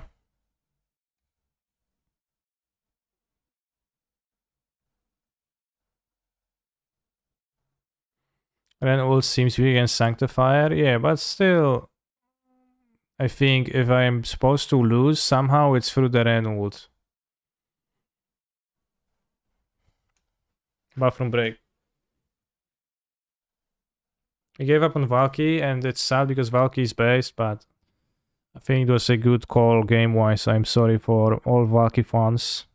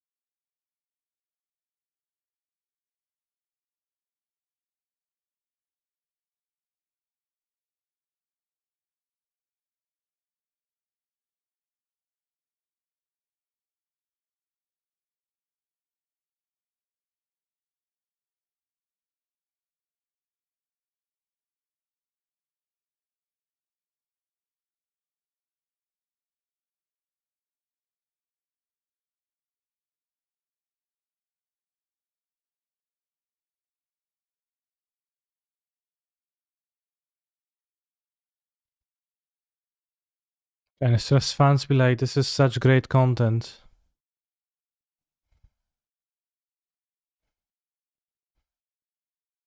Sure. Oh, I see. Yeah. Share funny. Share content, la. Yeah.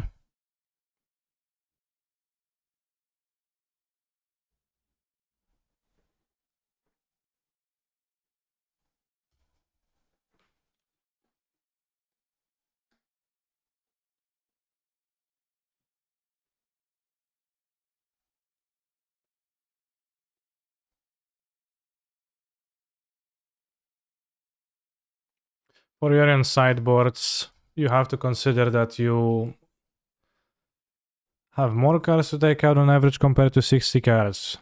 Yeah, I guess.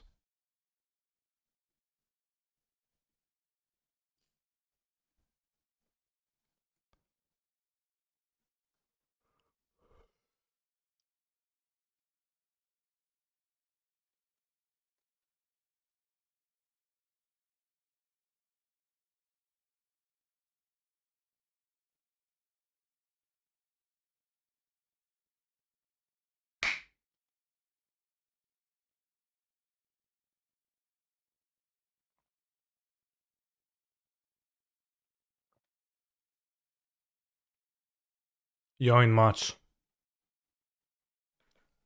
It's such great content. Canny poggers. Oh! A fan that is not...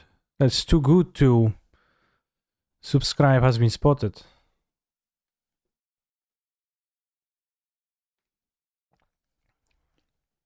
As of course, everyone's their own decision to make, whether they would like to or not. Thank you, Durset, for the gifted sub.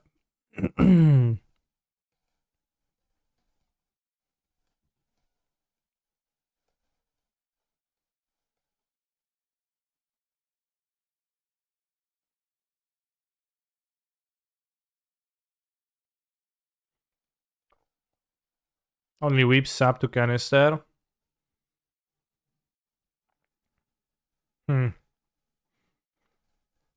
I don't think that's true.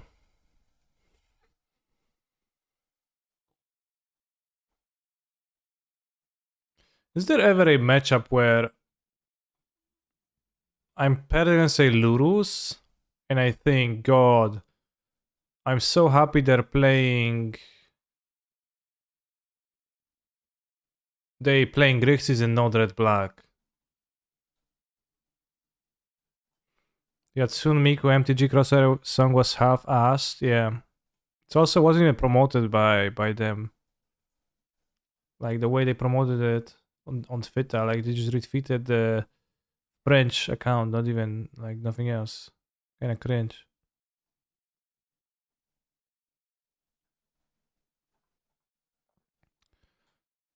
Subbing to caster is cringe. That's why I give to punish people, yeah.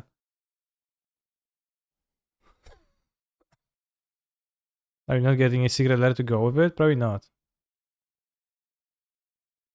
Do you prefer playing versus Grixis or did you misunderstand? You did misunderstand. I was asking if there is any matchup, if there is any deck that you can play which sees your opponent revealing Glurus, and then turn 1 they play Overfetching Watery Grave,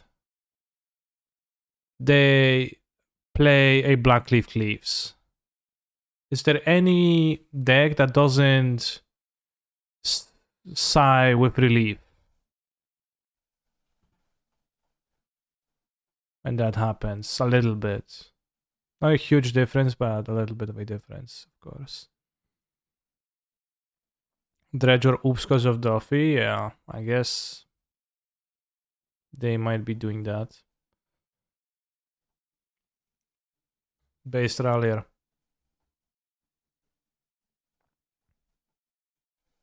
Red Black is trash. I think it's a solid deck, but also you can just play an even more solid deck.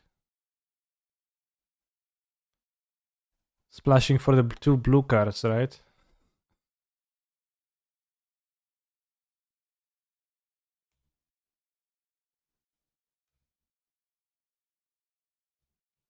Wow, space.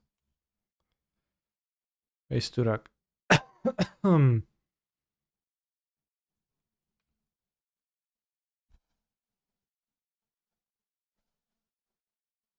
The scale is the reason for blue-white. Eh?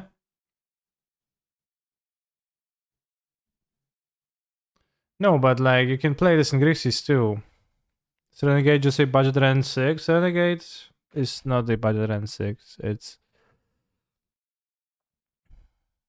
is a RAM spell though, yeah, for the most part.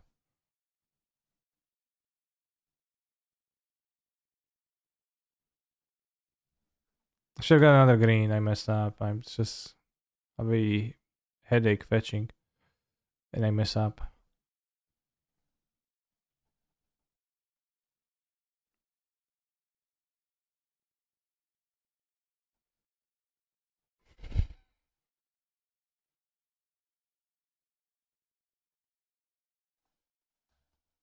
Life Weaver. Pog. I've drawn it a lot and never wished for it with BTL. I think it's pretty bad to play.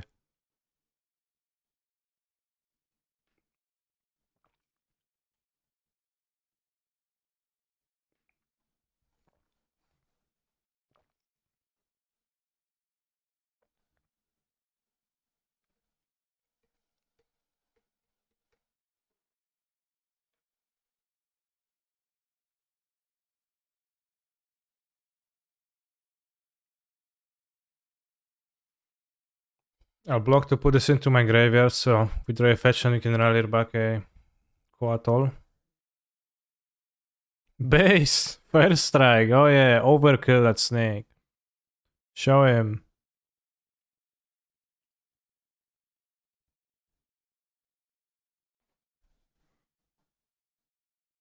Let's discard Deadly Vanity.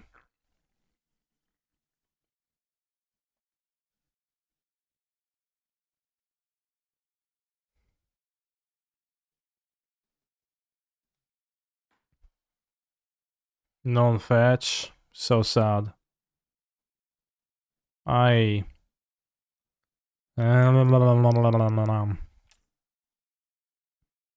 Pass with the Solitude. I guess. Because what else?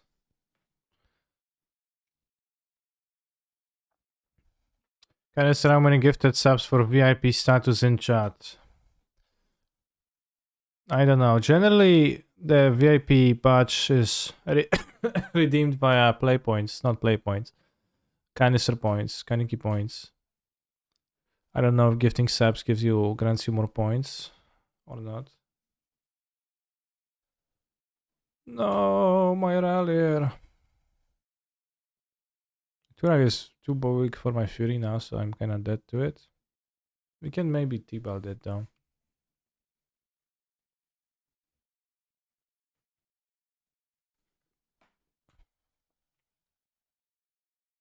Well, my terrible spots. I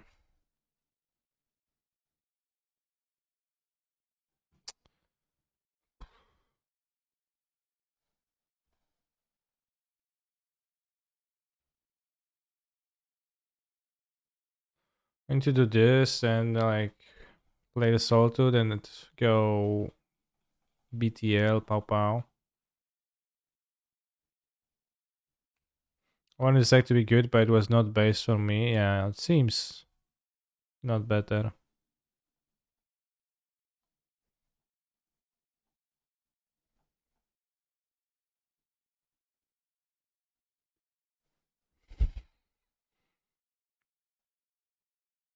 With MTG, was there an MTG and Plants and Zombies secret lair? Or am I imagining things?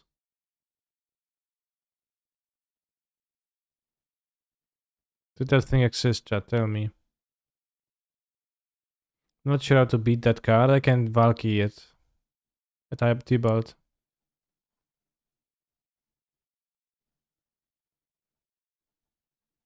When actual plans of zombies cards from auction in Strad, yeah, but I'm asking about the secret lair. If I try land, I will be punished.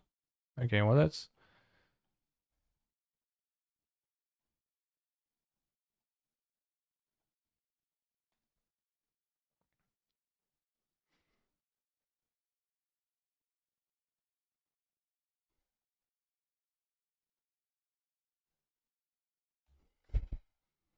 I guess I have Shinka.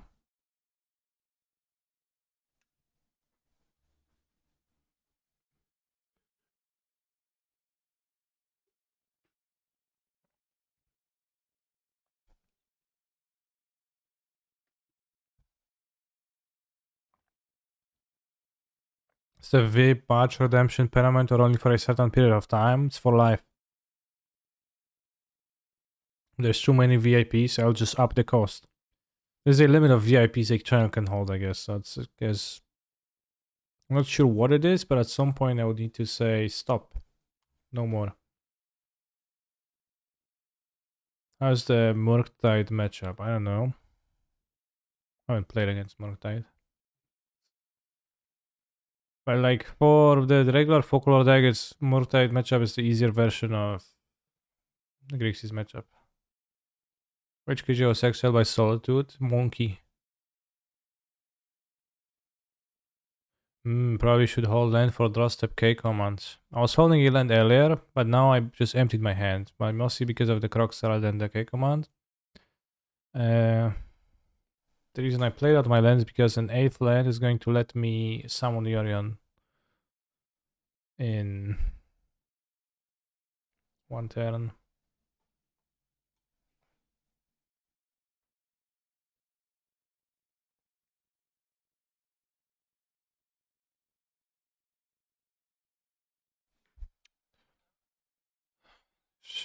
Seven?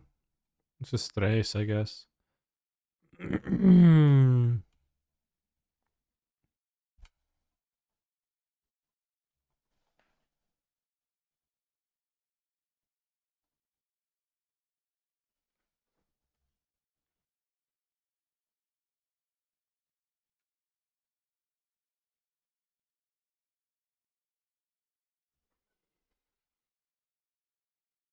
Do you remember?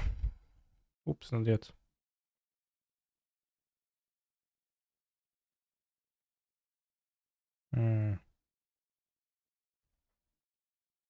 Why does this version play Sprawl or Growth? The first answer is because I net decked, and the second is because it's playing 5 mana cards. So it has something worth ramping into, right? I don't think Sprawl has to necessarily be over Growth, you can play both, and I think Growth be kinda base in this deck, but... Yeah, not base enough seemingly. It's got the Glyph Weaver because it stinks.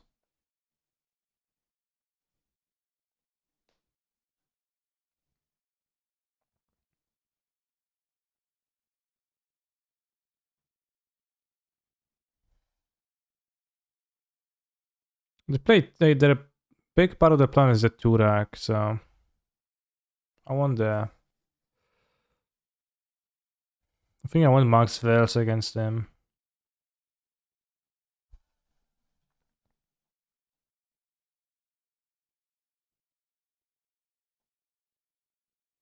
Fairy's kind of not great here, actually.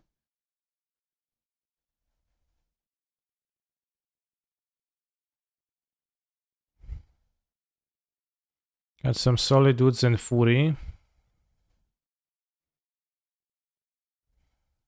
No, because they don't like counter spells, so it's like you want to reach the 5 mana casting those. It's a Glyph Weaver for Bring to Light casting bug side. Is that better than a castable verdict? It's pretty shit. But it is, yeah, it's for that. But it's been pretty bad for me. I drew it a lot and it was consistently pretty terrible card, but...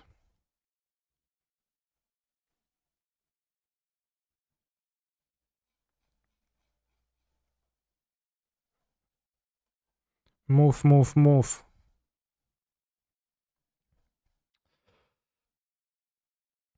Let's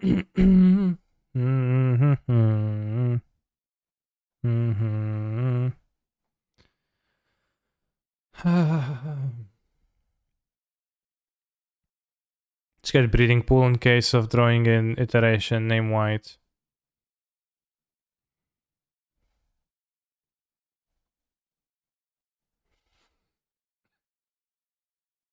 They discard my red nitro iteration. Don't want to get stuck. I get what you mean, but don't you think Rallier is better than 5 mana LMLS? Well, I didn't think so, and maybe.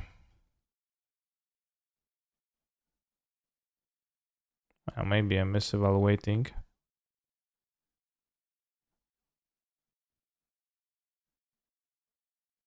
What do you name? Another white? Super awkward land. Getting back Ren 6 is pretty great. Yeah, it is pretty nice. Yeah, probably should keep the Ralliers.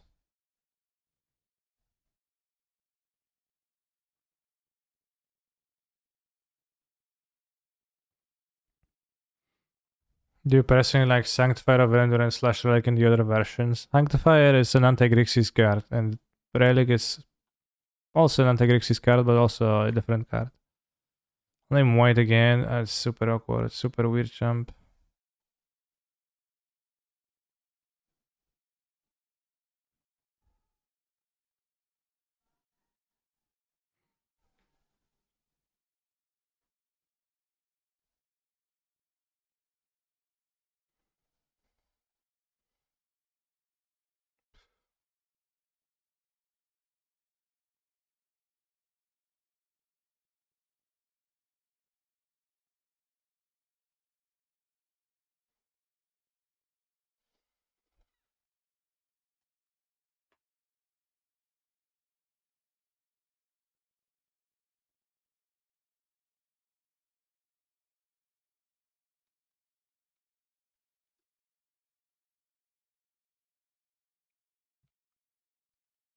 Yeah, I'm generally not a big fan of Endurance, I guess, in this decks.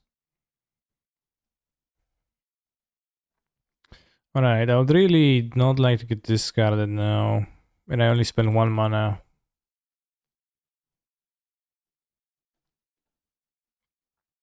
Awesome. I really want to get my 5th land to summon the powerful Valkyrie.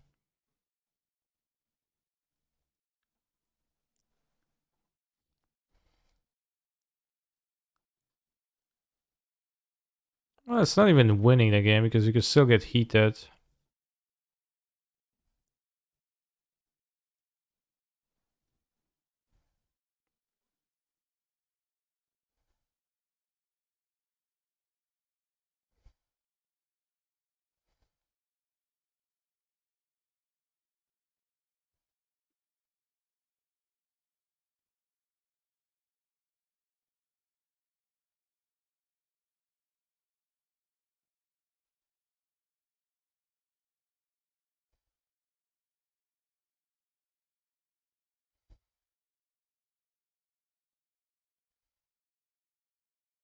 Yeah, I definitely take up.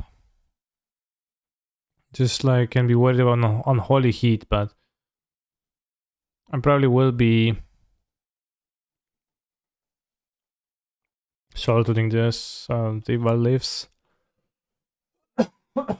Unholy heat can. Well, I guess should salt to that immediately, so unholy heat can't even do 6 to this, just to not crack the bubble to not get an artifact.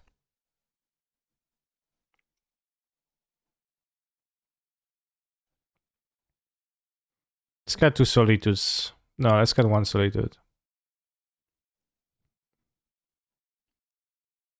And 1 veil, okay. On the draw. Have the Ralliers to Rampini from 3 to 5, which, like, ramping from 3 to 5 seems pretty powerful because even for Omnath it matters.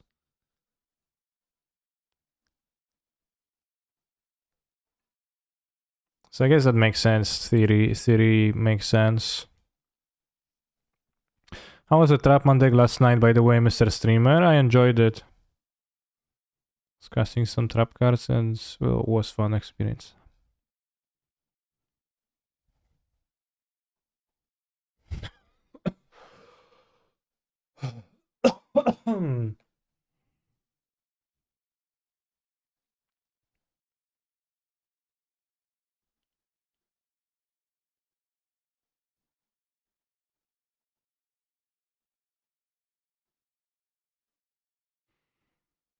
Bring pool name red. So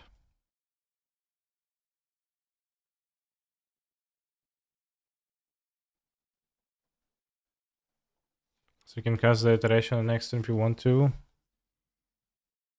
Or not, we don't cast anything. And I'd rather them cast discard spells rather than action monsters.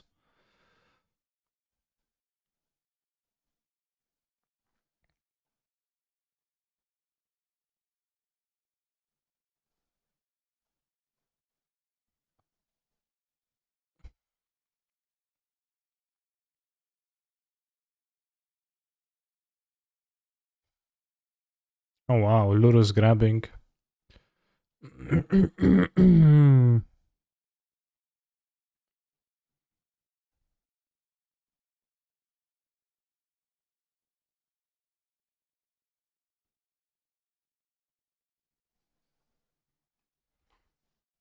Alright, discard, pick up Luru is not good enough against it like that top deck's 5 drops.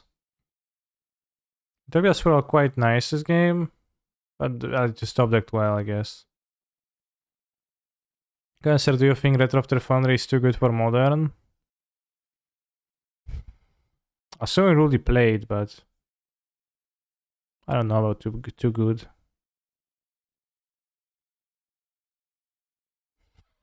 Probably not.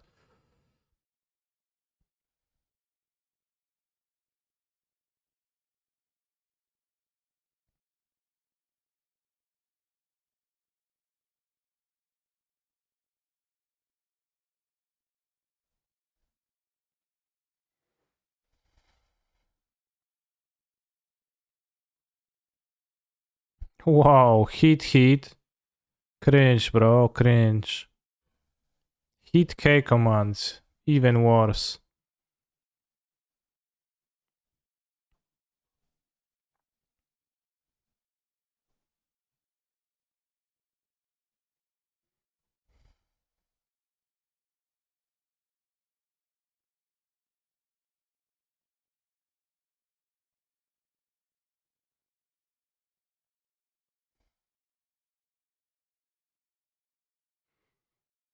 I was not planning on playing Yu-Gi-Oh today, no. Not on stream. But periodically, occasionally, I'll play a little bit. Foundry tends to be good in Legacy because of the log pieces that surround it. For us, such as...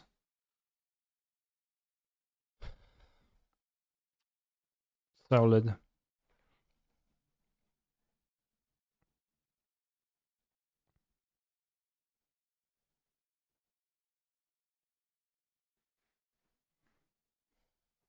Took my Fury.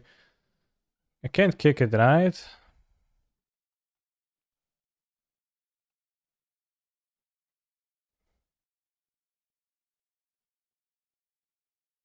No, I should be able to kick it.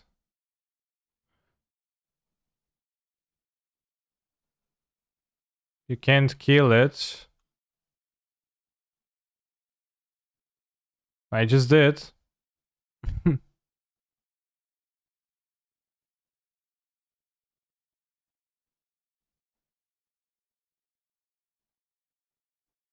No, I can kick it just fine, okay.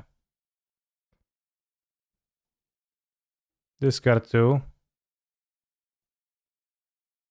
Because it's an extra cost of the card and you can pay any mana, any type for the cost.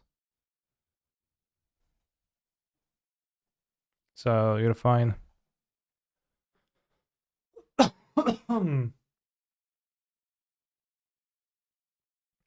Can Renegade get back Valky from Cemetery in Tybalt form? There is no reason why it would be able to. No, it can't.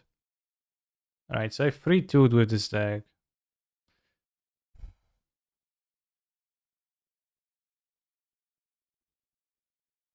I haven't played against Grixis. I played against Red, Black, and John. Against Red, Black, and John, the 5 mana sorcery is definitely good. But I think against Grixis, it would be a liability, actually.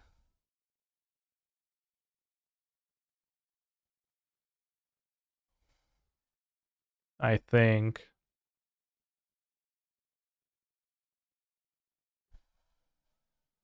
The deck seemed stinky, and I didn't like it too much. The Rallier, there's no way Rallier is actually the best card to play. The mana base is a pain. We lost to Hammer. And we lost to Living End. Living End, there was like 0 chance. There's no cards against Living End in this deck.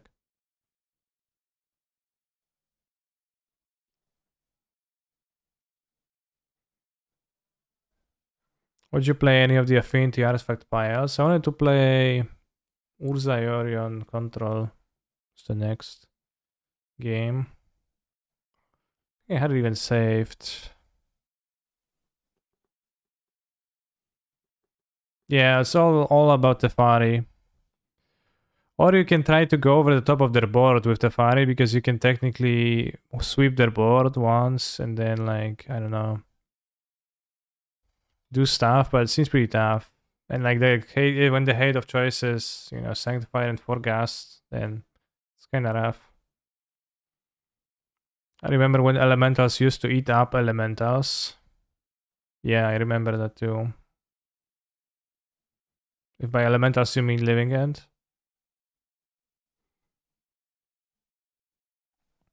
But I think for that reason it was crucial. Because you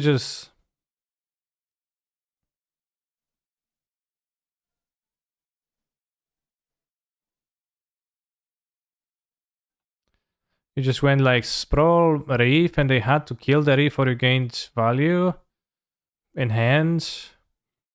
And then if they didn't kill the Reef, you were like, went really big. And if they did kill the Reef, you also went really big. You put your Reef in the graveyard. So for the future, it was worse. How are you gonna cast a 7 black spell without BTL? Doesn't help versus Tefari. The scenario discussed was the matchup of this deck versus Living End.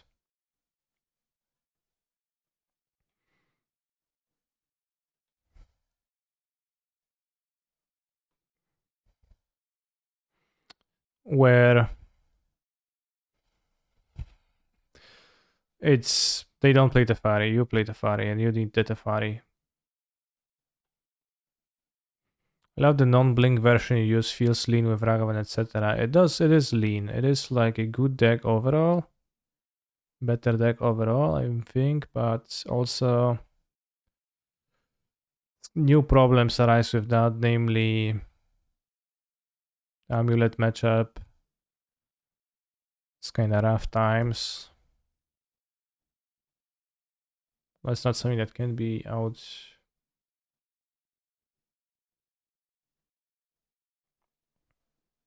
not something that you cannot out fix, etc. Still not sure to give a spin to Niv Mizzet. Well, there is a chance, but not today.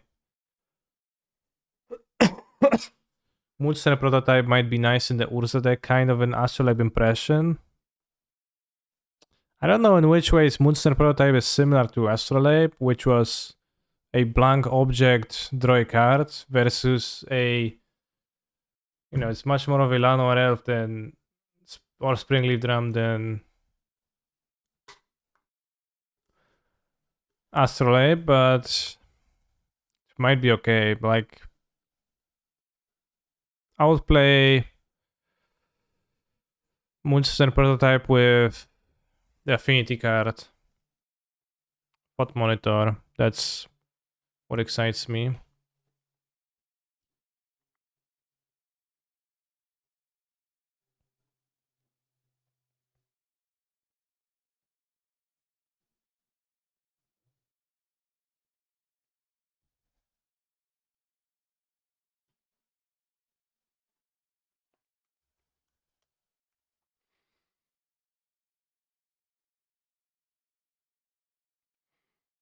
It's not the most up to date. Because it doesn't have the powerful broadback, which we're going to add.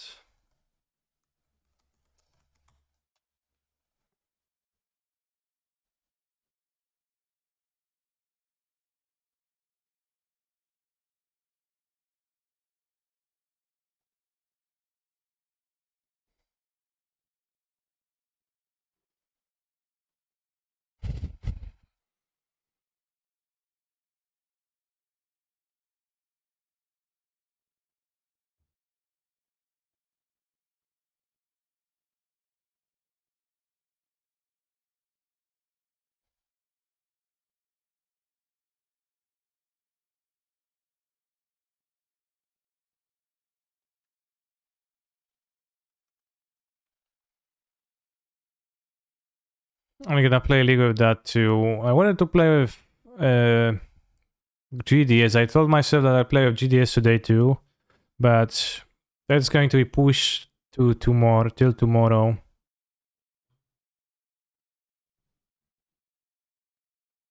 No Seacrom, cause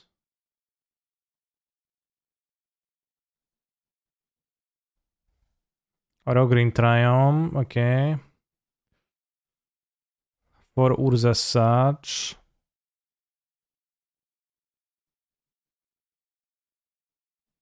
Watery Grave. Is the Watery Grave really good to play, I wonder?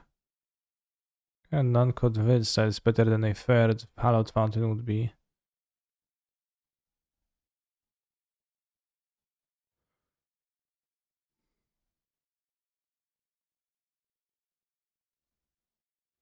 Two islands. Plains, land to weir.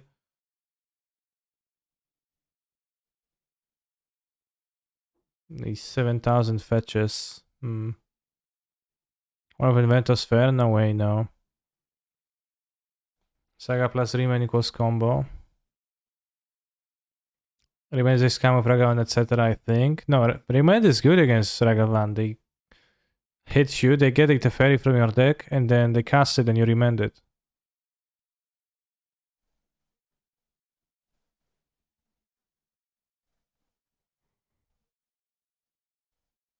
I think Weir is pretty terrible. You could see playing a Science Remand for it.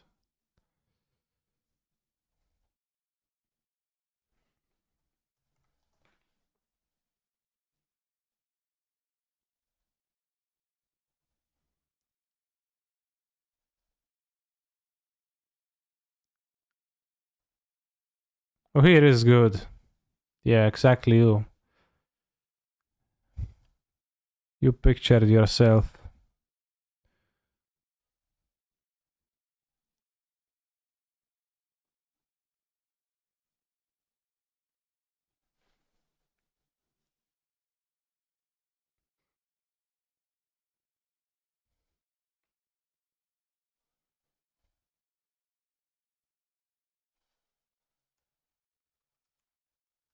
I'm going to play a third Hallowed Fountain because this deck has suspiciously low amounts of lands. Going for the Radiant deck.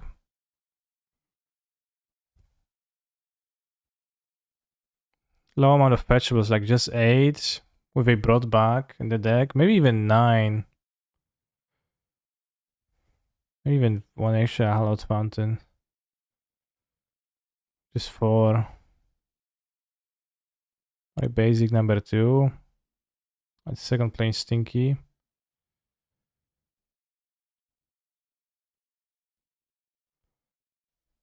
Brought back Kendan Raid. Like, tell me it's good. Tell me it's really good. Can I ask you a really specific deck building question? Sure, let's go.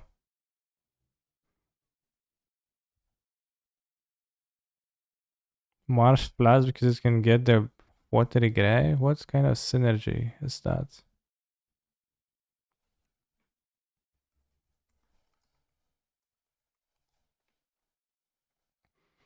Ask the question.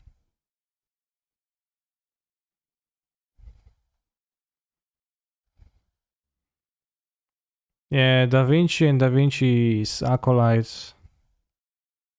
ask about this deck enough that we're gonna play with it tonight. Can I ask you a very specific gentle question afterwards? Sure. You need to.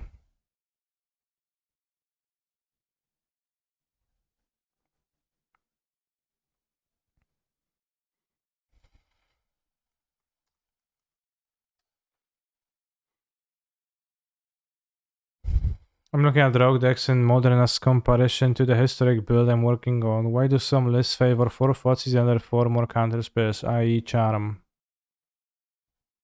What are you talking about? A list of what?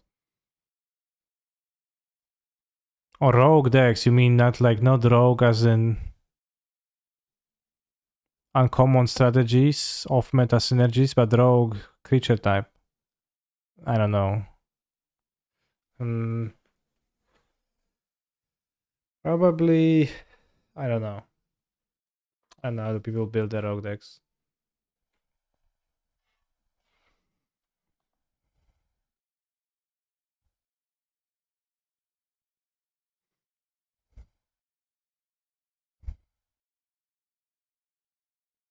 This card loses you tempo and counter spell can gain you tempo. That's the difference.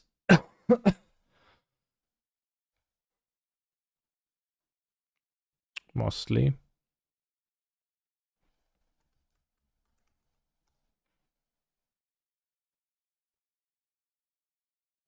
Although that is not true with Ragavan. With Ragavan, nothing ever loses you tempo. So now I'm gonna play Witchbane Orb.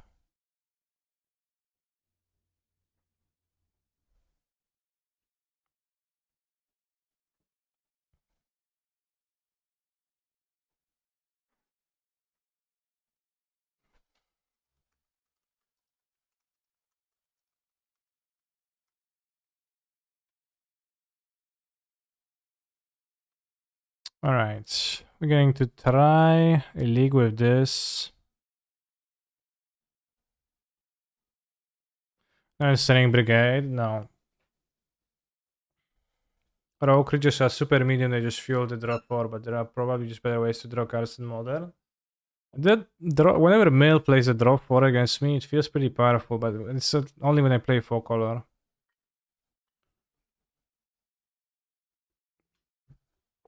Sanctfer might be better than Leverly. That's an entirely different card though. It's versus Burn versus Grixis. They don't really overlap much. I don't think so. No, just Chalice. Sure. Not a fan of Spyglass overall. Yorion, Urza, Broadback, Control, Lamau. Done. Amulet World Breaking, Magda Changelings, Naya Saga Station Combo, Neo Affinity, Rhinomania, Shaxel Spells, Soulstrong, Timur Time Warps, Vodka's Hammer, TSP Grixis, UURR for Charm, UURR Canister, Vengevine, Wish Creativity, Yorion Dredge, Yorion Elementals Ragavan, Żywiołaki Voice. What a list of decks. Fanservice Lurmi, Lutri, Dono Lomich, Dono Lom, Dono Black Green Saga, Deck Prison Throne, Deck 4 Color Living End, Deadly Dispute, Blue Black Terrans. Wow. What's that? What's the deck we just built? Oh, yo. How did I name it?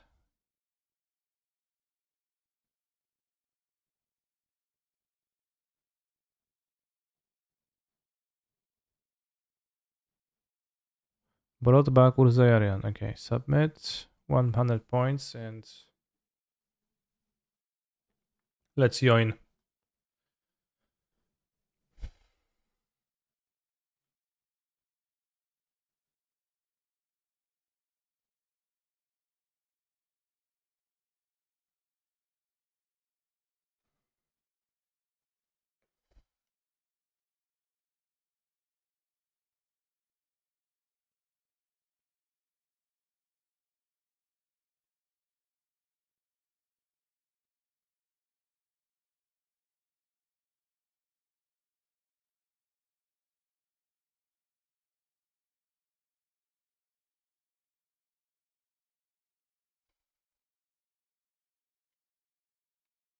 Yes, sir, can you watch the Genshin 2.5 live stream tomorrow? Do you know what time is it? Could watch it. It's typically like pretty early.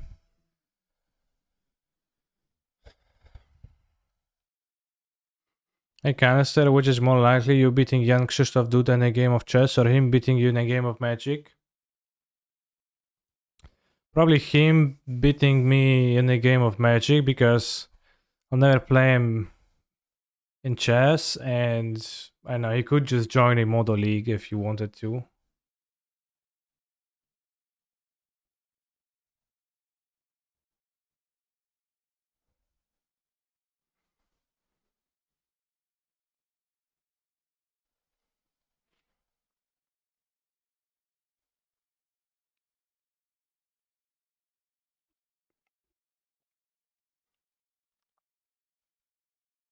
No, Adam, I just wouldn't play chess. I don't do that.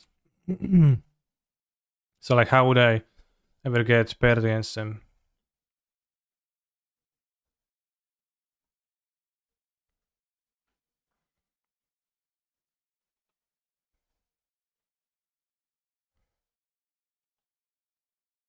I'll lose life points by fetching a Hallowed Fountain and playing a Ether Spell Bomb.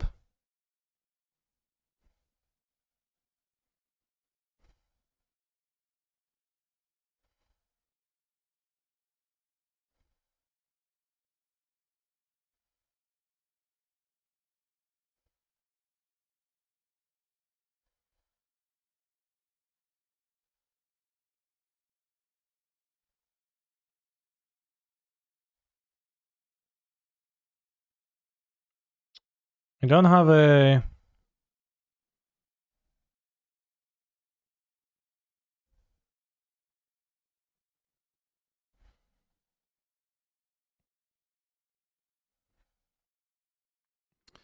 I don't have a Butter School in this deck. Shouldn't this deck be playing a Butter School? I think it could be playing a Butter School. Maybe not. But like, if any deck can, then this probably does. Oh, maybe as a Cyborg card, yeah.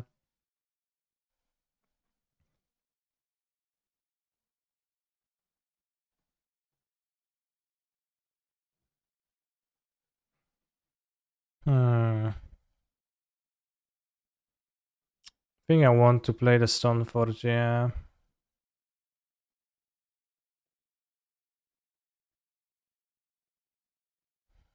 Get the Caldra, I guess. Because if I get Shadow Spear with this dice, I can't play it either. The Sword, I don't have the Foundry and Exiled one.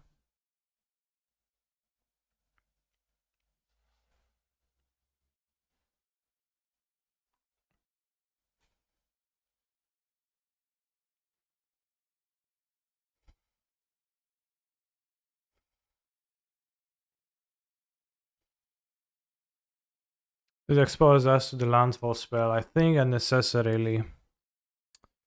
It does, but also if they don't have the Landfall spell, exposes me to... Oh, they do have it.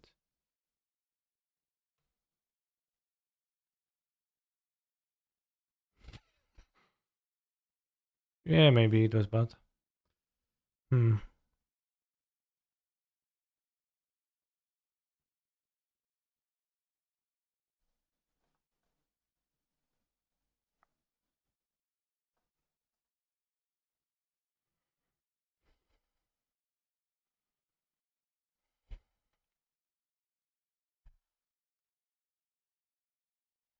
Yeah, I could have just waited for a land and go Stoneforge with the spell.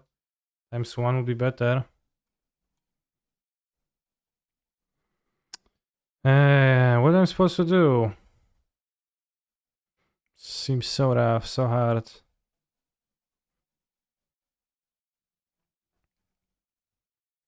Draw the spell bomb? think so, because it doesn't seem like it's getting great. Ay, ay, ay. Super Charlie Spoggers.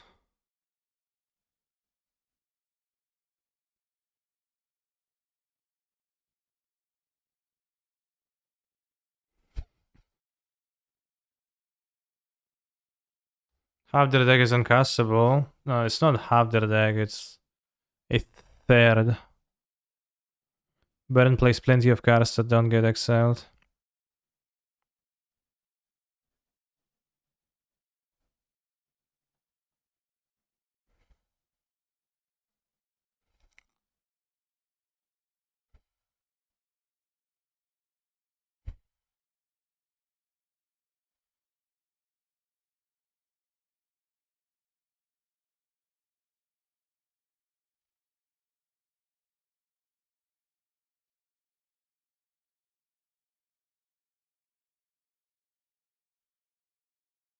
Baron has a lot of the spells are fake. Fake 1 mana.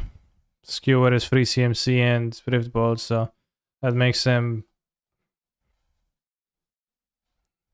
much more resistant to Chalice than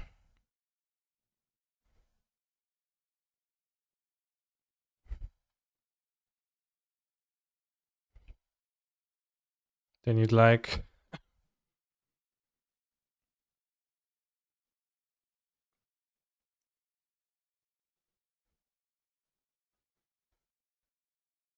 They even banked on drawing a land for the Searing Blaze, and they did.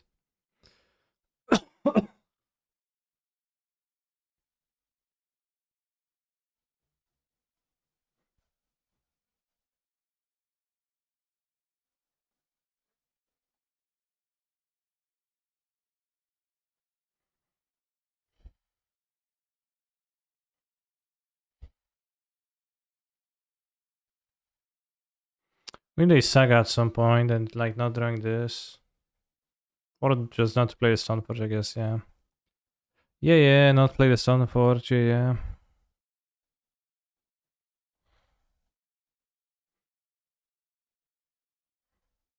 It's not even good to play the Urza because it enables the Searing Blazes. But maybe they have 4 1-drops in hand. There is a chance. And I think I should play towards that.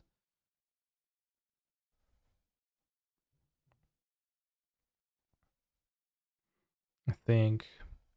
It's a long shot. Alright, dead. Boros Charm.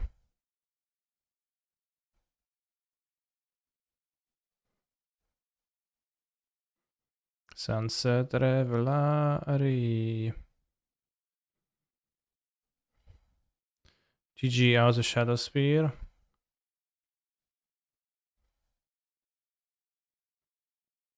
Better to play as though you possibly could win. Yeah, which I thought was summoning the monster. Don't you agree? Broadback seems terrible versus Baron.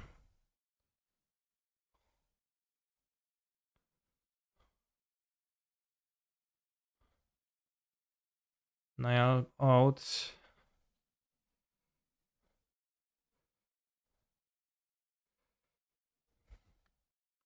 Other gas for BB. What's BB? So what's this pile? It's a Da Vinci deck.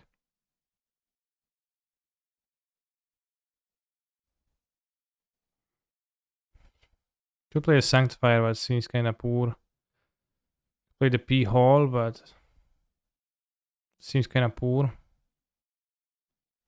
Like Sorcery Speed versus Baron is so bad. Already have the endings.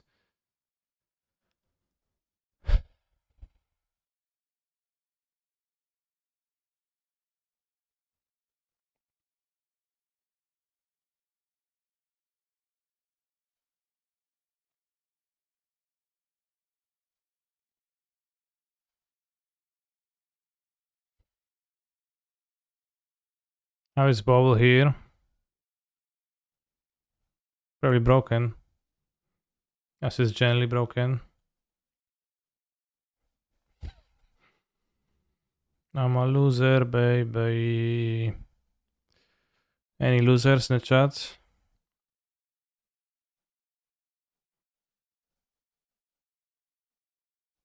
You? Fuck. So to this. Foundry doesn't do anything yet. Like, I really need one saga to win. I'm gonna be holding a counter spell for an Eidolon. So let's do it.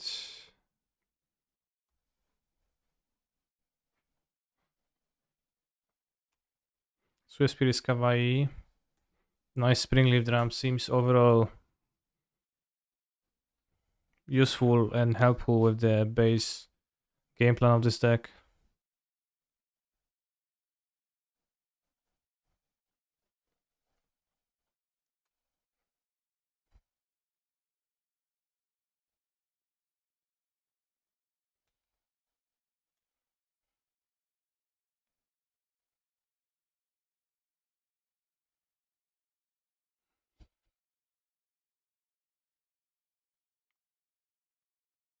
Casting Urza is good. Yes, I agree. Generally speaking, it's gonna be fine. But right now, the Springleaf Drum didn't look so hot.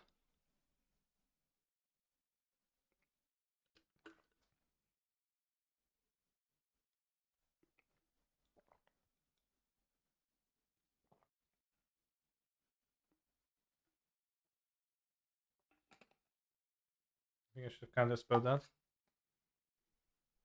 I don't think so. I didn't, but maybe I should have.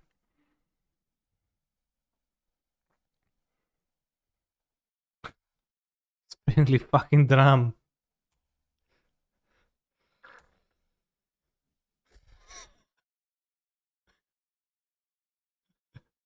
Worse than literally nothing.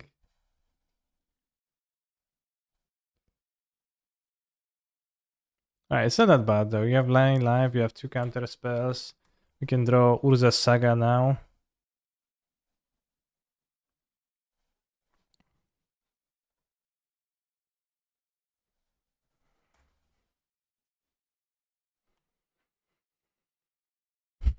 Day 148 of watching Cancer MTG stream. Despite a wide section of decks played, we are still here, losing to Boros Charm Gamers. I played Amulet in the morning and I think I defeated them.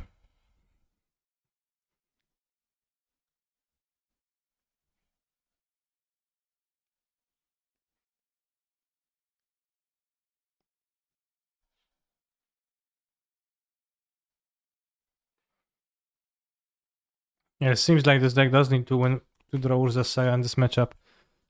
I did pitch the Thopter Funny to Solitude, although that would probably get not much. I top, I crack Fiery Island, I bolt. Okay, so they still discard the card.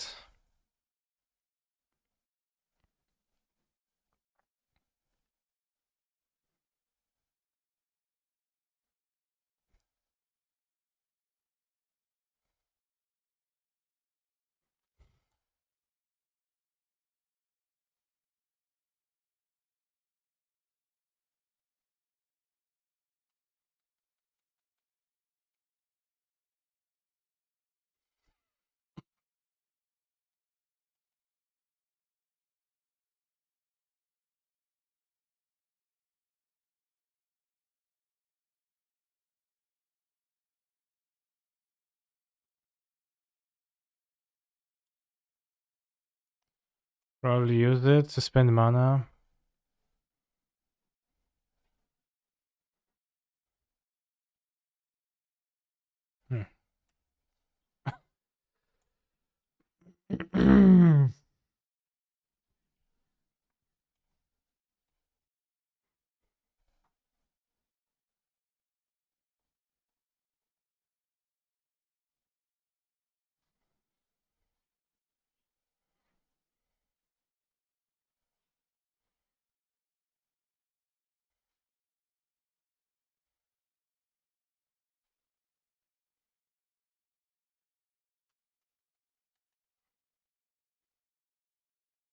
I was at 20 live not that long ago.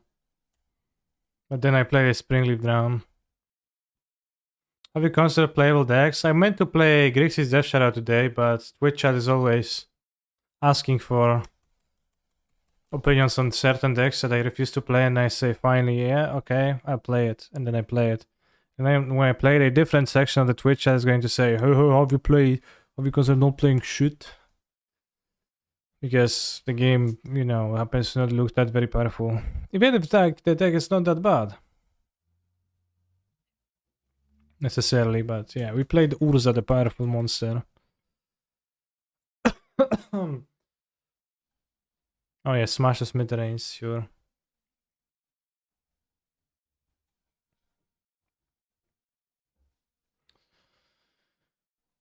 I'm not dropping with this deck.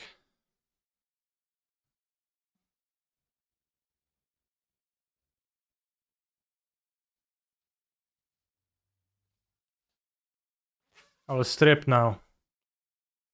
Because I lost a match. I'll remove a piece of clothing from myself. Also, because it's hot in the room and I don't want to have it on, but...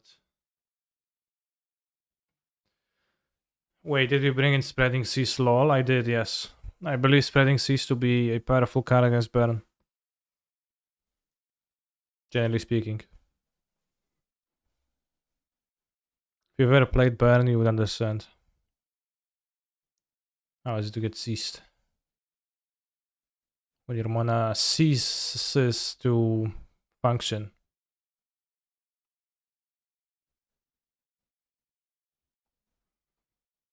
It seems like a Keeperoni on the play.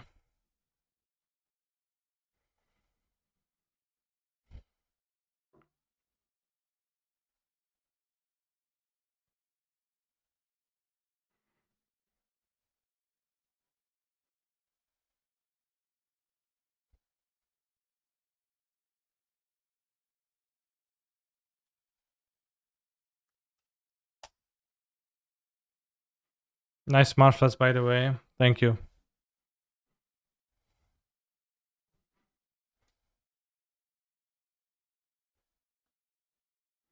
It's not quite Stone Rain because they do cyber the 2 mana cards. I guess maybe if they put it in both Smash the Smithereens and...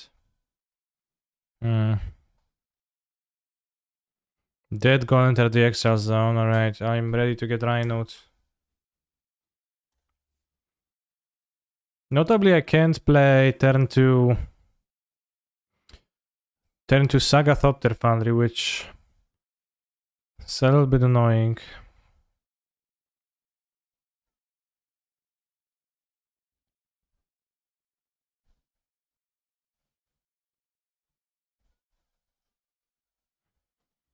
This is a Cascade deck. Notably, I can play Saga Hold Up Counterspell.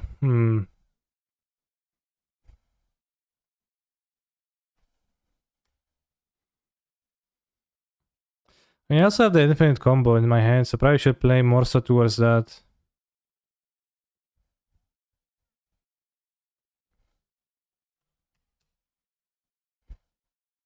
Because there is an infinite combo in this deck, chat. Thopter Foundry, Weir gets the sword, and then we infinitely combo with Urza. Throwing our deck and casting our deck.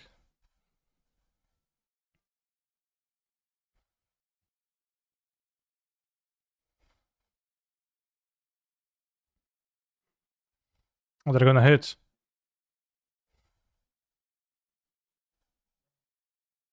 Oh, Rhino, so lucky.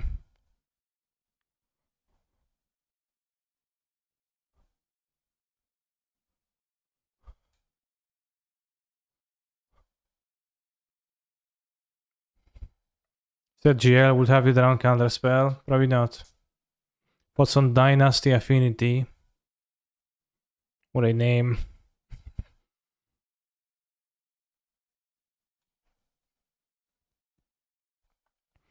Cat Urza.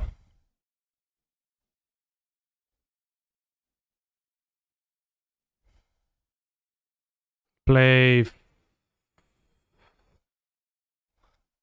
Mirren Forces instead. Remain Hero the base, definitely, I guess that's true. Yeah, Remain makes sense, kinda.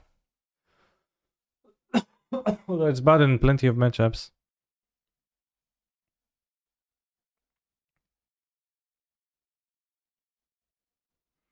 I don't even want to play the saga now, right? I don't think so.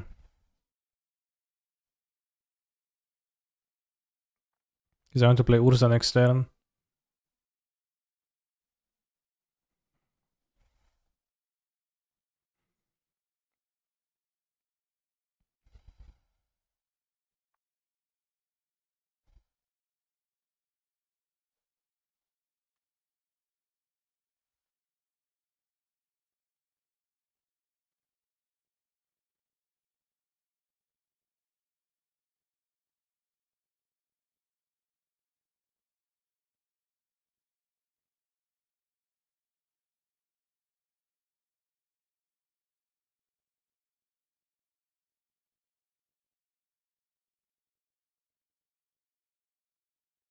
Hello, streamer. Hello, viewer.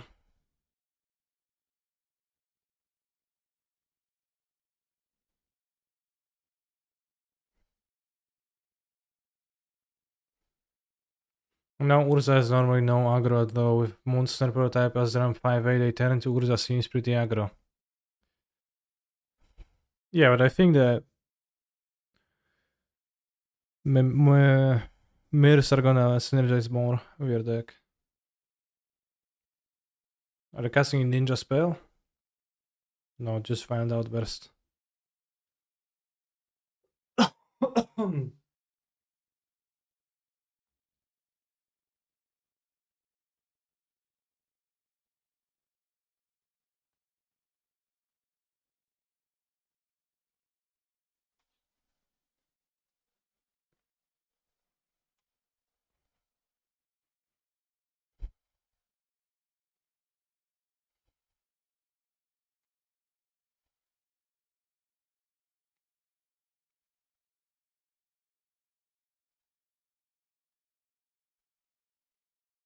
I hope they won't Fury my Ursa Lord High Artificer, I guess. What if I don't play Ursa Lord High Artificer then? Let's play Stoneforge.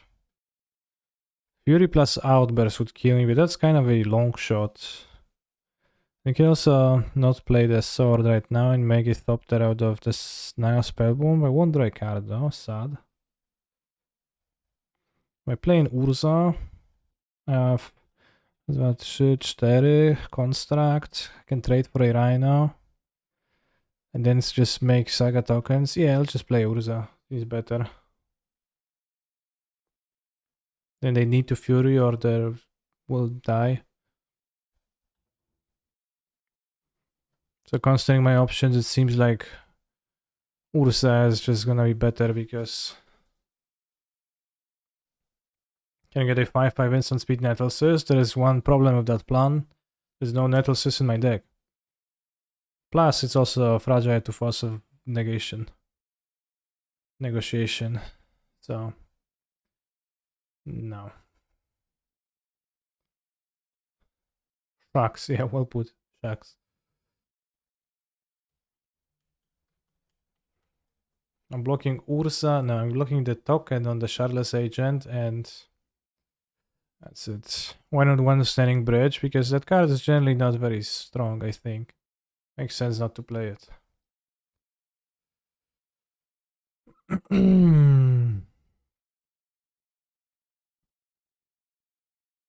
Like, it's...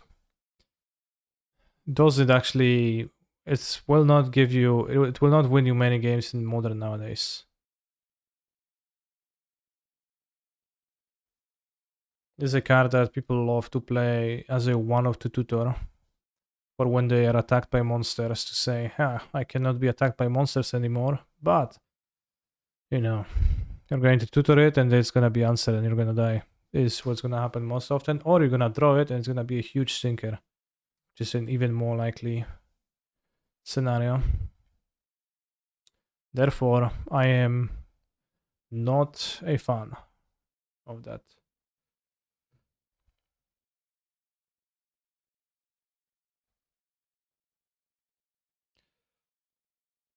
Did Da Vinci pay you? No. Another Twitch chat that debated me. Was it Jace to face? What's the different name? Yeah, Jace the Face. No, but he will pay for this. Come on, chat, it's not that bad. It's not that bad.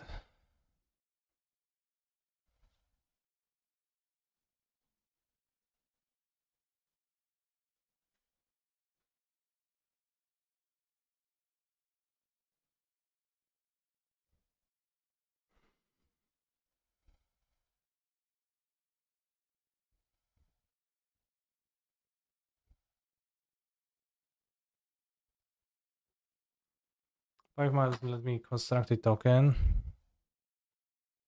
Stone force to play the sword can have the sword be exiled by force of negotiation. But also playing wheel lets me cast the Solitude. And also can make another construct and block put 2 rhinos.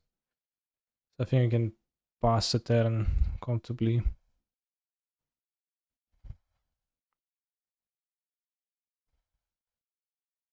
Can even make another construct and go pow pow Solitude. Exile a rhino. And that would be exhilarating.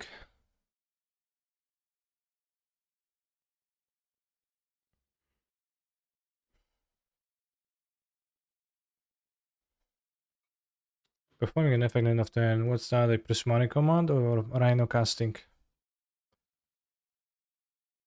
Rhino casting is a bit rough, I guess. Could also play Weir on 0. Then we can make a token. Let's actually do that.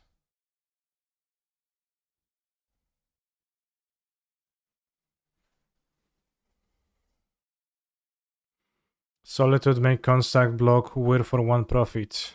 Yeah?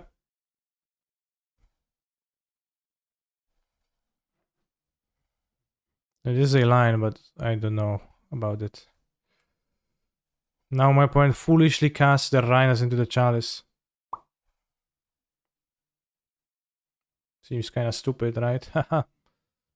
Imagine they cascade into a 2-drop now.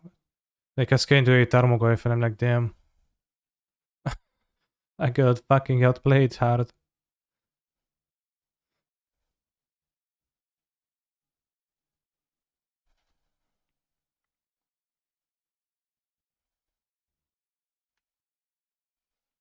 I did not cast Crushing Footfalls. Should you have tapped Foundry and Spell to be able to cast Solitude instead? Absolutely, yeah. But I'm making a construct. No sword, question mark. I played around Force of Negotiation. So that if my opponent force the Weir, I could make a construct, block 2 rhinos, exile 1, take 4, and survive.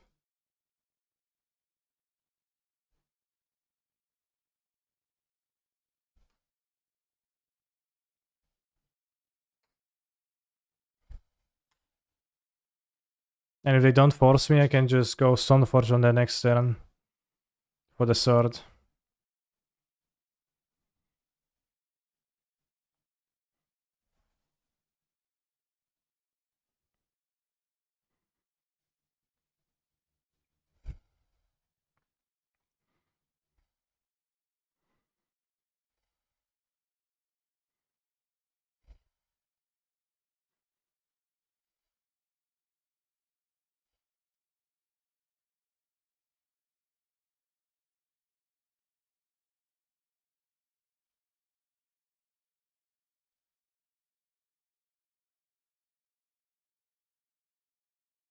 Did you know the helicopter music video is actually very, very humorous? Because it contains a helicopter, a beautiful woman dancing, and the guy doing stuff. But then at the end, he wakes up in like some looks like airport job, and he throws his things and is like, oh shit, I'm back to my shitty life. That was just a dream. Was there a reason for not going for weird sword combo instead of chalice? Are we playing around something specific? Yes, we are. And there was a reason. Which I outlined when I was casting the weird, but I outlined once again. Listen closely. If they would have force of negationed my weird X2, I would dive the Rhinos. If they force of negation my weird X0, I can make another construct and live.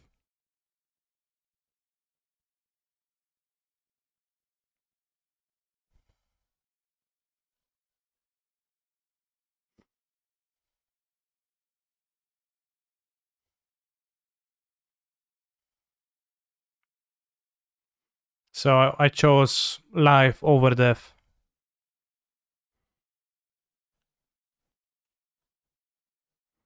I could pitch the Solitude Pow Pow, and you still have access to Sword next turn with this.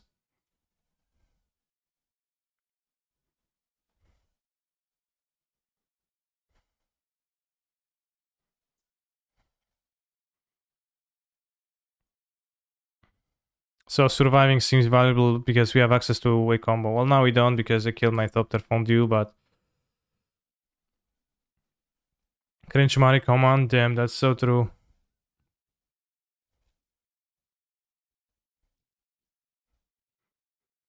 Cringe Mari commands, cringe ma... Mari... Now we're going to get a Shadow Spear and win too. I guess.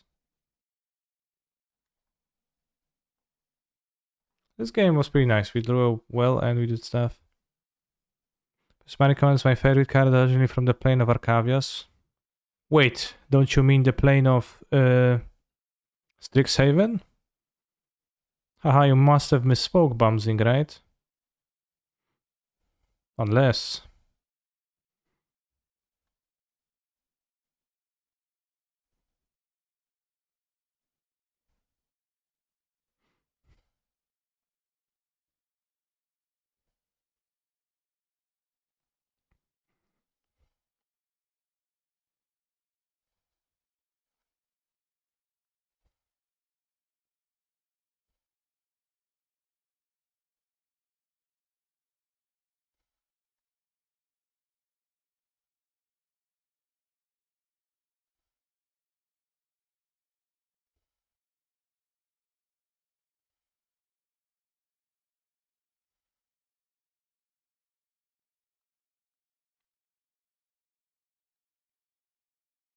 equip the outdated construct and attack with it, as opposed to the freshly minted new construct tokens.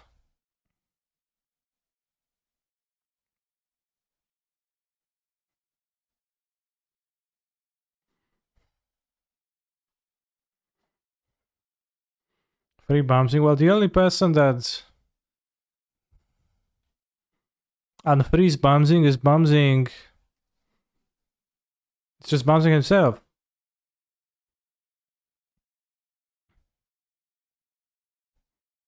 Me personally, I would appreciate to have a useful mod back. But for some reason, Bumsing chose not to do that. Instead, trapping himself in some weird mod prison. Of course, everybody is free to do as they choose. But I don't get it quite. Don't quite get it.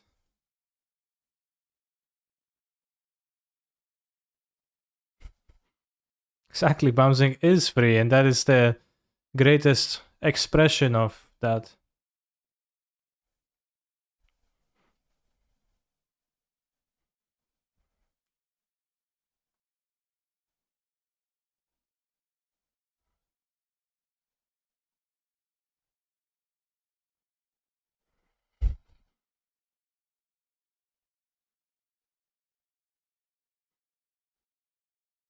You mentioned wanting to play Death Shadow tomorrow. White Prince Type 5 out with this Rakdos list that caught my eye. Alright, I spy with my little eye. Oh yeah, that's the aggro deck, but I don't want to play with that because I don't... This was in the challenge, in the modern challenge. But it looks like a list from a year ago, 2 years ago, a year and a half ago. It's like, doesn't seem... It does not inspire me.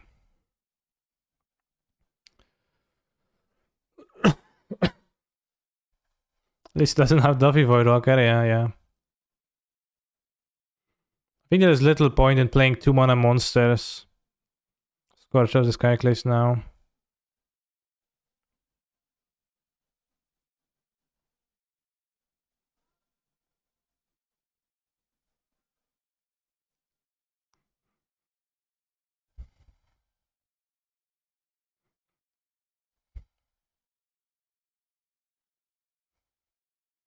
I remember Scorch being 70 tickets. It used to be very expensive, yeah.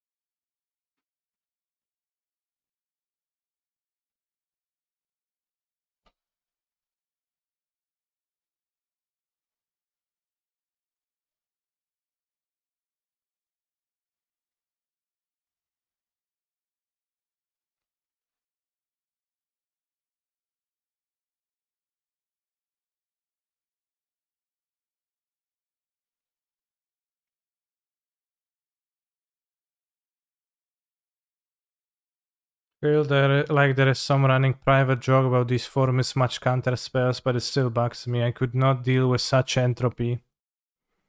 It's not joke. It's not a joke. It's simple. There is way too many cards, artworks, versions printed nowadays. And I enjoy many different prints of the same card.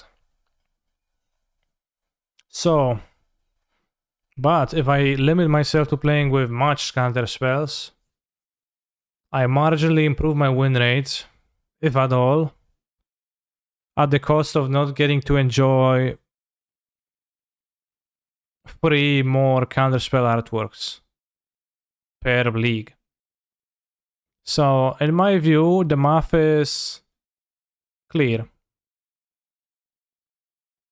I get to play with 40 amounts of artworks you'd be playing.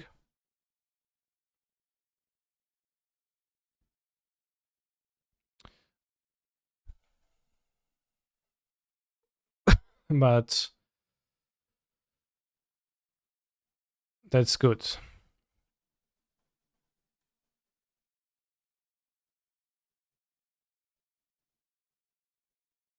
Why would matching artworks improve your win rate? If your opponent poaches you and sees a Amonkhet invocation counter spell, and then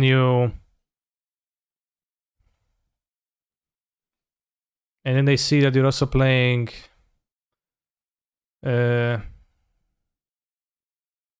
let's say if your opponent if in game 1 your opponent sees Amonkhet invocation and Strixhaven and Secret Archive counter spells, and in game 2 they see those two, and they know there is 4 counter spells in your deck, which, otherwise they would see 2 counterspell and 2 counterspell that would be the same, so they gain information. Or if they discard spell you and they leave you with a counterspell this in hand, and you are foolish enough to cast counterspell Amonkhet invocation because you drew another one, they know more cards from your hand now. So there is ways to leak information this way.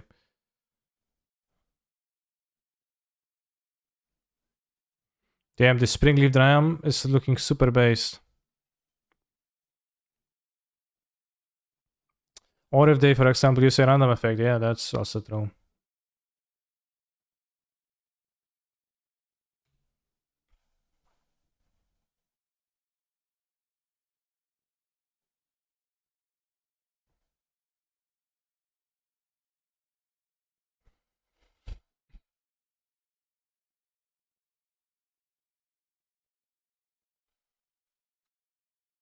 I do think that you should have at least one second edition card spell in the mix for the one white border card value.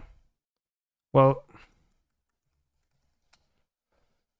the counter spells I play vary from deck to deck. I have an entire collection of 9 counter spells on Magic Online that I choose from with any deck I'm building.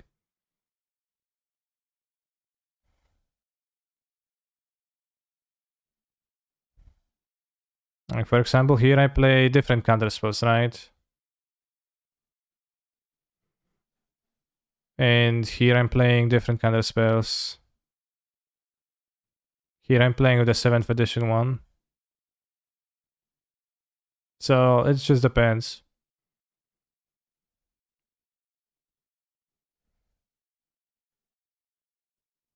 My favorite one is the Signature Spellbook Jace one. Signature Spellbook Jace counterspell. Is there actually such a thing?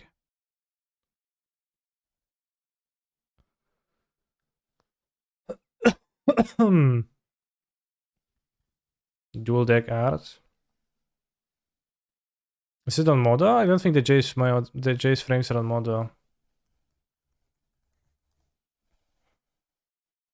But I think Jace frame is based. It's extremely marginal and doesn't necessarily translate into positive win rate. Could easily say that distraction cost cost would cause them to be distracted. Well, but then like you were entering the psychological warfare. Oh yeah, that's good. I would play that Moda. I would play this one too. Sucks. I would not play this because it's like 30 tickets on Moda for some reason.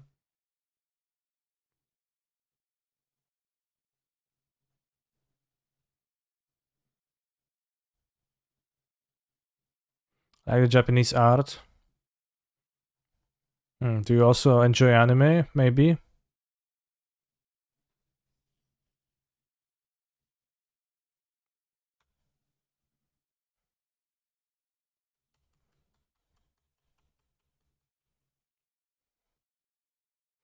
Kinda cringe to play special art NGL. Okay. Thank you for your input. I don't buy secret lairs and I don't play paper secret lair cards, but I like them online. So online they're free.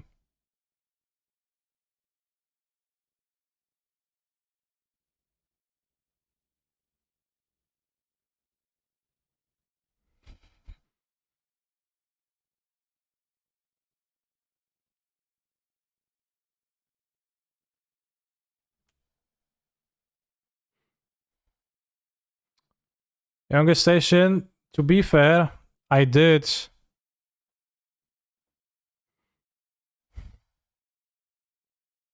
confuse myself with the card artworks in the past. The toughest was when I was playing. At first, when we were playing Reanimator and Legacy.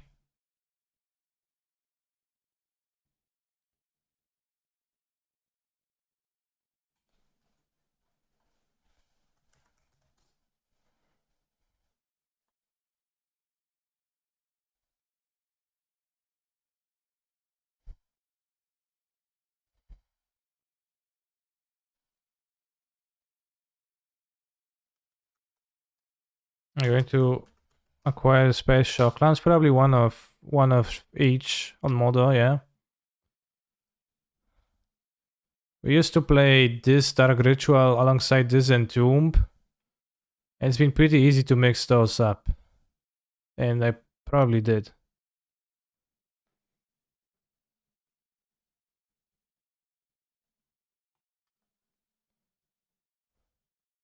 So since that, I guess this doesn't have Ritual now, but then we switched to this and it was very pog.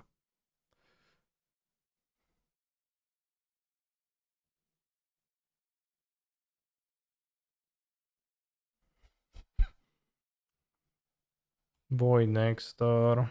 Boy next door, boy next door, boy next door. Boy next door, boy next door. Boy next door, boy next door, boy next door. EOT Dark Ritual, yeah. Anyone remembers MTGO X? I don't know what's that. I wasted so much money on MTGO when I was just learning the game and need to send an email to pass me to invest in crypto instead. For sure you do.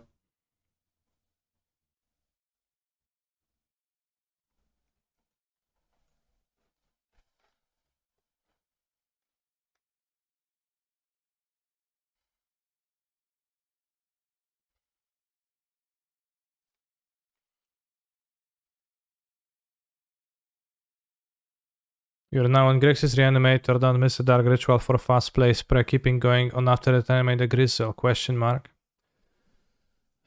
I've played one league with Grixis. I've been missing that. I don't know how I would like to build a deck. Ideally, but that was something I tried. But then I didn't play the Showcase Challenge with Reanimator because everyone seemed to have 4 extractions, and then I played with a shitty Uro deck and got my Uro extracted anyways, and realized that I didn't dodge fate.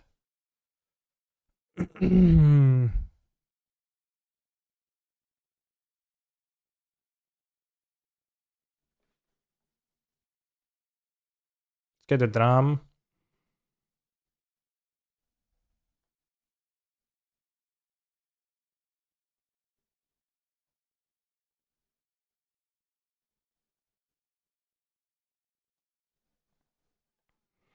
To play Terrafer? Ła, asi palec w oko wsadziłem, ja pierdolę.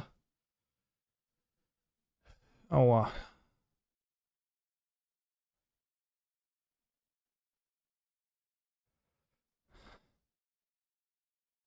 Yes, I'm okay. Crypto Bros would tell you that you can't stand it just cause you didn't get rich with it. What was that? I put my finger in my eye. By accident. By like slightly, so I didn't even hear that much, but if I were able to choose whether to put my finger in my eye or not, I would have chosen not to.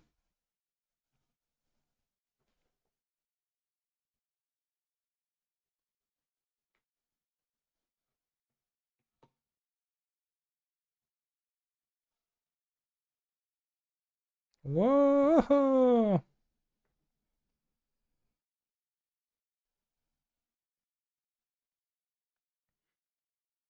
Let's go, Shusha! Vamos, vamos, vamos!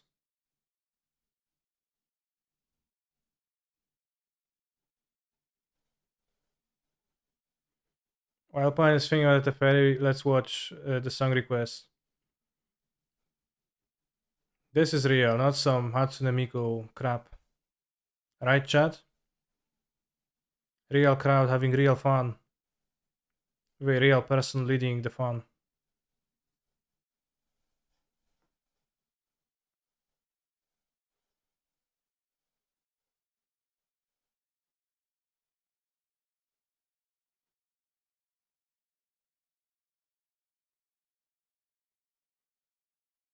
I think Spain is real.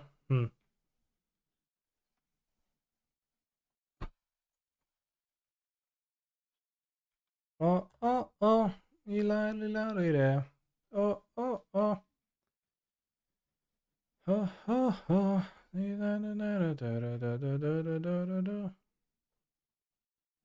Oh, oh, oh. That's all you've got, bro. These elves.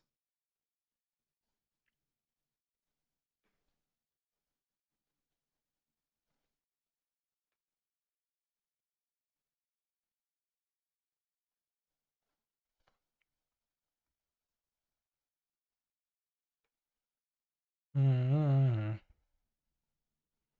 Mm-hmm. Mm-hmm. Brought back. Oh, bros. We're supposed to get back the saga and the fetch. I didn't realize, but I think like, keeping Anisfel is better. They do some wonky stuff, then they make some moves like play Blood Moon, then I think I'd rather have Counterspell up. Kaczmarski mury, no dobre. Ten requestik wjechał. This Broadback is gonna be insane when they kill the fairy. Yeah. Broadback Mountain. Well, I don't actually have mountains in my deck. Yeah, or I will not have mountains in my graveyard. I have one on the battlefield actually, Rogin Triumph, but can only bring back fetches and some other permanents that's gonna die. But Broadback is a perfect counter versus Force of Vigor.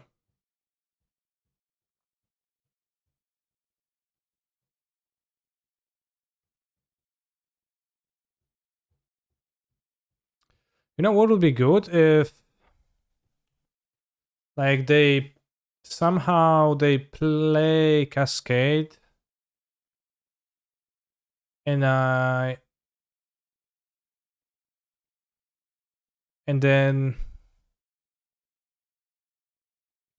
no, I mean I would have no reason to do that, but we could arrange a situation where we have a Teferi in play thanks to Broadback, put on instant speed, while there is a Cascade spell with Rhinos on the stack. And that could let you confuse people who wouldn't know the context of the Broadback effect. But since like it's not even a good play, it's not gonna occur naturally, so it's not worth thinking about.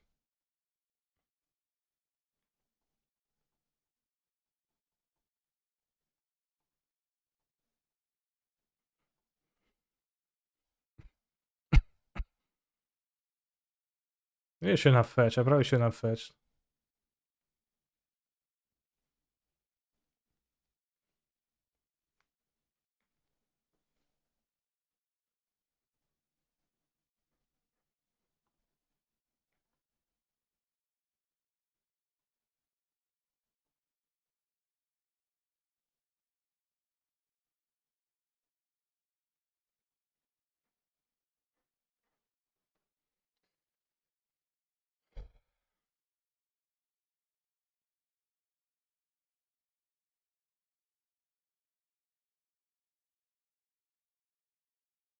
Oh, we found a better use for Broadback.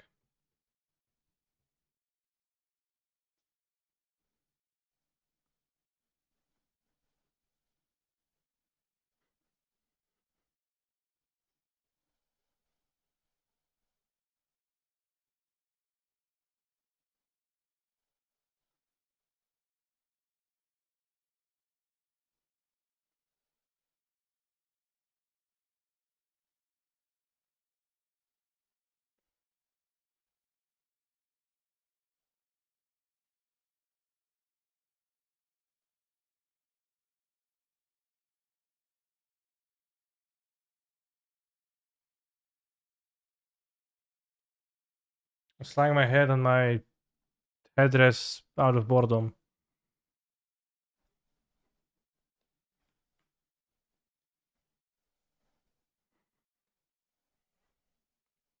My point is connected. That's why they're passing priority, but they probably have really bad internet or something.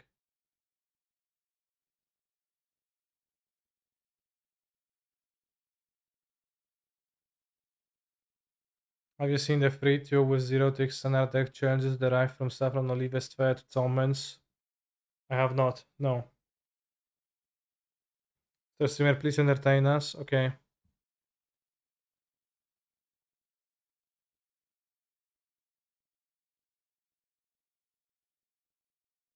Split finger in the eye or something, then not again. Flex those biceps for us. What biceps?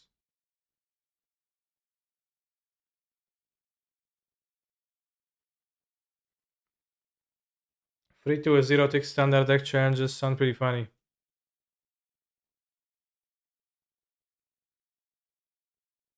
Why is your eye so attractive to your finger?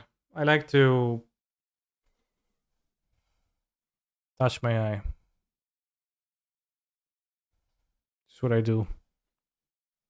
Is it Taj Mahal on your shelf? Yeah, it's Lego Taj Mahal architecture. If you free two with the 0 ticks shit deck, you get 200 ticks. The deck is pre-constructed. Just puzzling, yeah.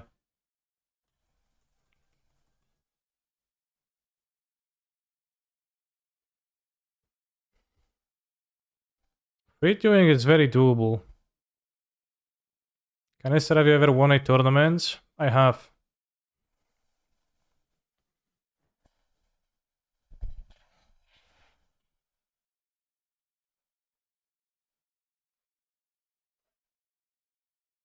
You see?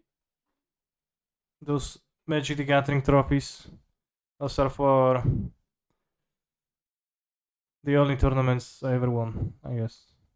And only one for them is for winning the big one.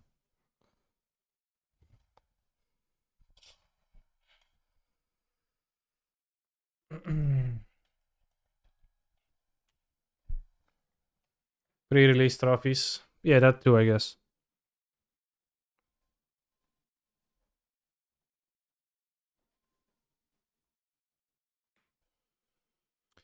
It was for Mythic Championship 7, where I got a day to buy. Where I got a buy into day 2 and won 5 rounds to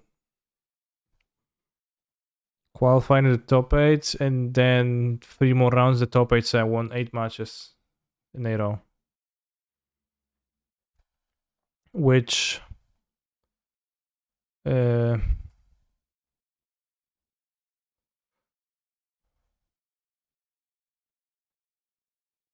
furthermore, I won many monies for. And tilted Brad Nelson. I don't think Brad was tilted. I think he was trying to make it into a funny joke, but I kind of failed to realize that at first.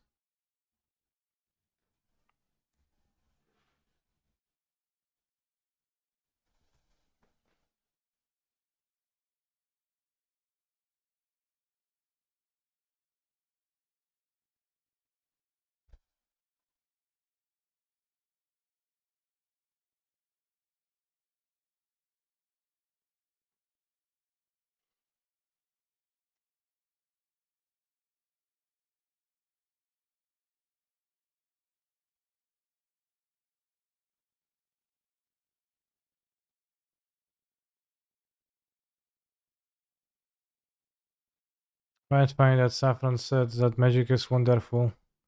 He realized it was a one trader. Funny.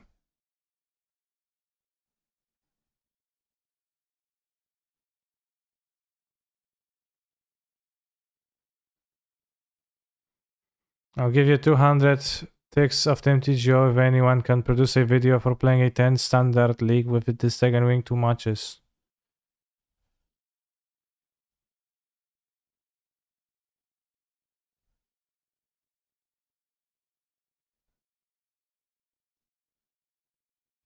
Where's the deck?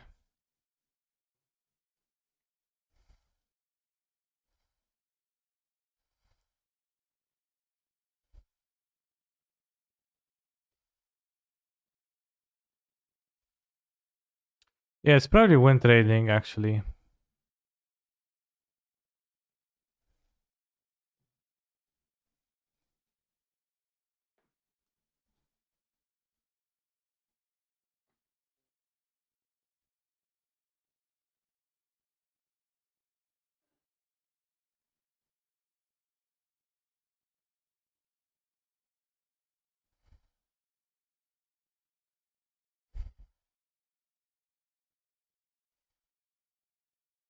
Yeah, it's not a real deck.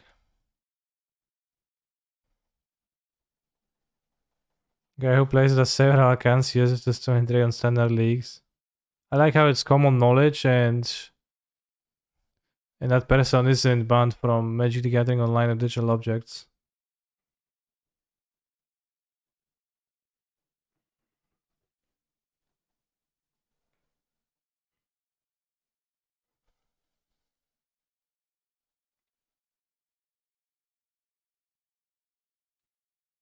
Much as with a real player, he times out the games to make it miserable for anyone with him to play standard, yeah. Nice strategy.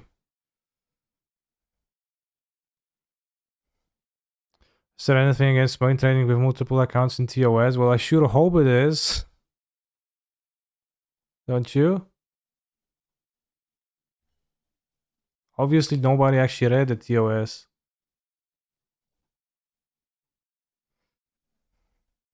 But really, are you gonna like say, oh, actually, there is nothing in the TOS, so this person is ethically, morally, and intellectually in the right? Yeah, I feel checkmated.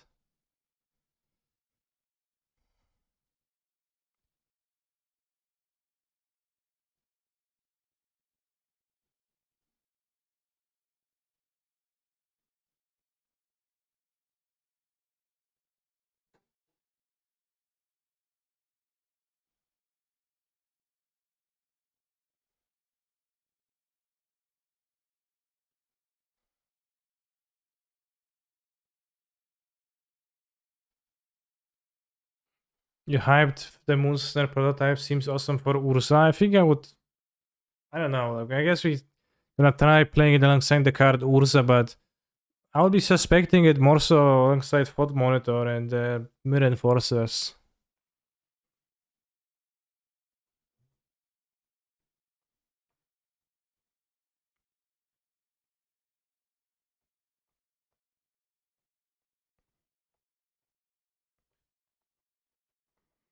The thing with the win trading is that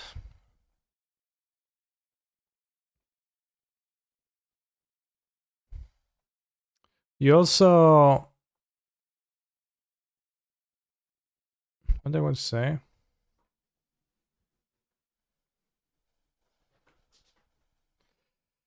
You also need to run 10 instances of MTGO, and I don't know, have you ever tried having two open? It kinda went back when I like opened two accounts to trade some cards, it always lagged my computer really badly.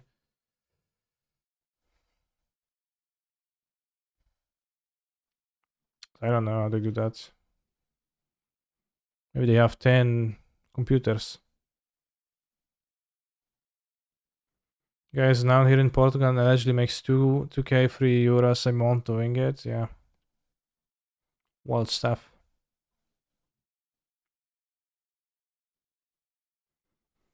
It used to be 10 bucks to open an account, but now you don't need to. I don't think so. Not sure actually.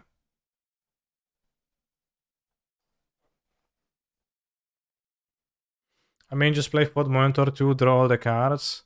Yeah, but every card like Urza is going to make your... Alright, you drew Saga, so you won.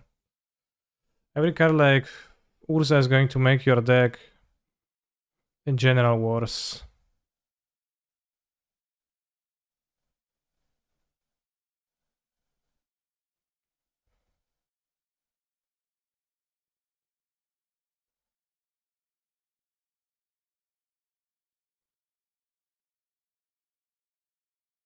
Thank you, Dingo.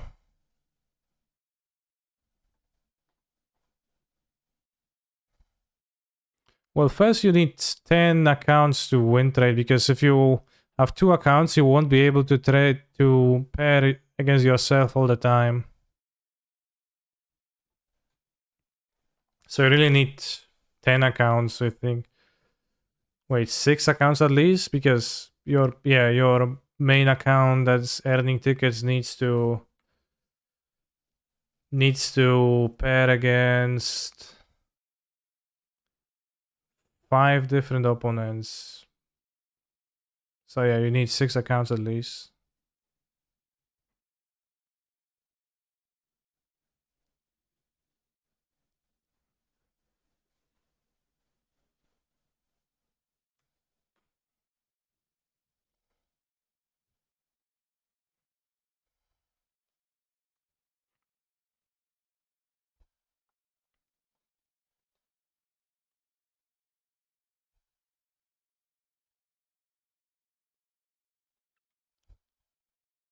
Is color better than Battle School here? I don't have Battle School in my deck. Nice counterspell mana, by the way. I'm playing a Saga. It's a conscious choice. You can match twice with the same account, the same league. You can't play against the same account if you're both in the same league. You can match twice with the same account if they are in a different league. So they have to, like, rarely it happens that you play against the same person twice in a row in a league. That is when you play your match, yours is in the middle of the league, theirs is the last match of the league, or they drop afterwards. They rejoin, requeue immediately, and you get paired again. They're in a new league, but you can't pair if you're both in the same. If you played your opponent in your league and your opponent played you in their league, you cannot get paired. Probably a sitting place, but here I'm just laying out all the moves for the Wind Raiders to perform. So they can note and then utilize their knowledge. Well, yes, if you have multiple winning accounts and losing accounts, then you can do that.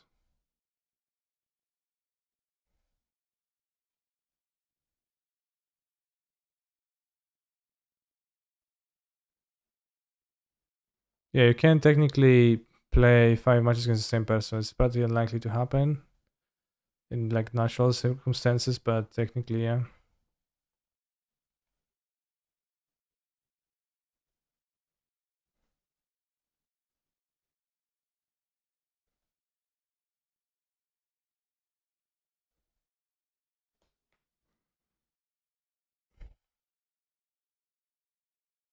I think I cast it now. Broadback is kinda, I don't know, it's just doesn't seem that great overall of a card.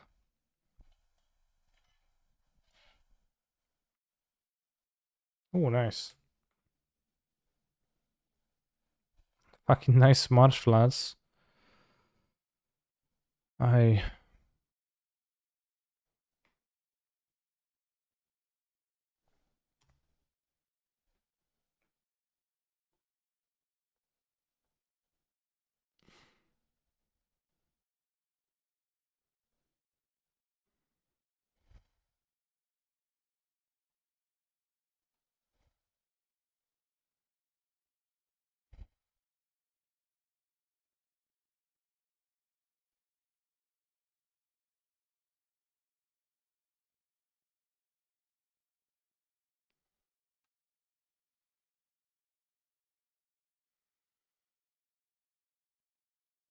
What's the black for again? Prismatic ending.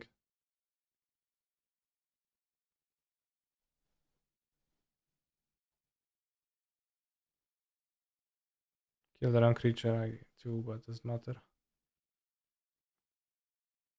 think you should be able to win this one.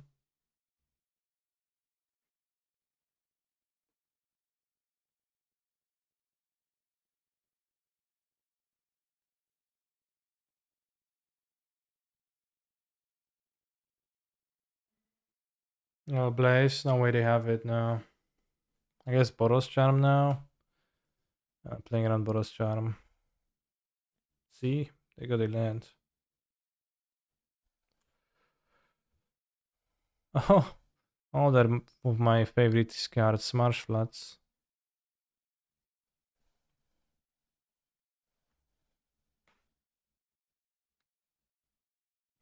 Nice Marsh Flats, yeah, yeah. Yeah, yeah, nice Marsh Flats, yeah, yeah.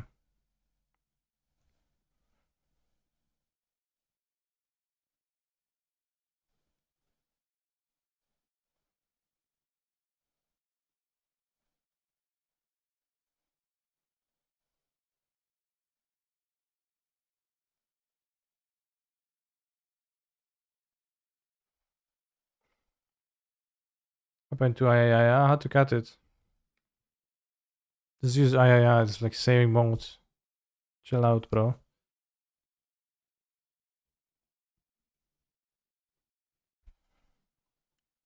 Outweeps. Brought back best card, by the way. Ayaya, ayaya, ayaya, ayaya, ayaya, ayaya, ayaya, ayaya, aya, aya, ayaya, ayaya, ayaya, aya, aya, ayaya, ayaya. Weeps out. Chad, I've just read an article saying that they have found bones that are 30 to 60k years old, but the Earth is only 66k years old. Can anyone explains this? Yeah.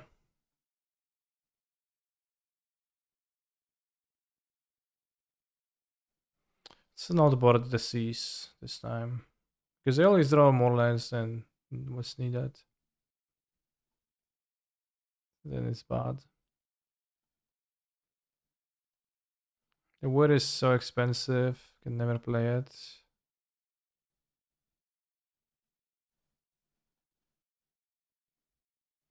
Brought back sacks. Okay, let's have the seas.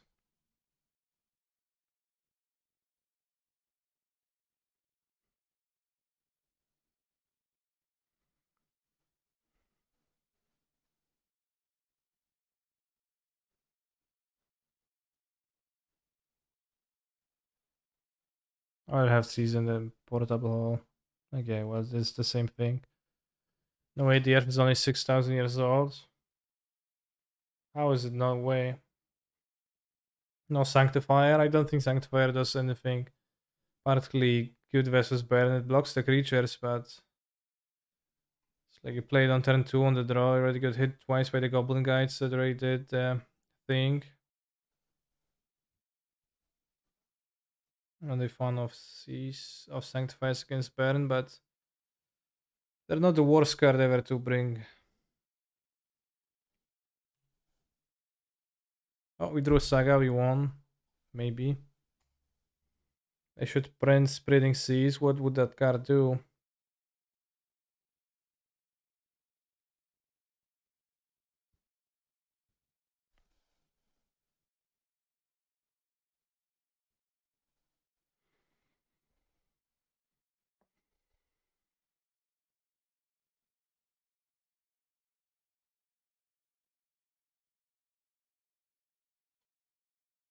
Turn Island with 1 BT before Seas. Do you think that the Seas effect is the mirrored is a mirror of a draw a card effect?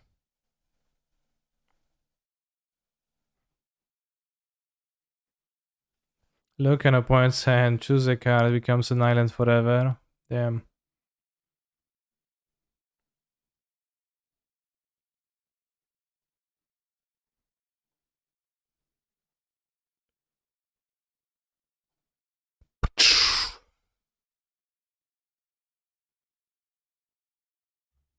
Two mana Seas tends to be pretty medium though. Yeah, but Spreading Seas is also like kinda medium but also strong. So what you said was not ironic. Very curious.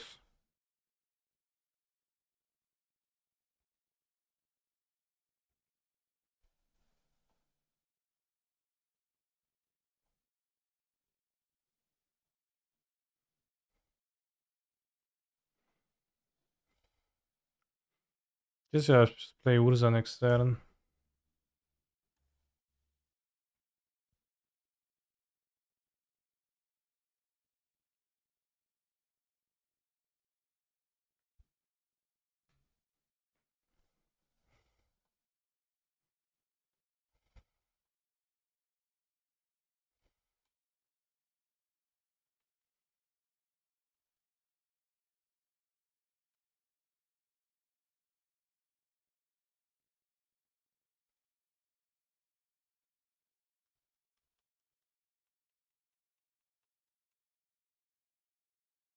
Chalice of the Void. Chalice of the Void has no color. No wonder.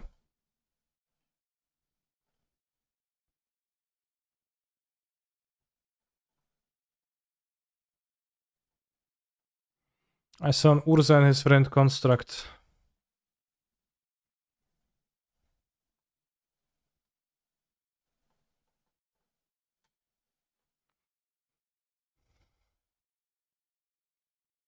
Like, imagine here the spreading seas were actually spreading seas. Spreading seas, like, it's worth it for a pan. I guess, like, mid MH3 or something, it should happen. Spreading seas. Just for the pan.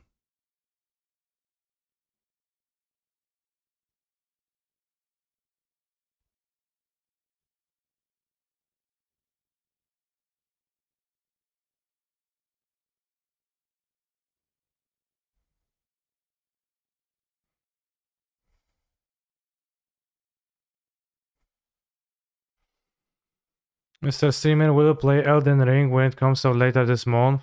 What's Elden Ring?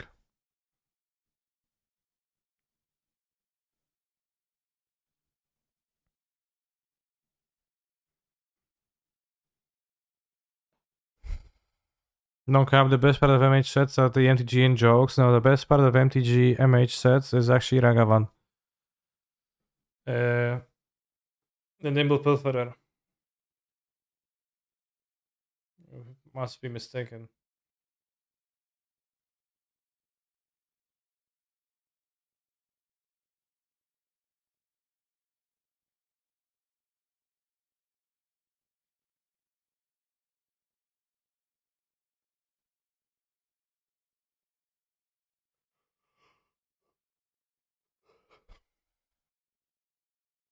Elden Ring is a new game from the makers of Dark Souls. I actually feigned ignorance. I actually knew what Elden Ring is. But I have never played a single Dark Souls or Dark Souls adjacent game. And therefore I don't have any expectations.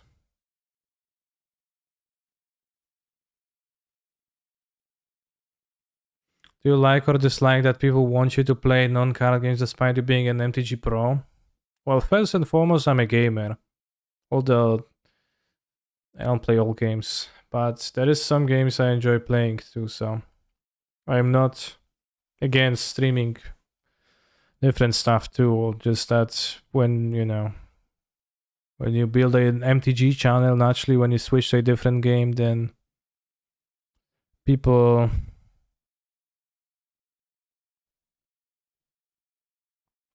not gonna watch.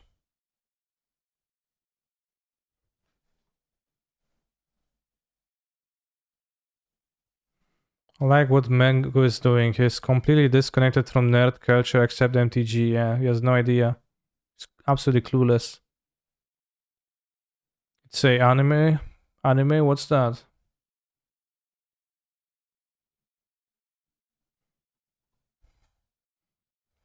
Oh, I remember. I watched Dragon Ball one episode once on with Italian dub on the TV.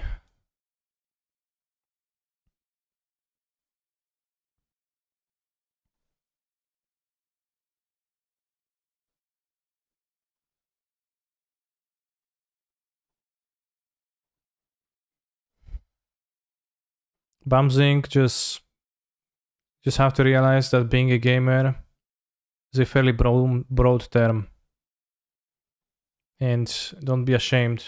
You are a gamer too.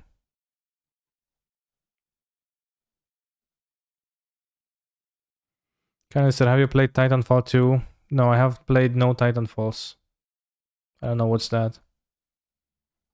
I never played Dark Souls because they're hard games allegedly, and I don't know how to play them.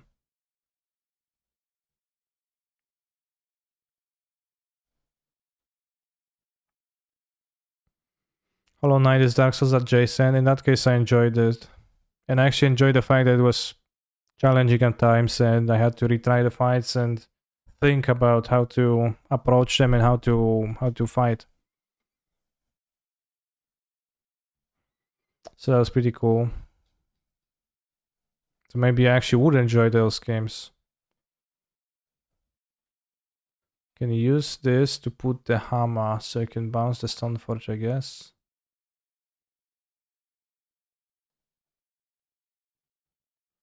You just described what Dark Soul is. Okay, in that case, I'll play Dark Souls at some point. Which is something I was planning to do for years. A year and a half ago, I also bought Persona 5 on the PlayStation Store because it was cheaper. It was some kind of a promotion and it was like third of the price, and I was planning to play it since then, but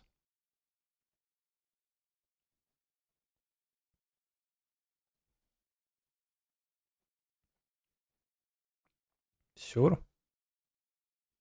90% of my Steam library has never been played. Yeah, exactly. Me too, except that I only have one game in the PS Store. Because I don't buy games not to play them on Steam.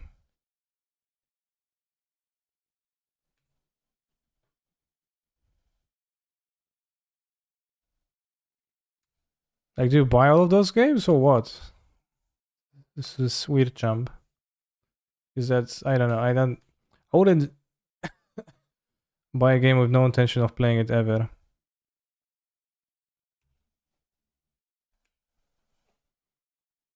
I also don't really understand Steam and I'm not sure how it works.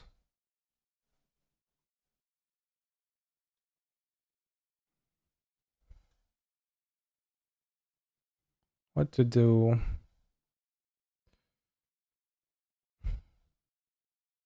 Seems like Ether Spellbomb is my best card. Needle? You wish. Also, they're gonna put a hammer from this and equip so it doesn't do stuff.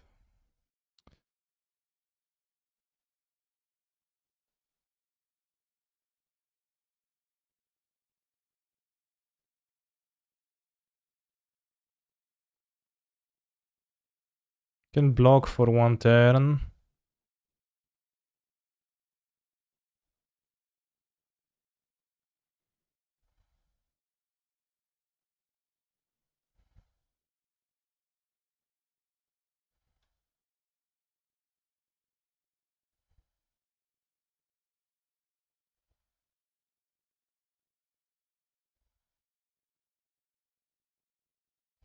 You can take the Paladin with the P-hole too, but that seems weaker to me.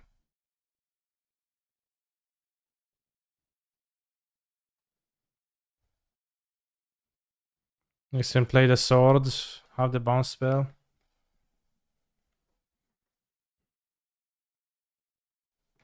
It might need last game one, I doubt it.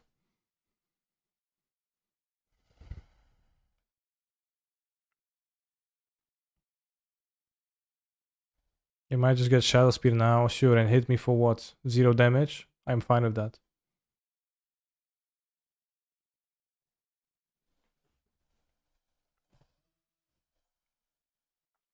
Yeah, typically when I play games, I get quite into them and play them a lot. For example, Magic Online. I got quite into it and I'm playing it daily for 10 years. 9 years. 9 years.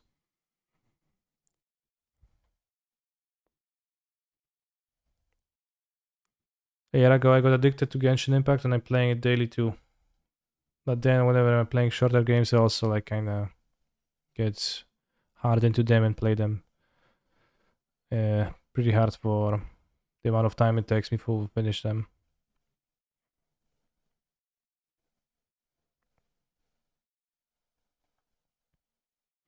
Same, but Genshin is getting so boring now. Yeah, you just set your eyes on the long-term goal, which is pretty unclear. And you just log in for an hour every day, or less, half an hour. I guess they're going to get this for Shadow Spear, which is a problem. How is this chalice not doing anything against them? It's a bit rough times. Kinda dislike that.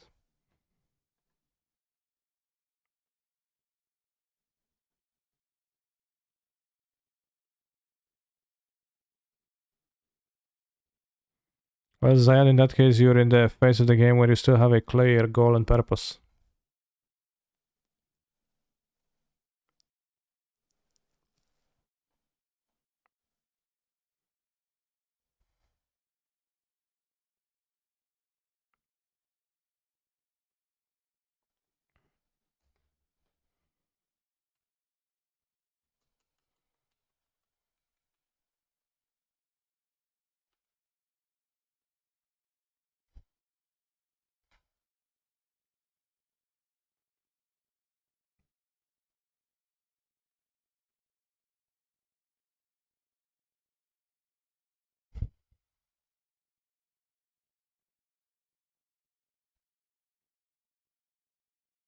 Anyone here change from iOS sub to PayPal sub? Damn, I actually don't know. And it's really sad that you have this problem.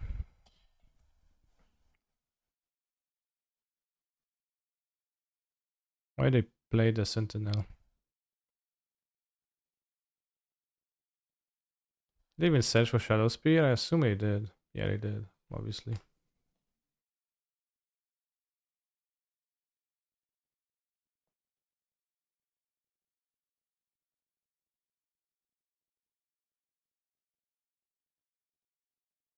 I think I'm actually dead on board. I'm kind of DOB on board.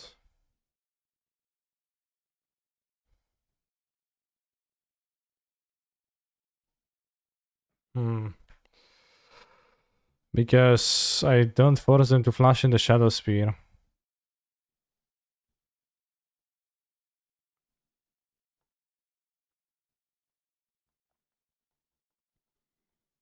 Yeah, I am DOB on board. Any solutions? Bounce, disc, block, Shadow Spear, kill. Okay, no solution.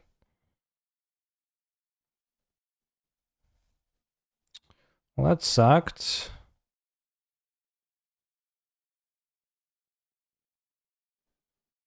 We did combo, but... The Chalice is not even like that great against Hammer. They're all of like typical Chalice problem. Yeah, it stops the largest amount of cards in their deck, but none of the good ones. All the good ones still work perfectly fine, and because you're down a card and because your deck is built in a worse way than it would be otherwise, you lose. Same shit every day with Chalice.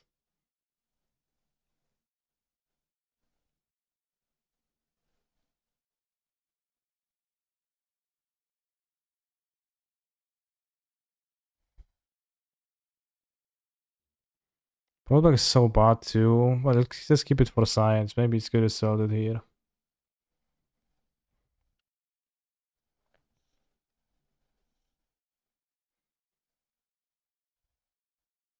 See if Mono released anime waifus, I would also spend money on it, yeah. In general, Magic Online is poor at incentivizing people to spend on it, I think.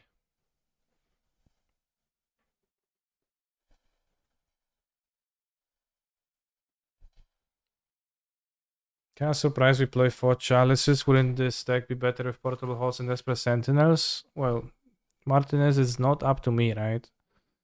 It's not a super canister underscore MTG deck.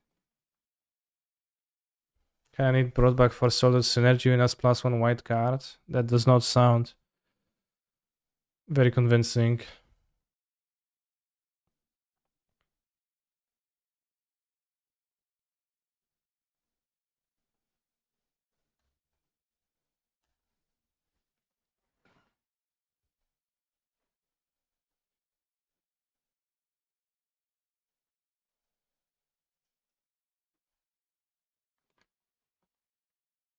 Gaming gaming angle now.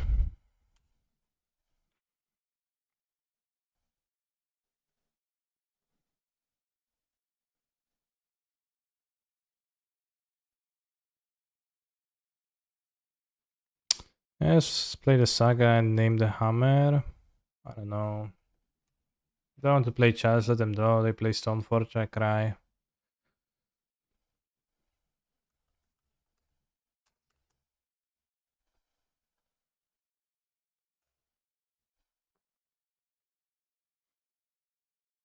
Esper Sentinel loses to creature decks and common decks that don't care about your 1/1. Yeah, I think Esper Sentinel is pretty poor in this deck. Because it doesn't pressure people, but that does not make Chalice good. I don't think so. I've been playing Scrabble online again, but I always felt slightly cringe using the two-letter not real word but are Scrabble words. Yeah, I kinda hated that too. Kinda hate that in Scrabble too. I think it's not Pog Champion.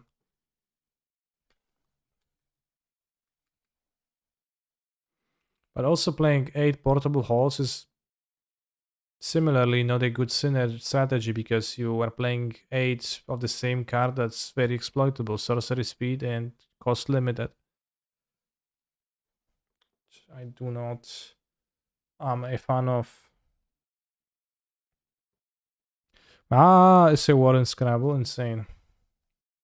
Ah, Ch. Ch.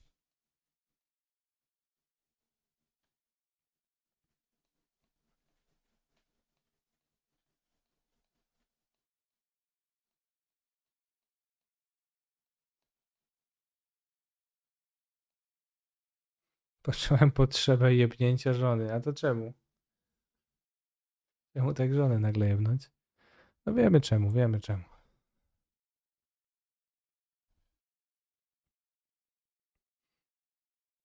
Here spreading seas would probably be better. But would the spreading seas make the land a swamp? Or a swamp in addition to its other times? How do the black effects work?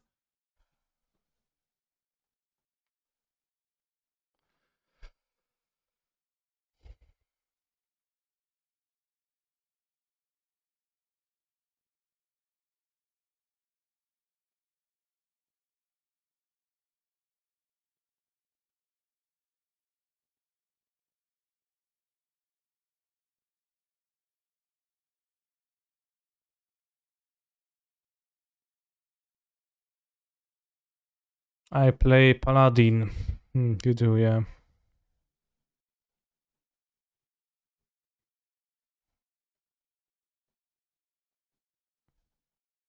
Spreading seas. We just need to kill a land. Or lands loses all types. So it becomes a wastes.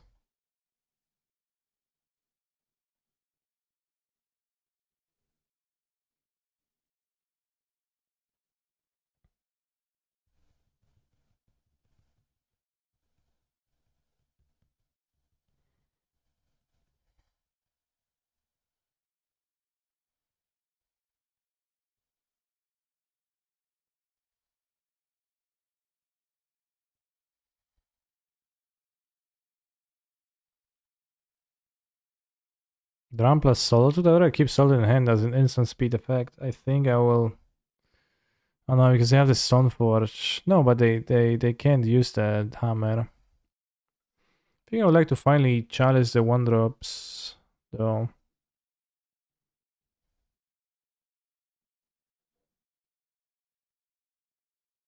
As your deck, kinda stinky.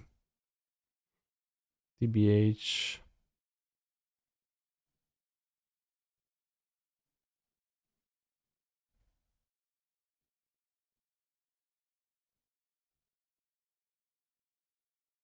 Fetching right is difficult. Yeah, well. It was.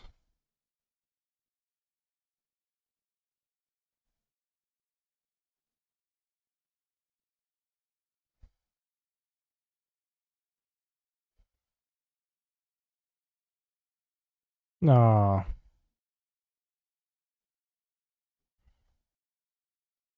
To this.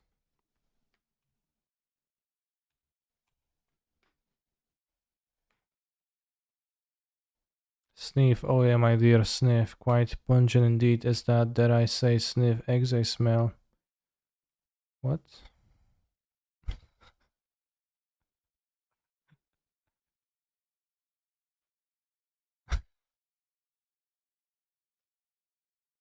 What are you talking about? Whenever I look at the screen, I see the angle now. I get confused because the angle is different and I feel weird jump.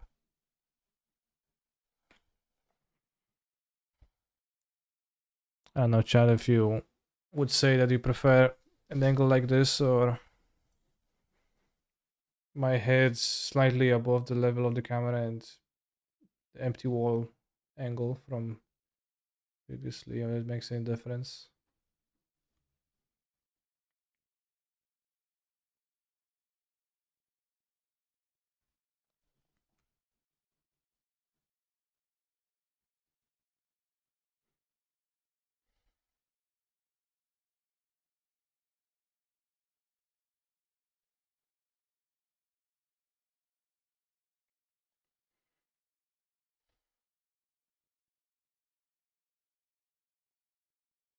Can you make yourself an obtuse angle? What's the obtuse angle?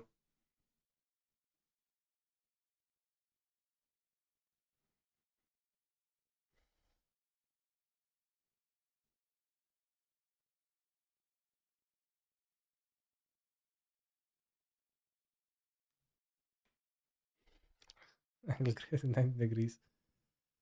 Wow, that would be really hot.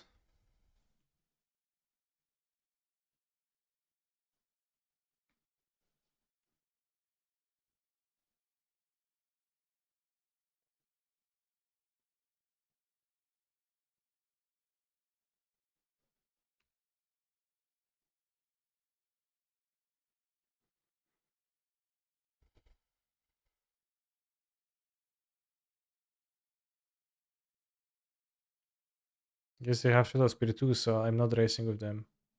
We're racing to nowhere. Well, we are racing together, but to nowhere.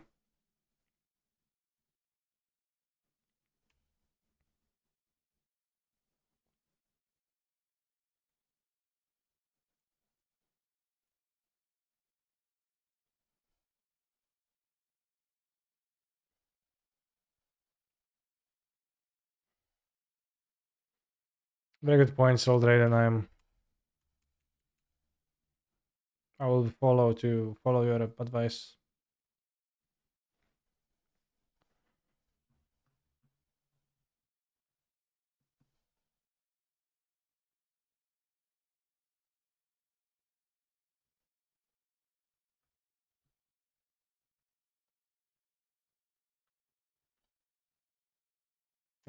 What are those creatures waiting for? Oh, I guess, but it's 5 power on your turn. You get 10 poison and get covered again. Yeah, I do. I guess, well, they can show spear, but exclamation mark Mick. What do you want to know?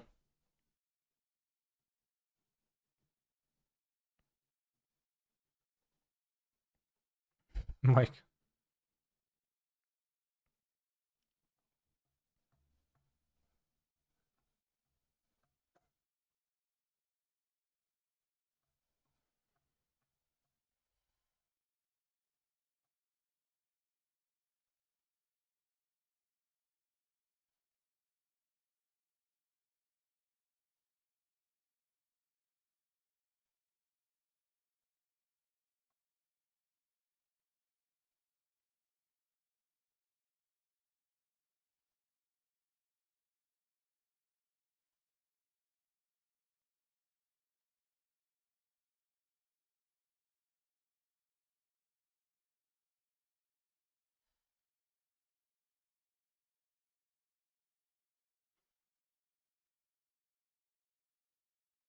Sounds like a great idea, Mario Brega.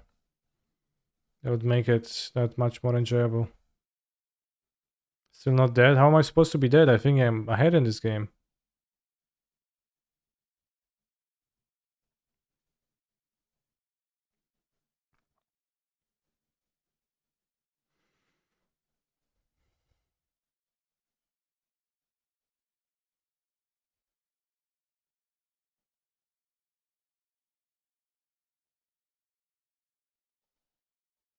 They whiff.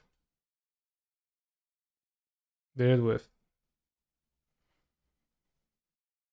I was wondering if your mic is positioned optimally, what the polar pattern is like.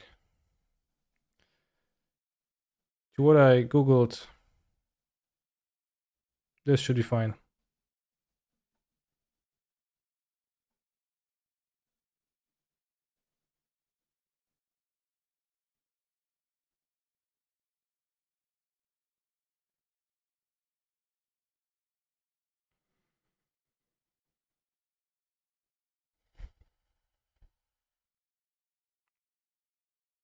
And now you made me unsure, and I will be spending my evening investigating this matter once again.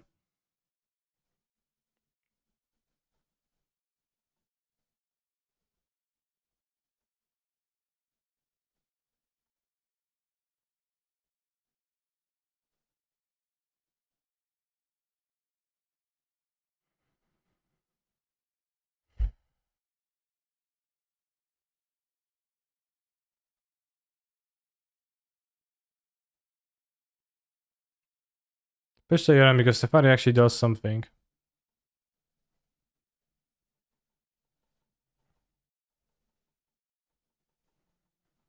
Yeah, opponent is definitely overthinking their attacking patterns.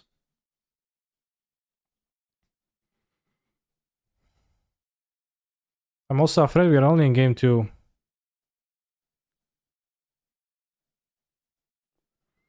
And this game is already taken forever. Do you see the black red reanimator on Deckless and Goldfish? What's your thoughts? Post a link. Then I will give you my thoughts, as I haven't seen it.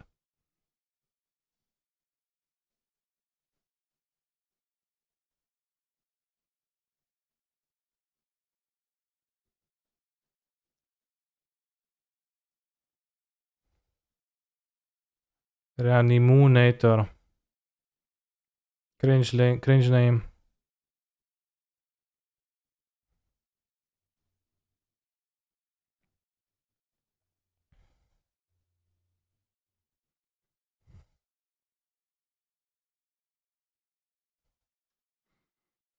Moon. If I am to choose as to whether play Archon of Cruelty or Lurus of the Dream, then I think I know what I would choose. And you should too.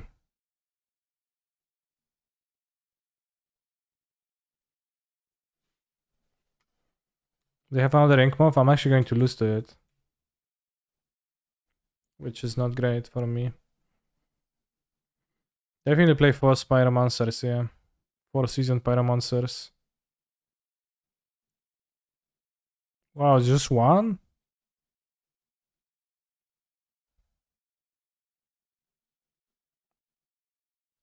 Yeah, definitely play 4.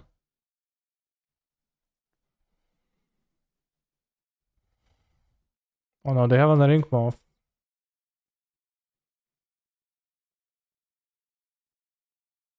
I don't think this deck has a good hammer matchup.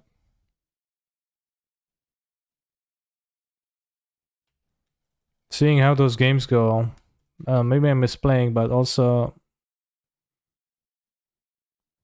doesn't seem like I'm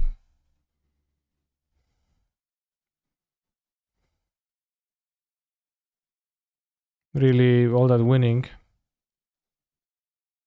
It bounce the needle and replay it, except for the powerful poster card, Charles of the Void, making it so that I would host myself.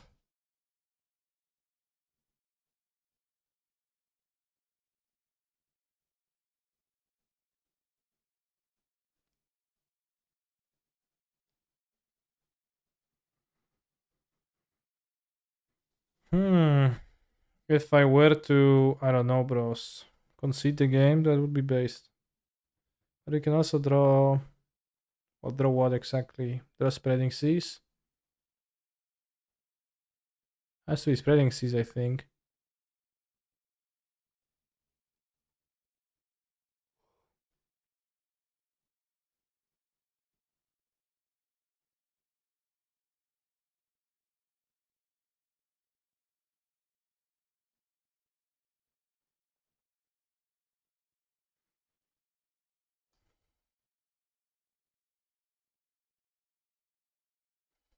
Well, I have 9 poisons on me.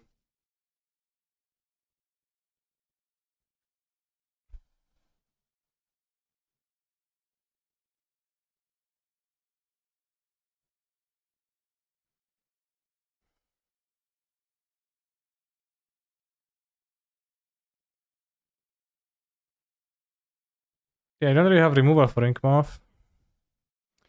Maybe I should have spent the first spreading season.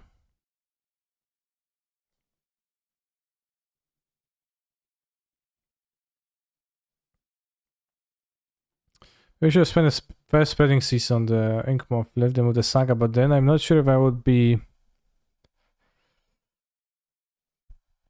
Not sure I would be beating their Saga, because it would make 2 humongous Constructos. About single name Inkmoth. I was locked out of that play with my own Chalice. Therefore... Not quite.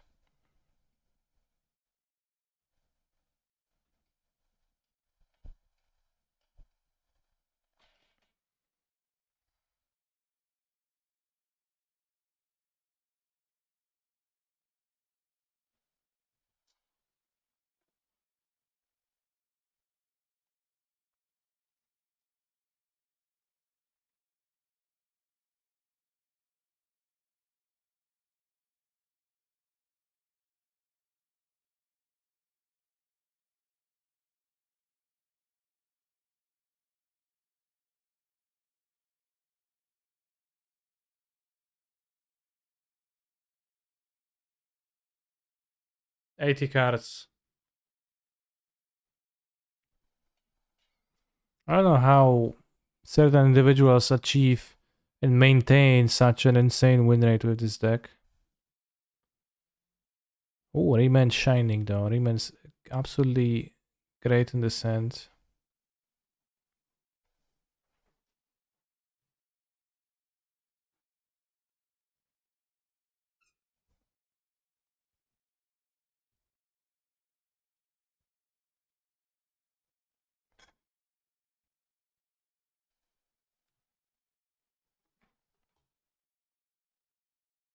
Let's lead on Marsh Flats. My opponent is also playing a Marsh Flats. I think we have maybe found a soulmate.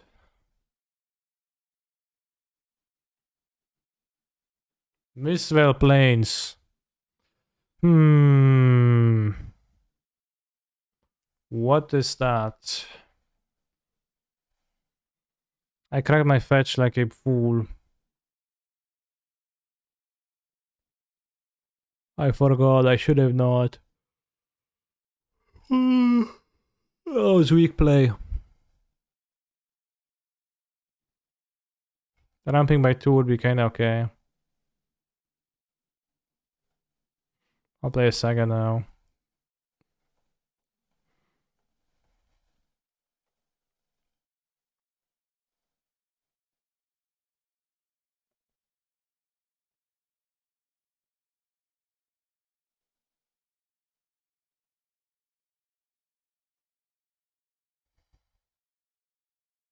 I will play that. It's not a question to me, it's a question to my opponents. I have no idea.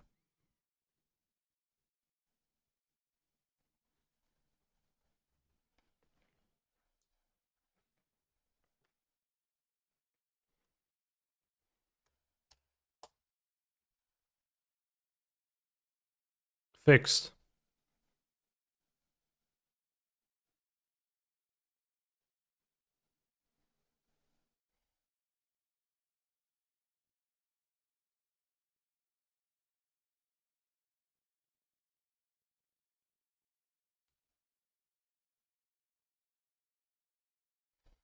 Time for Value. I may construct. My land dies. I get Springleaf Drum. I play Fetch Land.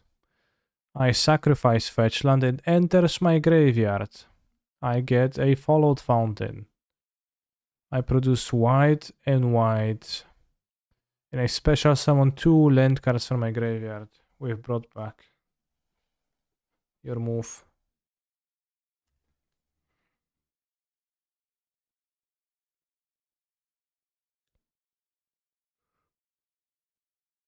Oh no! Squadron Hawk! Reveals 3 Squadron Hawks. Squadron Hawk, bros. No words for that.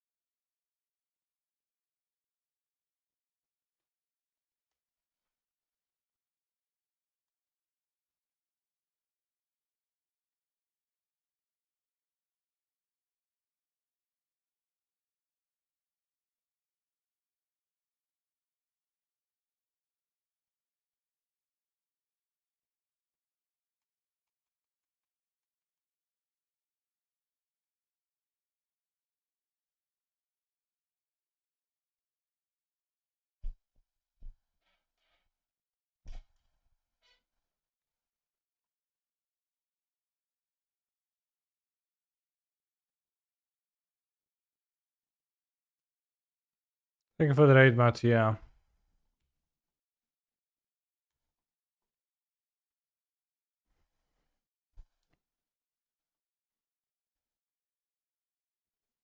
I got rid of my Shadow Spear. They want to race. Well, let's race then.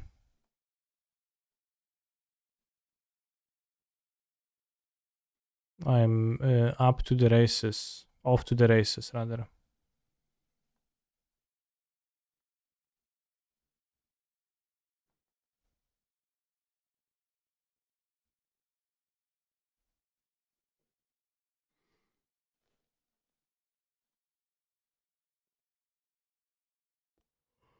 Pow pow! My monsters. Attack.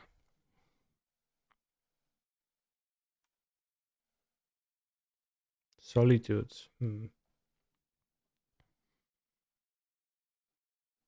No big deal. That doesn't help me race that much. He chose a construct over the Phyrexian. Maybe it makes sense. I don't know. I don't know.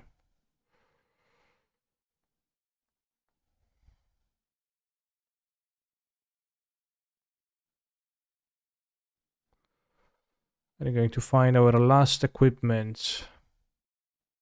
Sword of the Meek.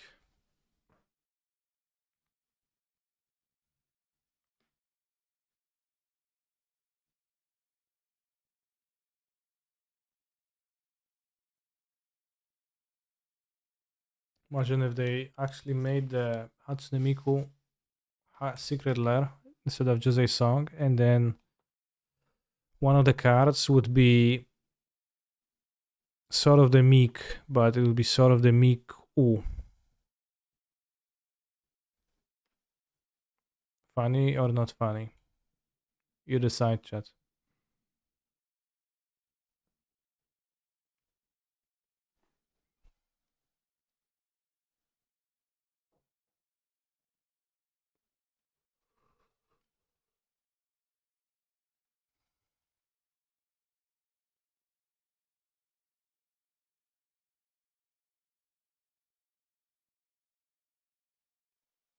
I laughed. Glad. This deck is also a Yorion deck, but there is zero Yorion value in it, which sucks. I just realized when I looked at over to my companion zone and I looked onto my cards in the battlefield, and there is nothing to do with it. Scaldra, which is almost nothing when it dies. There is Stone Forges, but I already have no equipment. Yeah, Urza plus Soul deserve 4 and 5 mana permanents, so kind of a tough sell, I think.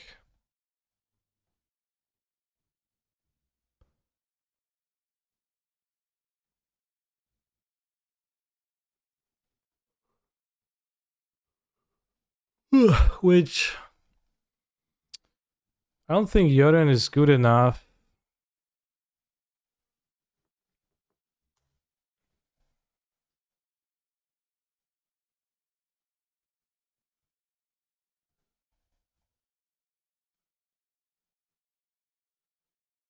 Thank you for the resub. I look into my companion zone and what do I see? Exactly, I see nothing. But for example, you wouldn't twist your deck to include Giruda. Because Giruda is not good enough to twist your deck, right? And then are you going to twist your deck to play Lutri? Well, you won't do that either, so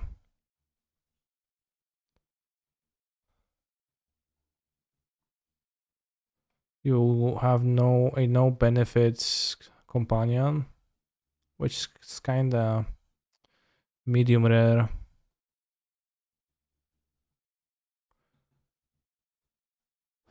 Fish.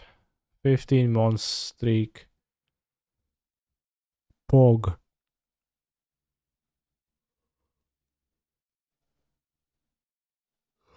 I think the problem with Lutri is the companion costs. The problem with Lutri is that you play Lutri, and mid-game you look over to your companion zone, and you look at your opponent who just picked up their Lurus, and you just wonder, why is mine so much worse? How did I deserve this mistreatment? I work harder than my opponent, yet the reward I get is way smaller.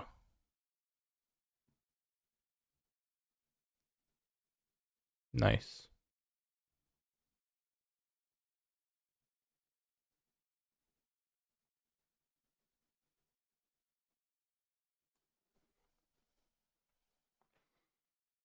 Your one is almost free.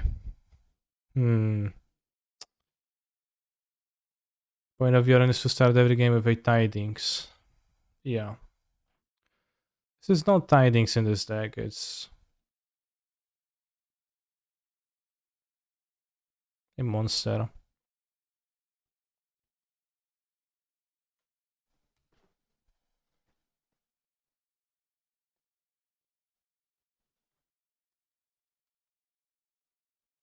It's definitely not almost free, like this is something I don't agree with. As it just seems obviously not true to me.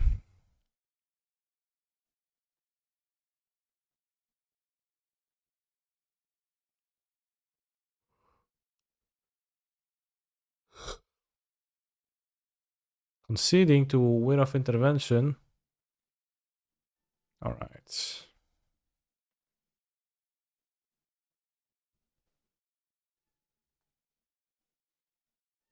Playing as Yorion, Black White, Squadron Hawk. I think I have no sideboard cards and no need for that too. Sideboard. Why do I disagree? Because I think it is not almost free. Well, that's it. I think an 80 card deck is generally worse than a 60 card deck. As proof, I will cite the fact that literally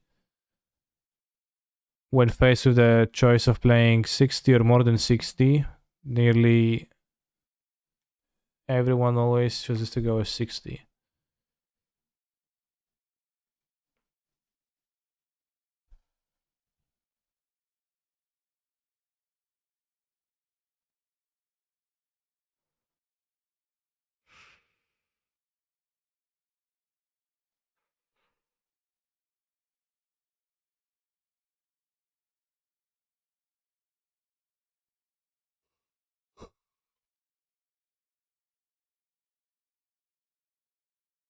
Was one that one time Absent Rhinos won a GPU with 64 cards, yeah.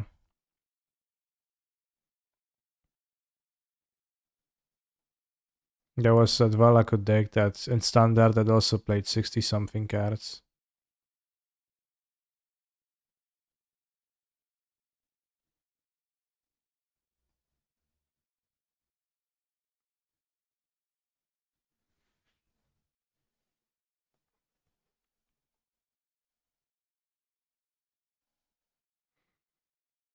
Kappa Therapist.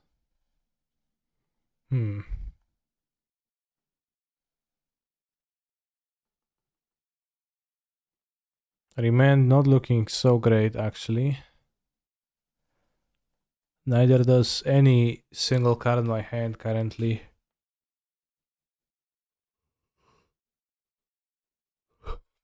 So Nasev won a PTU 61 cards. Well, also many players choose to employ the 61-14 strategy for their sideboards. Between main and the sideboard, they play the amount of cards of 75 total, the minimum, but they choose to pre-board that one extra sideboard to their target for game one, which is very reasonable. Really, I've never seen anyone actually do 61-14. Alright, the reference, or rather the point I was making, was that I did that once for a challenge. I don't remember if I placed well, probably not, because I typically don't. Which is why I kinda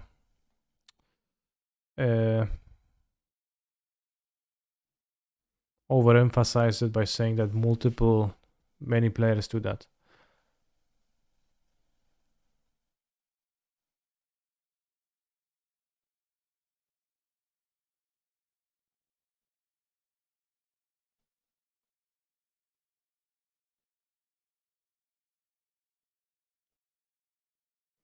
Let's go to the Miku.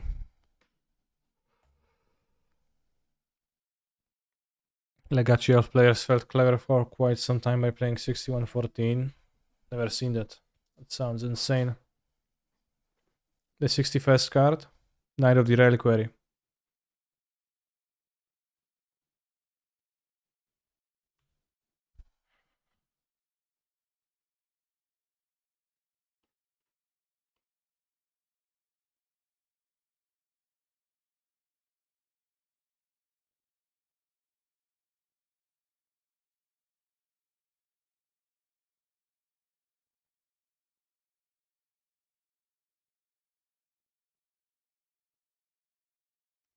Some reasoning about having enough to toss a 61 doesn't hurt you, but you get that one extra flex slot.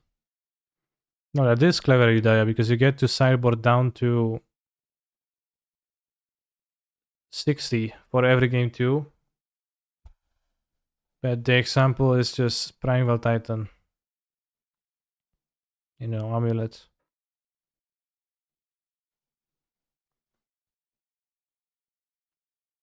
Makes your game one weaker.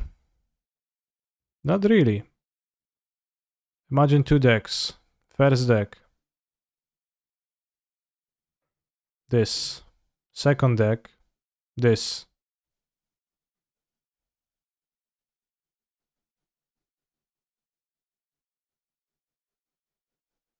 I would say combo deck which wants key pieces every game. Sure. But imagine that you believe that the extra tutor target wins you more than you lose consistency wise. 1/60th consistency loss. How many games did you win with the sword combo? Not a single one. I lost a few games with the sword combo though. When I had it in play and like couldn't get it off the ground and win.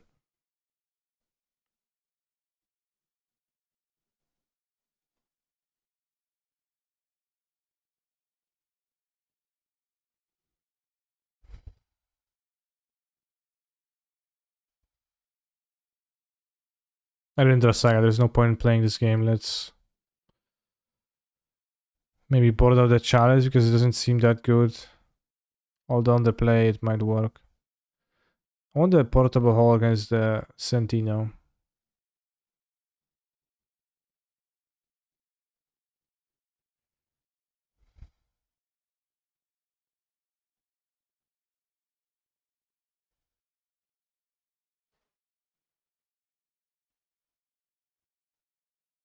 But the challenge seems pretty poor to me.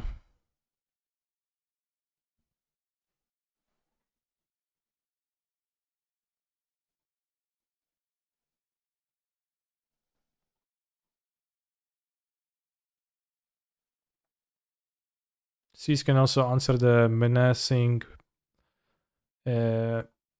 mist veil planes.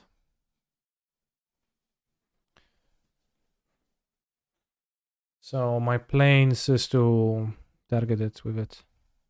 Get it? Planes. And that wasn't apparently good. This wasn't even working. Not even a working pun. Not even a functional pun.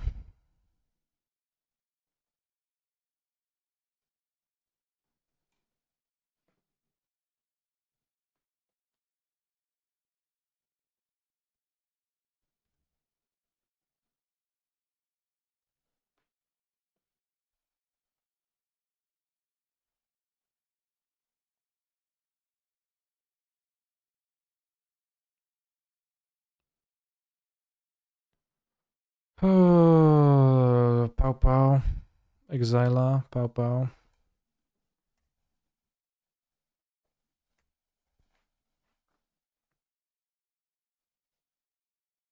Whoa, Memoria. Very pog that we drew a land.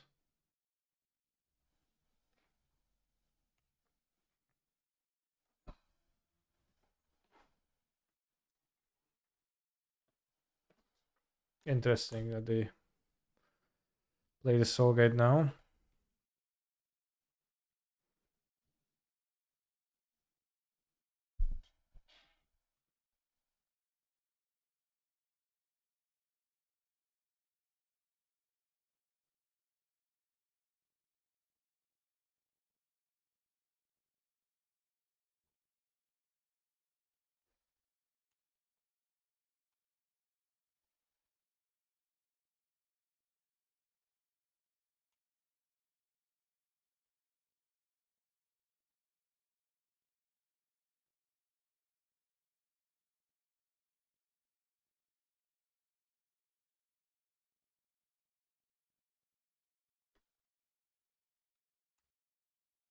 I summon Urza. Is it the first time I sound Urza? No, I sound Urza against Rhinos earlier, but...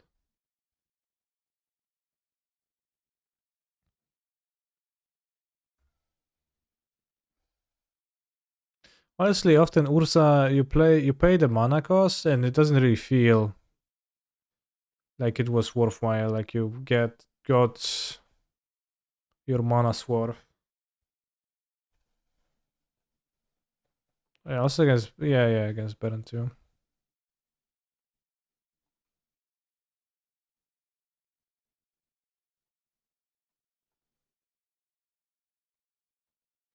Just sad because Ursa is a likable character, but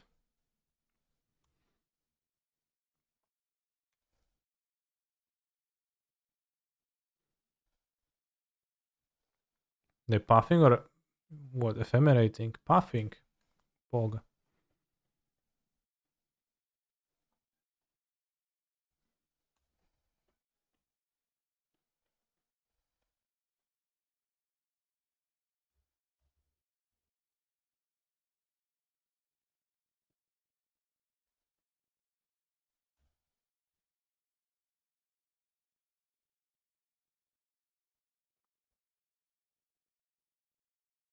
I didn't expect a puff too much. I was hoping to play Ursa, hold up Remand, and remainder 3 mana spell and gain an insane tempo advantage and win. But still looking pretty good this game, so.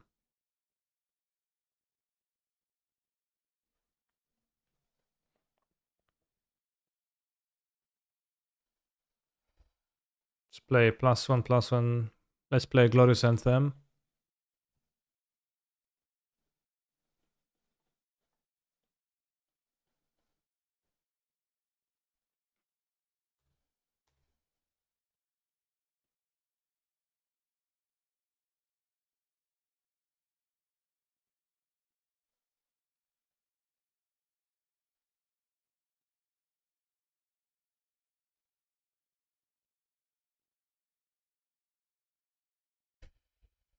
think that's an issue too, that the combo is just poor because you're spending so much mana for a privilege to spend so much more mana on doing stuff. Let's remember that. 4 mana spell, so seems insanely good. Oh, and we won the game, free tooth. But the Thopter combo is just weak in Modern. I had that revelation at some point when I played Thopter Foundry decks before MH2 ages ago, that you're just putting way too much mana into that and you're not getting enough out of it. Because as I just said, you pay 2 mana for the Fondue, you pay 2 mana for the Sorodemic at least, probably 3 or 4 if you're using Stoneforge or the other guy, Weir. And after you've spent 4 to 6 mana, you get the privilege of sinking more mana. For an effect that is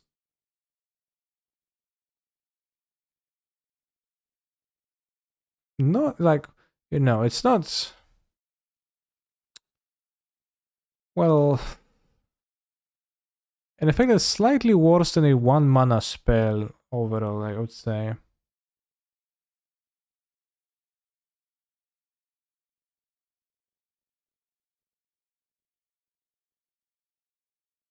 Well, they have the Urza Infinite combo. That's just like, I never lined that up. I guess in 80 cards with 2 copies of Thopter Foundry, seems kind of hard to expect to line that up.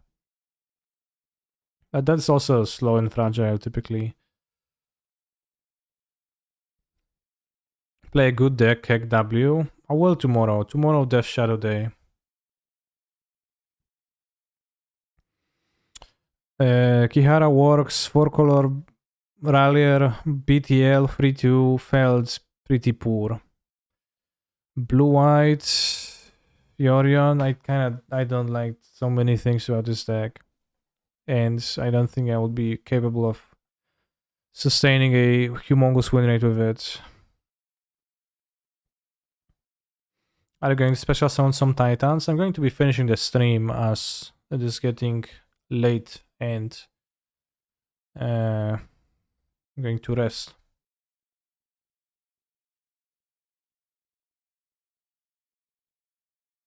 I think your newest Focalion is the bestest version by far. I agree, but it still has plenty of problems. Enough to tilt me half the times I play the deck and not want me to play it ever again.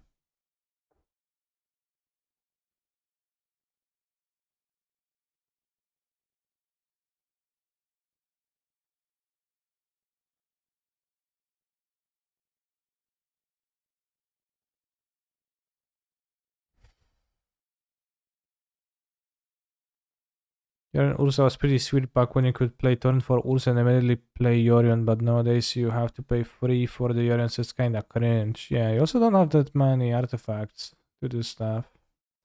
What do you dislike most about it?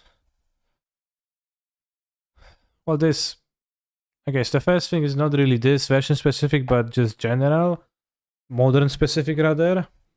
The matchup against Grixis is not as good as you would like it to be, and... it's just merely slightly ahead. But... the way they, the moment they win the die roll and they go turn 1 monkey against you game 1, from this point on in the match, you're probably 50%.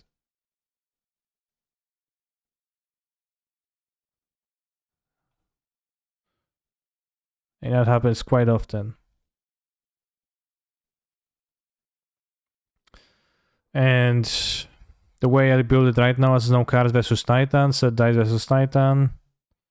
It's still kind of a not the greatest deck against no land combo decks. It's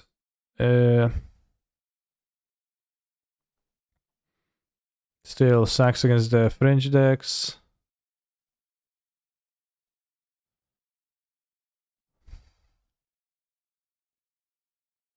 And like it's still impossible to, you know, to build a wide enough coverage to be good against everybody else. So it's like always pulled in many directions and always stressed thin. Like the Shadow requires cards, Rhinos require cards, Amulet Titan require cards, this guy requires cards, this require cards.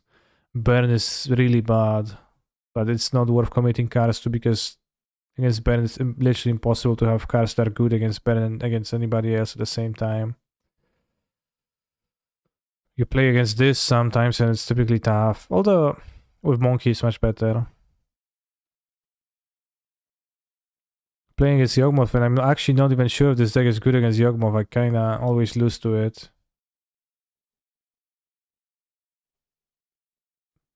I don't know how how do I not lose to Yorion, but just tend to.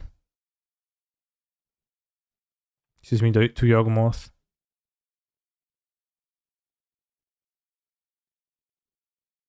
Wow, put it like that and seems really bad, yeah. Well,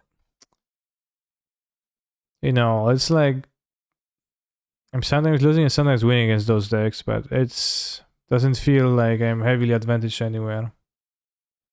And it's super hard to build in a sensible way where it has advantage over many decks. So it always feels like inevitably during a tournament you're going to get a one underhand and lose because of that, and you're going to play against two decks that are going to super destroy you. It's a good matchups against Hammer even without the ephemerate, I assume. I think so. Counterspell is not bad against Hammer out of this deck. I was actually pleasantly surprised by Counterspell against Hammer, and I just started keeping them post-sport. It's pretty good. Just like counter the Paladin and it's cool. Counter the Lurus, it's all fine. It's cheap enough to interact and they often like waiting for a good spot for their combo card and you can go pow pow. Counter it fully. Or maybe not all four, like I was boarding out some or etc. Like keeping like two at first, but then it's with this deck, for example, right now I'd have 1, 2, 3, 4, 5 cards. I would board out 4 monkeys and a counterspell times 1, I think. So I would keep 3 counterspells and I would not be unhappy about that.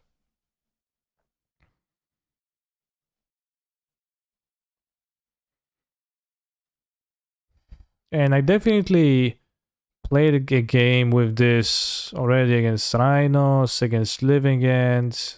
Maybe I haven't played against Living End, but against Rhinos, against Living End, against Belcher even, Upsol Spell, Strong, Titan. Against all of those matchups, you can deploy Ragavan, draw well, and counterspell your way into victory, and then you're advantage enough to kill your opponent. So that's pretty cool, but it's also not super consistent. It's an 80 card deck, so the matchups get better, but still not super.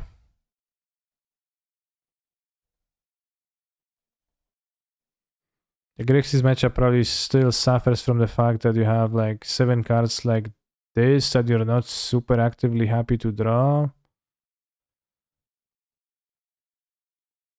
And just like the 5 mana cards have super big variance against Grixis Death Shadow because in low resource games you just don't have time to play them for 5 mana sometimes properly. And I don't remember the last time I resolved the Ren 6 against Grixis. Must have been on the play. But on turn 2 you don't really...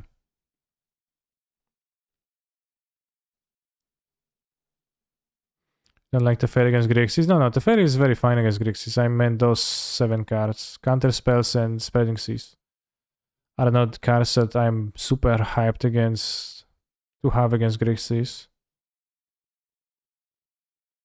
So you still can like draw a stinky hand game 1, like fail to draw one of your removals and then just knight the monkey and it's humiliating and infuriating. Did you like Eladrami's call? No, I'm 100% convinced it is not good to spend 2 mana on tutoring a creature because you just exacerbate the problems.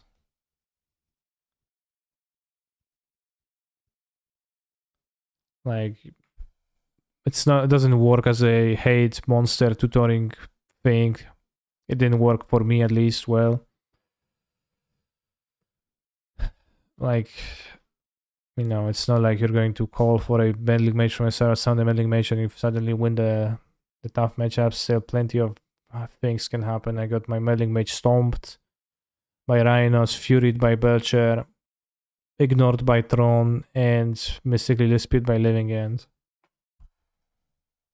Because it was cast on turn 3 after I wasted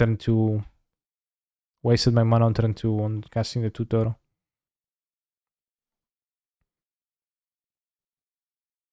Like, the only justification for playing Eladrami's Call is to get witness with it, but there is no witness in this text, so there's no point.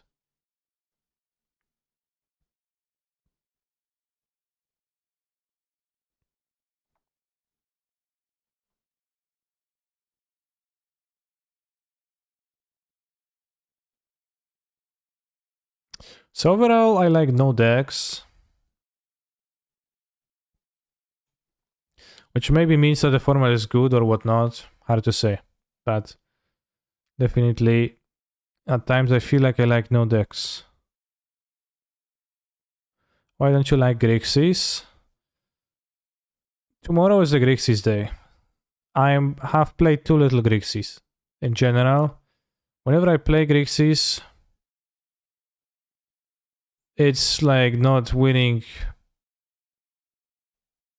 It's not as easy with it to win for me as I would think it would be. But I think the best fix for that is for me to practice more of the deck. And I will be doing that tomorrow. Playing 2 free legs.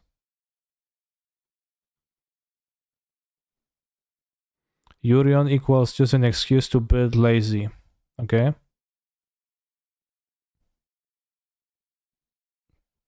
I actually put a lot of work into building the deck, so I don't know if I build it lazy or not. But also, who asked?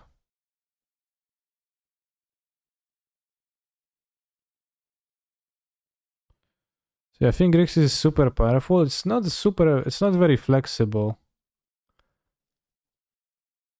Because the lists like all look the same. It's like kinda hard to imagine changing the deck list.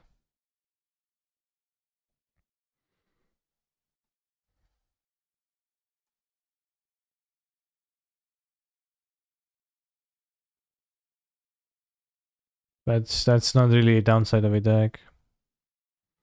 Grixis Monkey. Grixis Turax. Back when I was saying that Death Shadow was poor, but then it seemed pretty good actually. Desu Shadow. Desu Shadow we're gonna play tomorrow.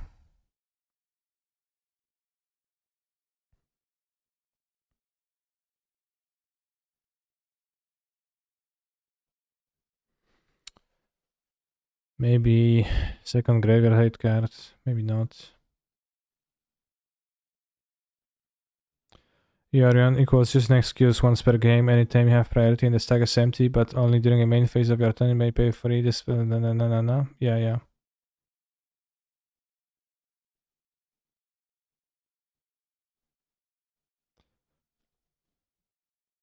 Hi, I was wondering if you had an article or cyber guide up anywhere for the Yorion Focal you played recently.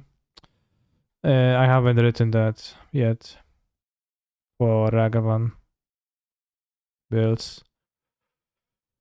I have a guide, like a general guide in my Discord, but it needs updating because I have changed my mind on some of the things. So I don't know, I'll probably try to do that sometime in the future, but I've been saying that for the past 2 weeks and I haven't done that still, so your mileage might vary. But I'll try. I'll try for sure.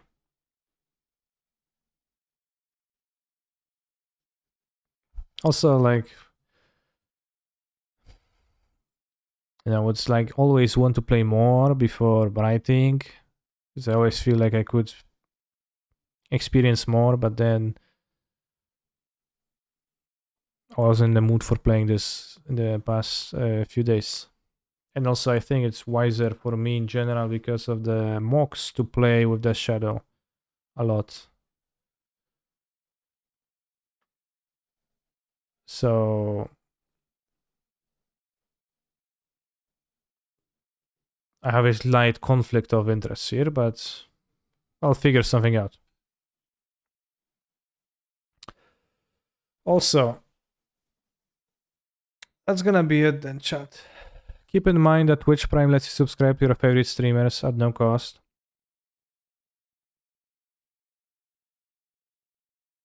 You can support your favorite content creators this way. You connect your Amazon Prime account to your Twitch account, you get Twitch Prime monthly subscription for free every single month. It's a great way of cultivating your parasocial relationships with your favorite streamers. We'll be back tomorrow, I guess, yeah. As I said, for the Shadow Gaming. Shadow Gaming will be performed. And also, that is all. We'll be raiding a channel of Magic the Gathering gamers. And you're going to say, hello, Canister is based in the chat where you're going to raid the chat. Pioneer Guy, Legacy Blurred Delver. Legacy is Spike, the only other modern streamer on right now. It surely seems like.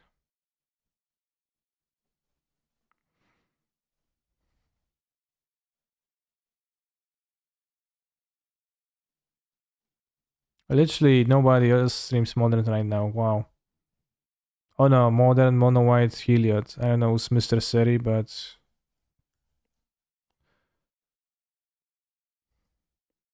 for being literally the only non-spike modern streamer,